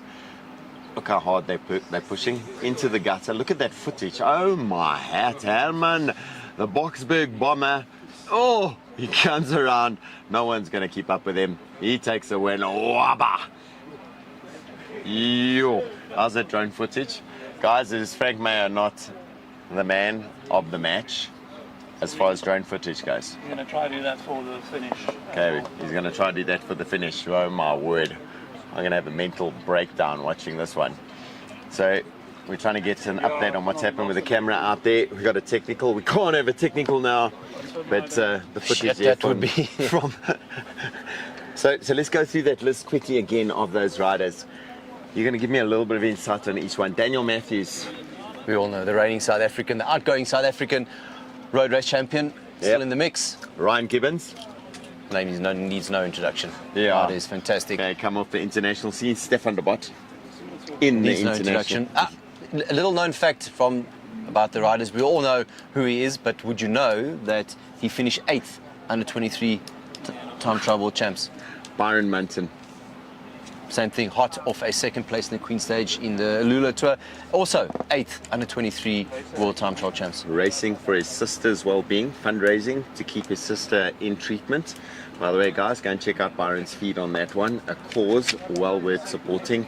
Such a sad story. Cycling taking out her career and the family having to deal with it. And Byron out there racing for his sister, Tiana De Silva. Sure, multiple SA champion. Was local to Gauteng, moved down to the Western Cape region. To the Cape, yeah. Reinhard Janssen van Rensburg. Multiple Grand Tour rider. Oh man, name says it all. Christian Klopper. Christian He's is out no of the longer group now, break, yeah. Tyler Langer. Reigning Cape Town Cycle Tour champion. And son of Malcolm Langer, probably Yeah. the winningest local rider ever. Kent Main. Kent Main.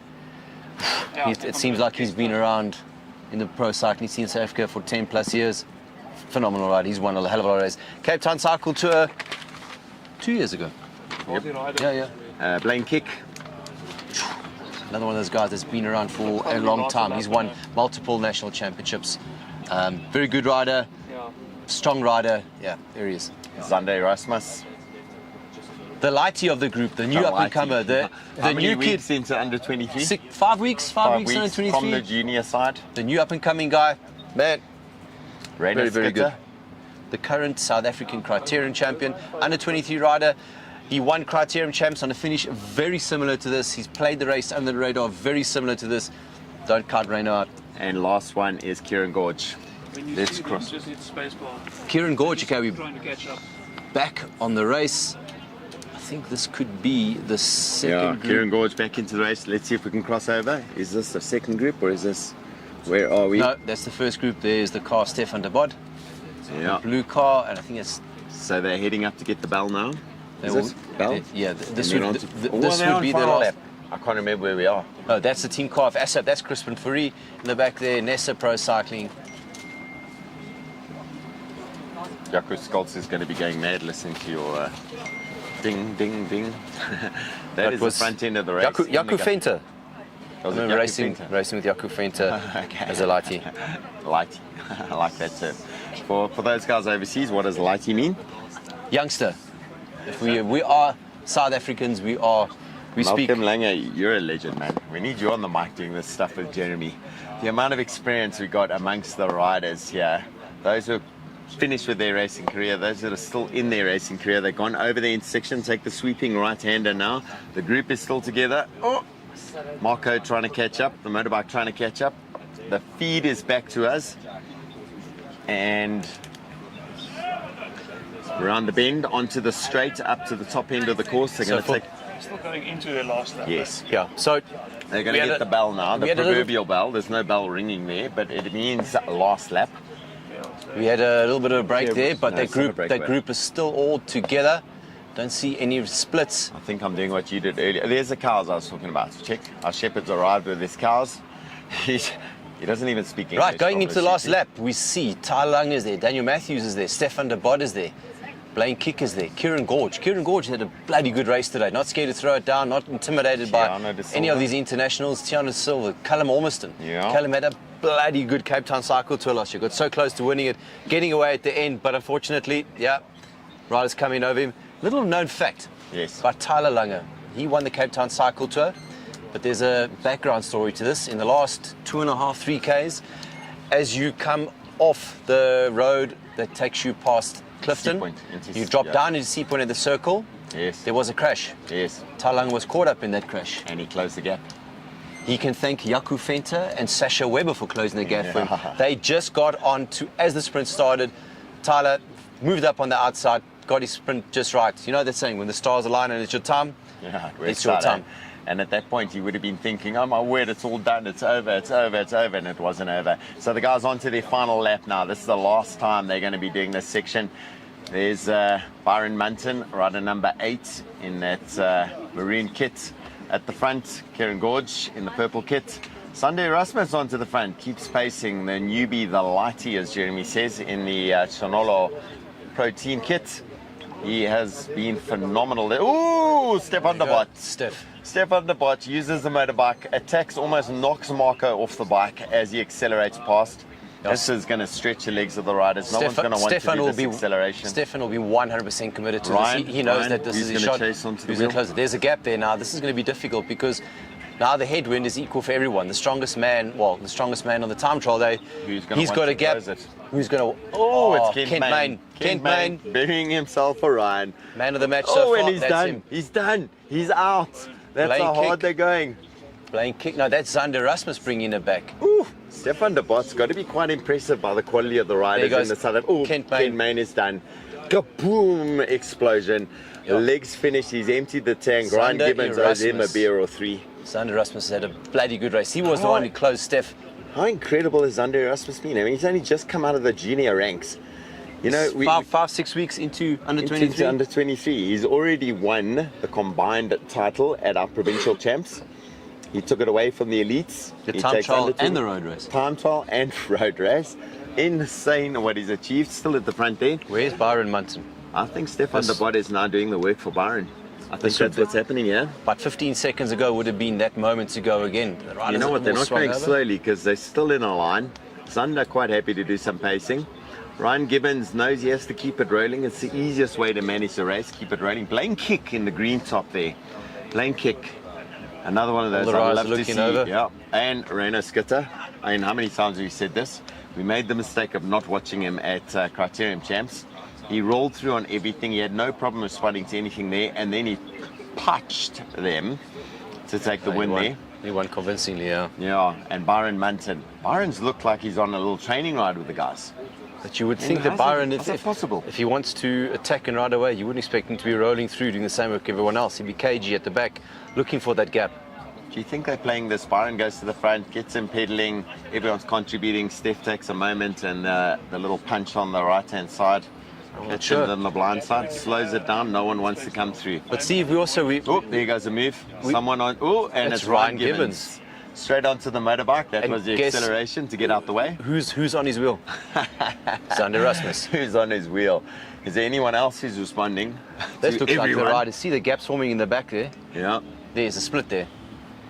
Well, it was. We're losing the picture. My Steve? word, I'm sweating watching this stuff. Steve, you know, this is also very easy for us. Here we are sitting, having a coffee, having a Coke, and saying, you should do this, and why did you do that? This one's looking tired. We aren't the ones with our bums on the saddles and your heart rate at 190. At 48 degrees out Exactly. there, with a headwind in your face. Some Yeah. international pros kicking your backside all over the place. Eh? Ryan Gibbons drops, he's on the front there. he's Oh, second Kent place. Main's got back into the back of the group. Kent Main's he's got back come on. back. How's that? Eh? And through Never all of- count that man out. And through all of this, one rider who's sitting in the back, floating, surfing. Well, two riders. Surfing. Daniel Matthews Oh, is Kent Main is just right up? in No, he's there. still sitting. Tyler Langer is also sitting at the back. You've seen Tyler managing his effort, managing his risk factor. He's No keeping one it in the wants back. to expose themselves now. I think that's going to frustrate Steph and Byron. Even Blaine kick pulls out, looks around. Zander Rasmus says, come on guys, keep it going. Current champion, well, he's going to want to get those titles back. Goes to the front. Oh, and there we go again. Kieran Gorge. Kieran Gorge, over and over. He's been, everyone's watching. No one's responding. Oh, they're going to have to do something about this. The pace picks up a little bit. They are into a headwind, so two guys, a big group, but he's got the gap and he takes Daniel Matthews with him. It's a long way to go. They're going to take the left turn past Alu Ridge. They've got to go over this rise, then they drop down. They go to the left turn onto Alu Ridge Road. That's the one with the gutter wind. But they're looking at each other. Kieran Gorge and 60 Daniel meters, Matthews. 60 meters. Kieran Gorge is looking super strong out there. You know what's interesting about this is that you've got one of the favourites for the race. He's riding on the front and there's a bit of Zander hesitation. Rasmus out of the saddle. He is going to close that gap. There we go. He's brought it down. And Kieran Gorge is not giving up. He's saying happy days to keep it going. Party is looking good. We're going to keep on rocking through the night. I think Kieran is exposing himself a bit here because he's taking into a headwind where everyone can see him. When the riders turn left into the And crosswind. What's happened That's- every single lap there? Yeah. Yeah, the pressure has been on there. So, sitting at the back, Kent Main, he's going to try and recover some of those burnt matches, see what work he can do for Ryan Gibbons. Ryan Gibbons hasn't backed off from any of the pressure either. It's not like he said, Kent Main, go and do the work and let me do nothing. Zander Rasmus, I'm surprised we haven't seen Zander Rasmus have a go yet. Either he's He's here to look after Reynard. Reynard's been very quiet. Reynard's been quiet. Yeah. Sunday's like he's amazing in the performances. Look at the man, Reynard Skitter. Always in the mix, never struggling to respond, never panics. Do you think that's learned from Dad, Donna? Call him the Iceman. The ice. Oh, Kieran Gorge Kieran going Gorge again. again. Kieran Gorge doesn't want to bring this down to a sprint. I know he's responding to Zander. Zander Rasmus, yeah. And sitting at the back, Stefan de Bot. Clearly he's feeling very good. Yeah. Able to jump on the back of Kieran. Kieran be able to jump on the back of Zander Rasmus. I just... Callum and Tiano both looking good in there as well. They're responding quite nicely, although I must admit, as the guys, no one's going to be happy to sit in the wind at the front. I mean, you'd like a gap. You'd like to hit that feed station with a minute's gap over everyone else. That'll be fantastic. You and a teammate with 2 minutes gap with about 5Ks to go. That's when it's happy days. I wonder how many people have sent us their predictions on the winners. We've got a whole lot of people around here. Who's going to win, guys? Who's going to win? No one's saying anything. Hey? Fritz Pinar says his favourite is his little male crush, Ryan Gibbons. He is incredible. Brandon Larson loves the commentary. Brandon Larson, one of the best commentators in the world ever. Chris van Rooyen says Zander. Murray van Zyl. Look at this. Kent's controlling it, bringing the speed down, controlling everything. As the riders turn left, he's going to have to really whack himself. Josh Johnson, let's go Zander for the win. Yeah. Josh Johnson, having taken the title in the junior men's race, he would have been racing against Zander Erasmus last year. And now seeing the man up in under 23. Look at this group. 1, 2, 3, 4, 5, 6, 7, 8, 9, 10, and 11. Are we down to 11? I think that there's another rider behind 12, 13. behind Rainer. You can see the shadow on the road. Yeah. Reynard, like he said, he's been very wily. He's kept his position. So has Blaine Keck, though. Yeah, Blaine been Keck's very good. responded very well. Cape Town Cycle Tour champion. Sitting George in Faria fifth wheel. says Stefan de Bot. George. Kirsten van Niekerk says it's between Zander and Reino. She wants the under 23s to take this. As I said with Chris Horter, I'd like to see a title jersey go across to under 23 and an elite. That'll be nice to see. On the front, who is it? The man doing his work for his buddy. Kent Main. Kent Main. Man of the match. Man of the match, as you said. I think I'm agreeing with you now. Oh, here we go. Is that the left-hand turn? Are we going to wait for the counter move? Wait, Stefan de Bot. Uh-oh. Steph's moving up. Steph's wondering if anyone's looking. And look at Ryan, he looked back, he knows. See that? Going into the turn, he looked right. Byron Munton sitting third wheel. Stefan de Bot, watch. Here comes the move. Stefan de Bot out of the saddle. Kent, he's quite happy to sit there. Kent's been very clever. Yeah, he's absolutely bearing himself on this section to try and eliminate. That's a Kent Main train. Eliminate that surprise of any one of the riders coming over, and he's keeping them all on the left-hand side of the gutter. So if the riders do want to attack, they have to go out into the wind and expose themselves. Man of the match. Kent Main. Look at him go. I bet you feed station, that's going to be him done. He's going to say, thank you, Ryan, take over, finish the job off for us. 1, 2, 3, 4, 5, 6, 7, 8, 9.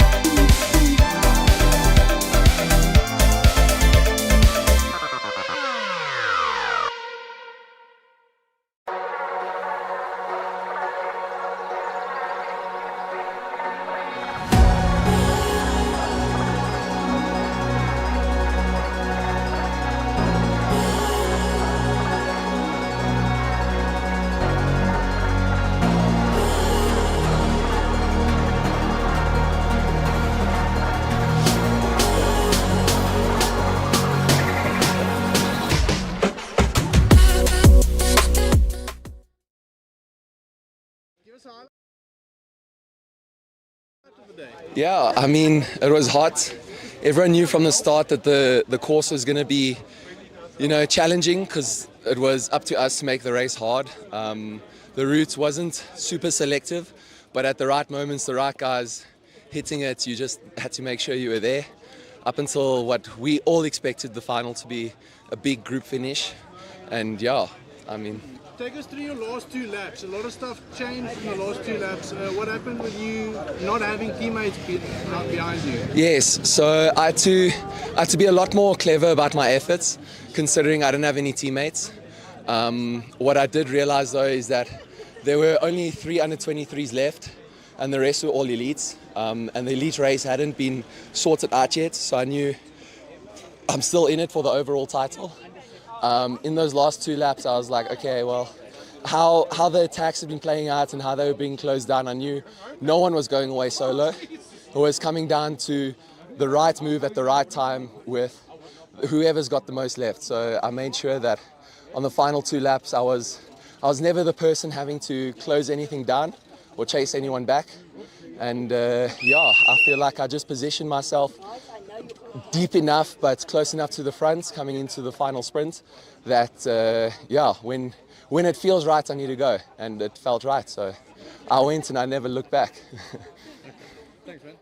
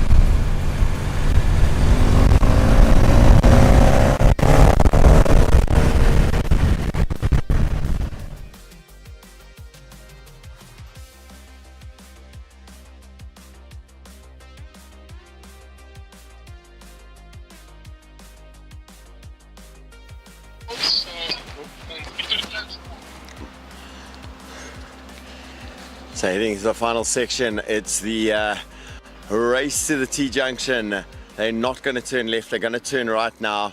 Who's going to be able to do it? Daniel Matthews in there, Reino Scudder looking very, very good. Blaine Kick, the green shoulder on the right-hand side. Is he going to take it? He's been batting it out forever.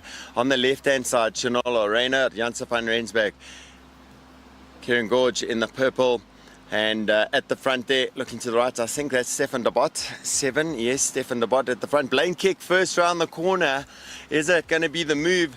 Tyler Langer responding quickly. He's trying to get himself some space. He's a proper sprinter in there.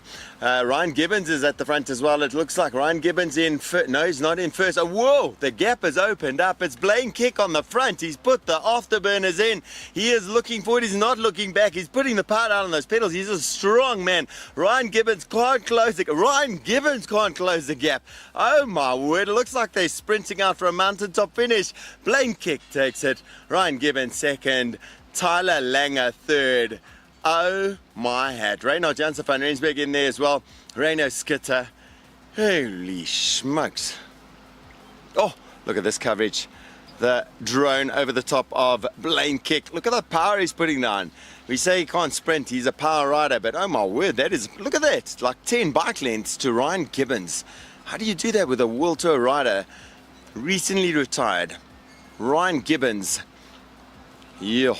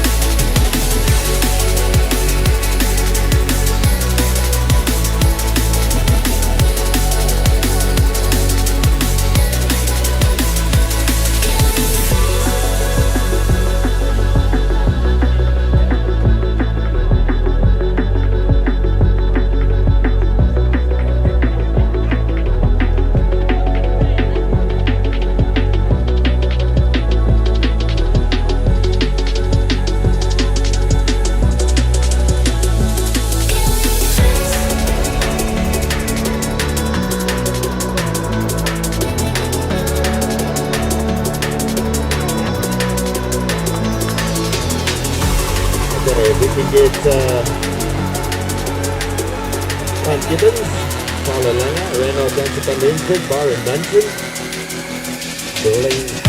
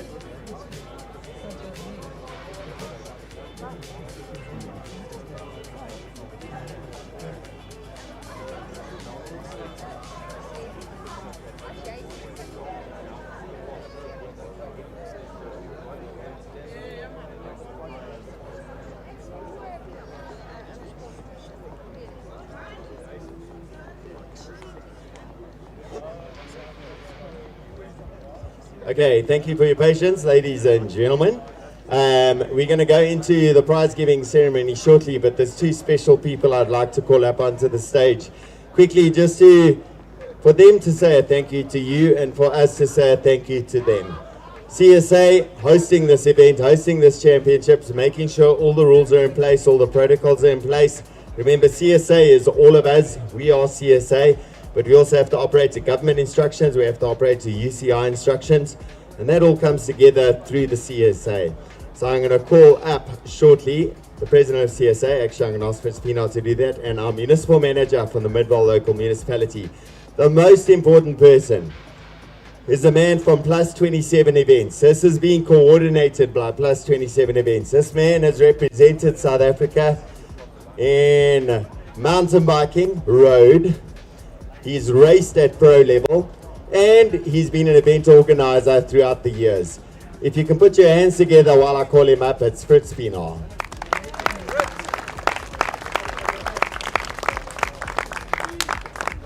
Fritz, mic is yours. Thanks, Steve. It's an honor to do this event. I'm just in the engine room bringing it together, but there's a lot of parties that's involved in making it happen. In this specific instance, Midvaal local municipality, everything from fixing potholes on the routes, providing metro to lead you out, providing a whole lot of services. It is amazing. I think everyone saw that there was very few incidents, that it was a fair and a safe race, fairly quiet roads, which these days is rare. So thank you for Midvaal for being the host for this event. And then obviously everyone from Cycling South Africa, all the officials out on routes, the people assisting you with registration, with the rider briefings, to bring all of that together. It definitely can't happen without Cycling South Africa, and after all, they're the custodians of this title and giving the rubber stamp to the event. So thank you. And then just for everyone else involved, the road rangers, the marshals from Leonie and the team there, they were out on route the whole day. They definitely had the hardest part. I saw some of them getting blisters under their feet from standing in hot tar the whole day. If you think it was hot on the bike, just imagine being in the tar without any wind to cool down. So thank you. And then I'm going to call up Q, President of Cycling South Africa, and Mr. Mukhadi, the Municipal Manager of Midvaal, to come help with the prize giving. And then, I think they're going to say a few words, and then they can call Steve back. Thanks, Q.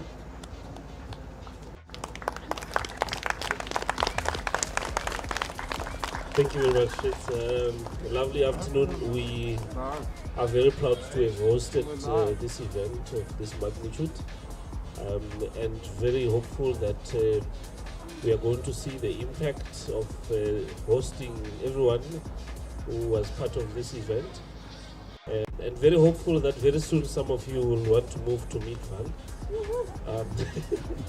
Yeah, sure, we want most of you. As the best run municipality in the country, we will really want to have almost every one of you around. This has really been impactful to us since Thursday up until today. I just want to thank the organizing team and everyone, and thank you very much for engaging our residents, our farmers at the plots, and everyone to put them at ease. We really appreciate that respect you have shown to everyone. And congratulations to those who have participated and all the winners, and sorry for those who couldn't make it. I'm sure next year will be the best. Thank you very much. Thank you. First of all, I'd like to thank the volunteers that helped us to put this event. Some of these people have come from far and wide to help us here, and they are really the engine. Without them, we can't be able to host an event like this. So I would like you to put your hands together to say thank you very much to the volunteers that have helped us throughout this week. The second bunch of people who do a thankless job are our technical officials, all the commissaires and so on. They are the first to get the brunt of things when things don't go right. I would like to thank you guys again. It's a lot of effort and time that you put into this. Thank you very much for your time. Thank you once again for helping us host an event of this magnitude in such a successful manner and in a professional manner that you have done. Thank you so much. I'd like to thank Fritz, obviously, for being the marshal on top of all of that and putting together such a professional event. we have come a long way. I'm going to repeat this statement all the time. From where we were 5-7 years ago when I first came into the leadership of Cycling South Africa to a professional event as we have today. So, and bringing in Fritz was about making that statement about bring somebody who knows how to run events and run events properly. So thank you, Fritz, and thank you to your team as well for all the good work. Della, Somi, and the administration team in the office. Without you guys, we wouldn't have. Somi has had to leave and catch a flight to go to Cape Town. If you don't know Somi, well, I don't know why you're here. and the queen of cycling, Della, over there. Gerard, the commissioner for roads, standing over there, thank you ever so much. This is your discipline, you're the leader here. I'd like to thank my fellow Expo members. I know Charles is somewhere. Karen there, she is the chief commissaire for this event. Thank you very much, Mrs. Spence, for all your hard work as well. And I know I heard you on the calls and all of that you were taking throughout this event. Yeah, it takes quite a lot of stealth to be able to handle some of the you know, the complaints and queries that come from people. Thank you so much. Okay, standing next to her is Charles. I think most of you know who he is. He's my fellow board member. Thanks, Charles. He's done quite a lot of driving this weekend. And, you know, in all the races throughout the weekend, thank you so much. Steve and your team, also thank you so much. Yeah, I mean, we've heard not only your voice and the other members of the team. It's okay, we like it. Don't worry. Sorry. Thank you so much. Jeremy over there. And Jeremy over there, also another voice for those who've been watching the screens. And I've got to say this, I don't mean to be long. There are so many thank yous to do, but I've got to say this, that the streaming of this event has been impeccable. Thank you, guys. Thank you very much for putting all of this together.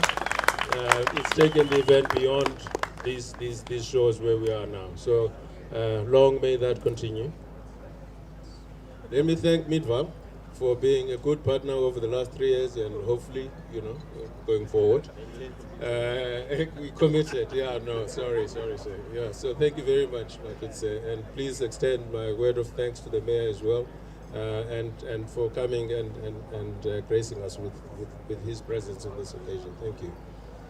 Last but not least, of course, I have to thank the riders from Thursday, from the para teams and the para riders that were here Thursday, the TT teams that raced all the way, some of them are still here. You know, the women's race was also great to see yesterday. I know they've all left, but since we're concluding this event, I'd like to thank all of you guys for the efforts that you've put in, and also just, we've had, I think this championship has had one of the best quality teams, or quality fields rather, that I've seen in the cycling South Africa championships in many, many years. So that is a testament to the good work that a lot of the people are doing on the background. And thanks for the confidence and coming to join us here. Last but not least, I've got to thank the supporting teams of all of you, because without you here with your parents, your families, and all the teams and the managers and the support that you get, it wouldn't be possible for us to do all of this. He wants me to finish, and that's my finishing word, Steve. Thank you so much. And to these guys here, you know, hang on. Exactly, thank you very much. They have been on the road, and they've kept all of us safe. I thank you very much.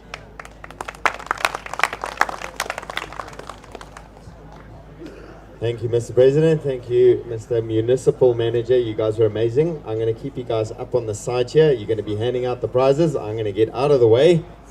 And I'm going to start with our junior men's category. We got time, and I think we can acknowledge the performances out there one by one as I call them up. Third place today, 3:28.18, a solid ride, Liam Esbach.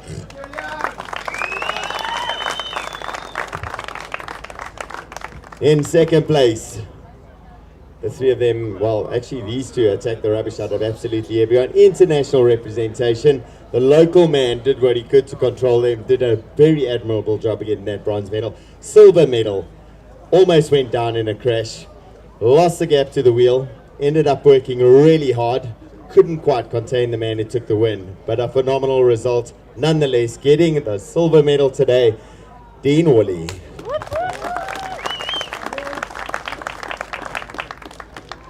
And then taking the win, he was frustrated last year. He's been racing overseas, he's been thinking about those stripes on his kit, what it's going to mean to the team, what it's going to mean to him, what it's going to mean to his presence in the market overseas. His career is looking amazing. First time I got to call out his name at a prize giving was giving him an honourable mention as an under 15 rider, taking on the under 17s at Ride Joburg. And his dad came to me and said, listen, he's not supposed to race in the full race. He did, and he actually was up in the podium, so we got to call him up there. But taking the win today, a solid win. They actually got a picture because it was amazing to see him go across the line. I pointed at him and said, oh, well done. He looked at me, and they got the shot on the camera at that moment, and it actually is beautiful.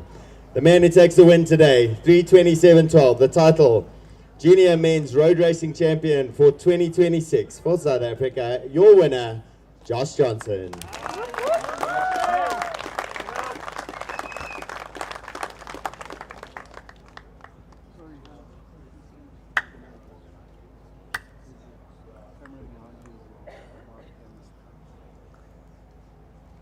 Okay, presenting that third place medal, bronze, to the youngster, 3:28.18, Liam Esbach. Our silver medal, 3:27.55. Silver medal to Dean Woolley.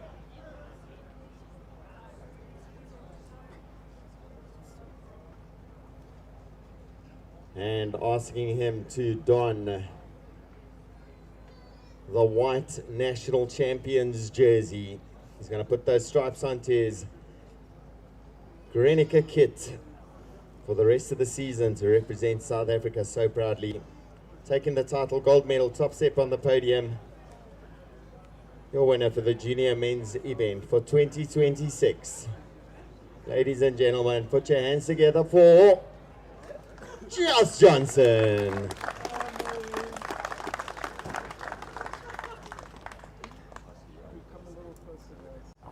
Okay, first photo, nice and neat. There we go. There we go, Liam, big smile. Okay, guys, if you can. Here we go, going to leave the cyclists in there.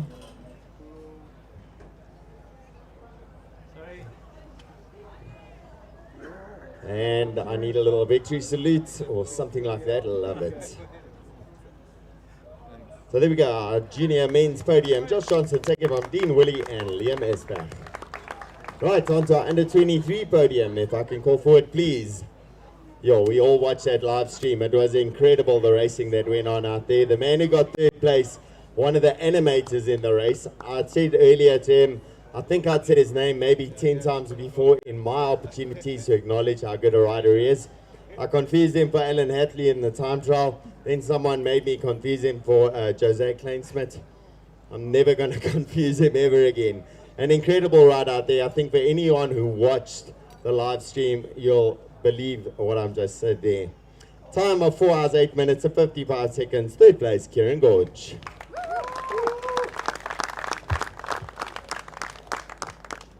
Second place, a man that took the title away from the elites in the Criterium Championship last year. A slick rider, a smooth rider, a man who doesn't shirk his responsibilities. He's got a vicious little kick on him as well. He can definitely handle the racing out there.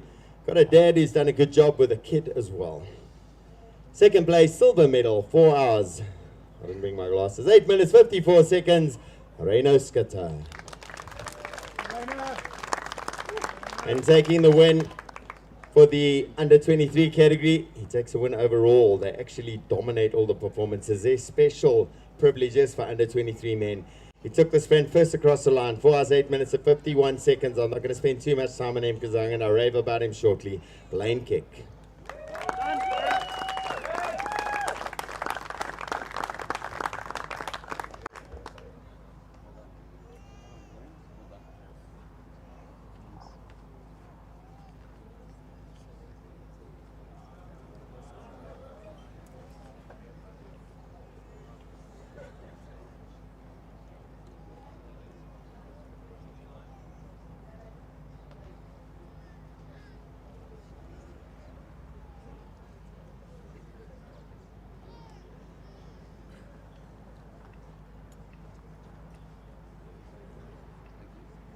There we go. We got our bronze medal to Kieran Gorge, a silver medal to Rena Skitter.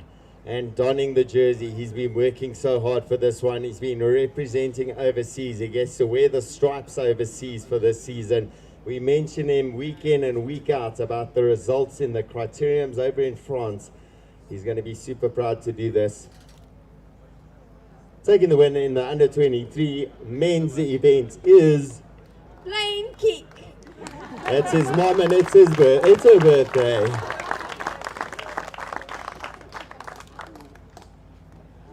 Wait, photos first. Wait. Behave yourself. There we go. Nice photos first. There we go. Let's give him a big round of applause. Plain Kick taking from Rena Skitter and Kieran Gorge under 23 men's podium for 2026.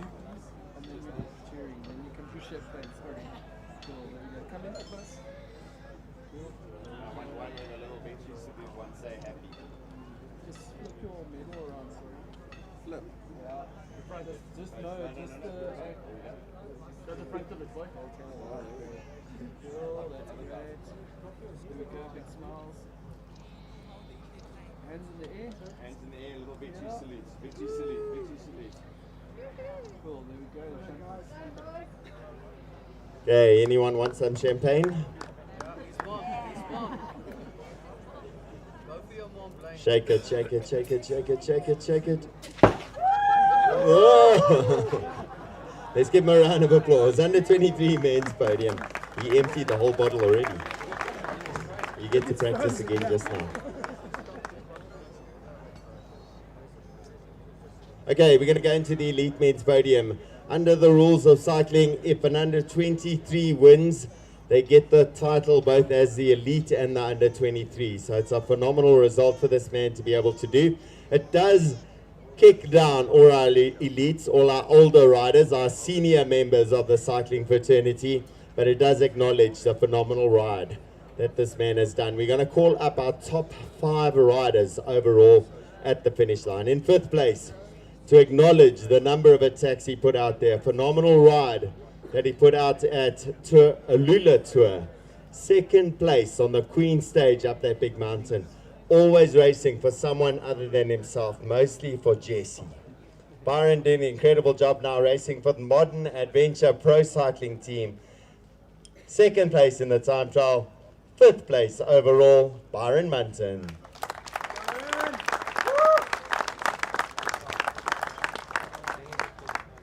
Our 4th place rider to the line, the legend that has been out there for years and years and years. He's acting as the educator to the team. Not only that, he's winning races still. He's competing all over the place. He keeps a calm head in everything he does. He's at podiums all over the place. He's raced at the Tour de France and all the big tours. If I can call forward, please, our 4th place rider, Reinhard Janssen van Rensburg.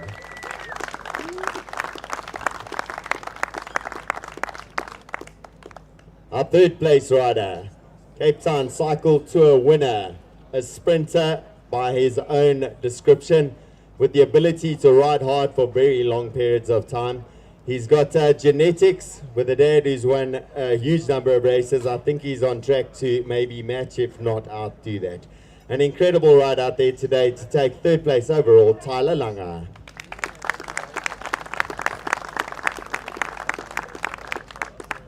Second place overall. Retiring from World Tour last year, stepping into the local scene, stepping in not only to the local scene to ride a bike. His lowest finish so far this year is 2nd place. He's had wins already, 2nd place. He's done a 2nd place again here. He's actually the first of the old men to finish. Ex-Tour de France rider, you can see the stripes on that shirt. He's done this before. He would have liked to take it again, but he said to me earlier he's happy that it's going overseas and he's happy that it's going to an under 23 that he's helped to inspire.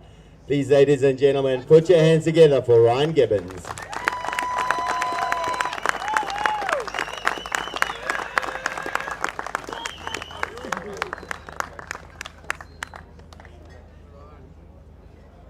Okay, and your winner, showing zero respect to the elders out there, a phenomenal ride. I got to watch that final live stream. I know it cut out for everybody. It caught up I got to watch that final live stream. The action happened when he was first man around the right-hand corner. He put the hammer down at that point. He went first into the left-hand corner. He put his head down. He kicked so hard. I don't think I've seen him move that fast before. We got drone footage over the top. We're going to share that with you later. It was goosebump stuff. It was honestly a 100% well-deserved result. He's worked hard for a national title year in, year out. We had the discussion at provincial champs, and he said he's going to get it one day. He got it today. Ladies and gentlemen, your overall elite under 23, whatever category you want, the fastest man out there, national champion for 2026, Blaine Kick.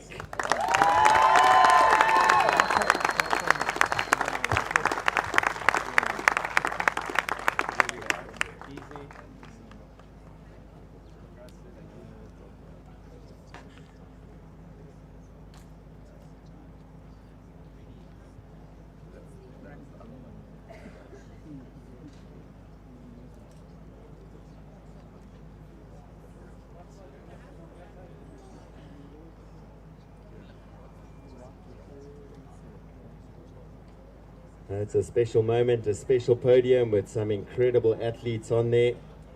Ex-World Tour riders, soon to be World Tour riders, current World Tour riders. And a man who's been working hard at this for the last 2 years on the French regional structures. He's going to find himself rocketing up with the confidence that comes from wearing those stripes. Byron Munton 5th, Reynard Janssen van Rensburg 4th, Tyler Langer 3rd, 2nd Ryan Gibbons, and taking the gold medal top step on the podium, Blaine Kick. Let's give the guys a big round of applause. Well done. Just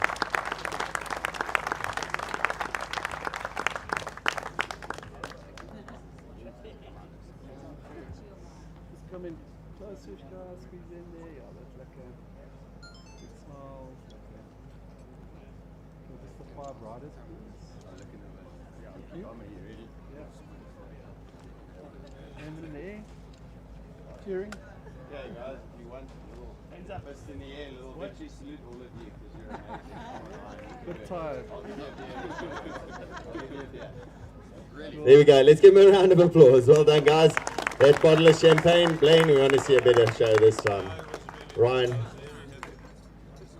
stay close.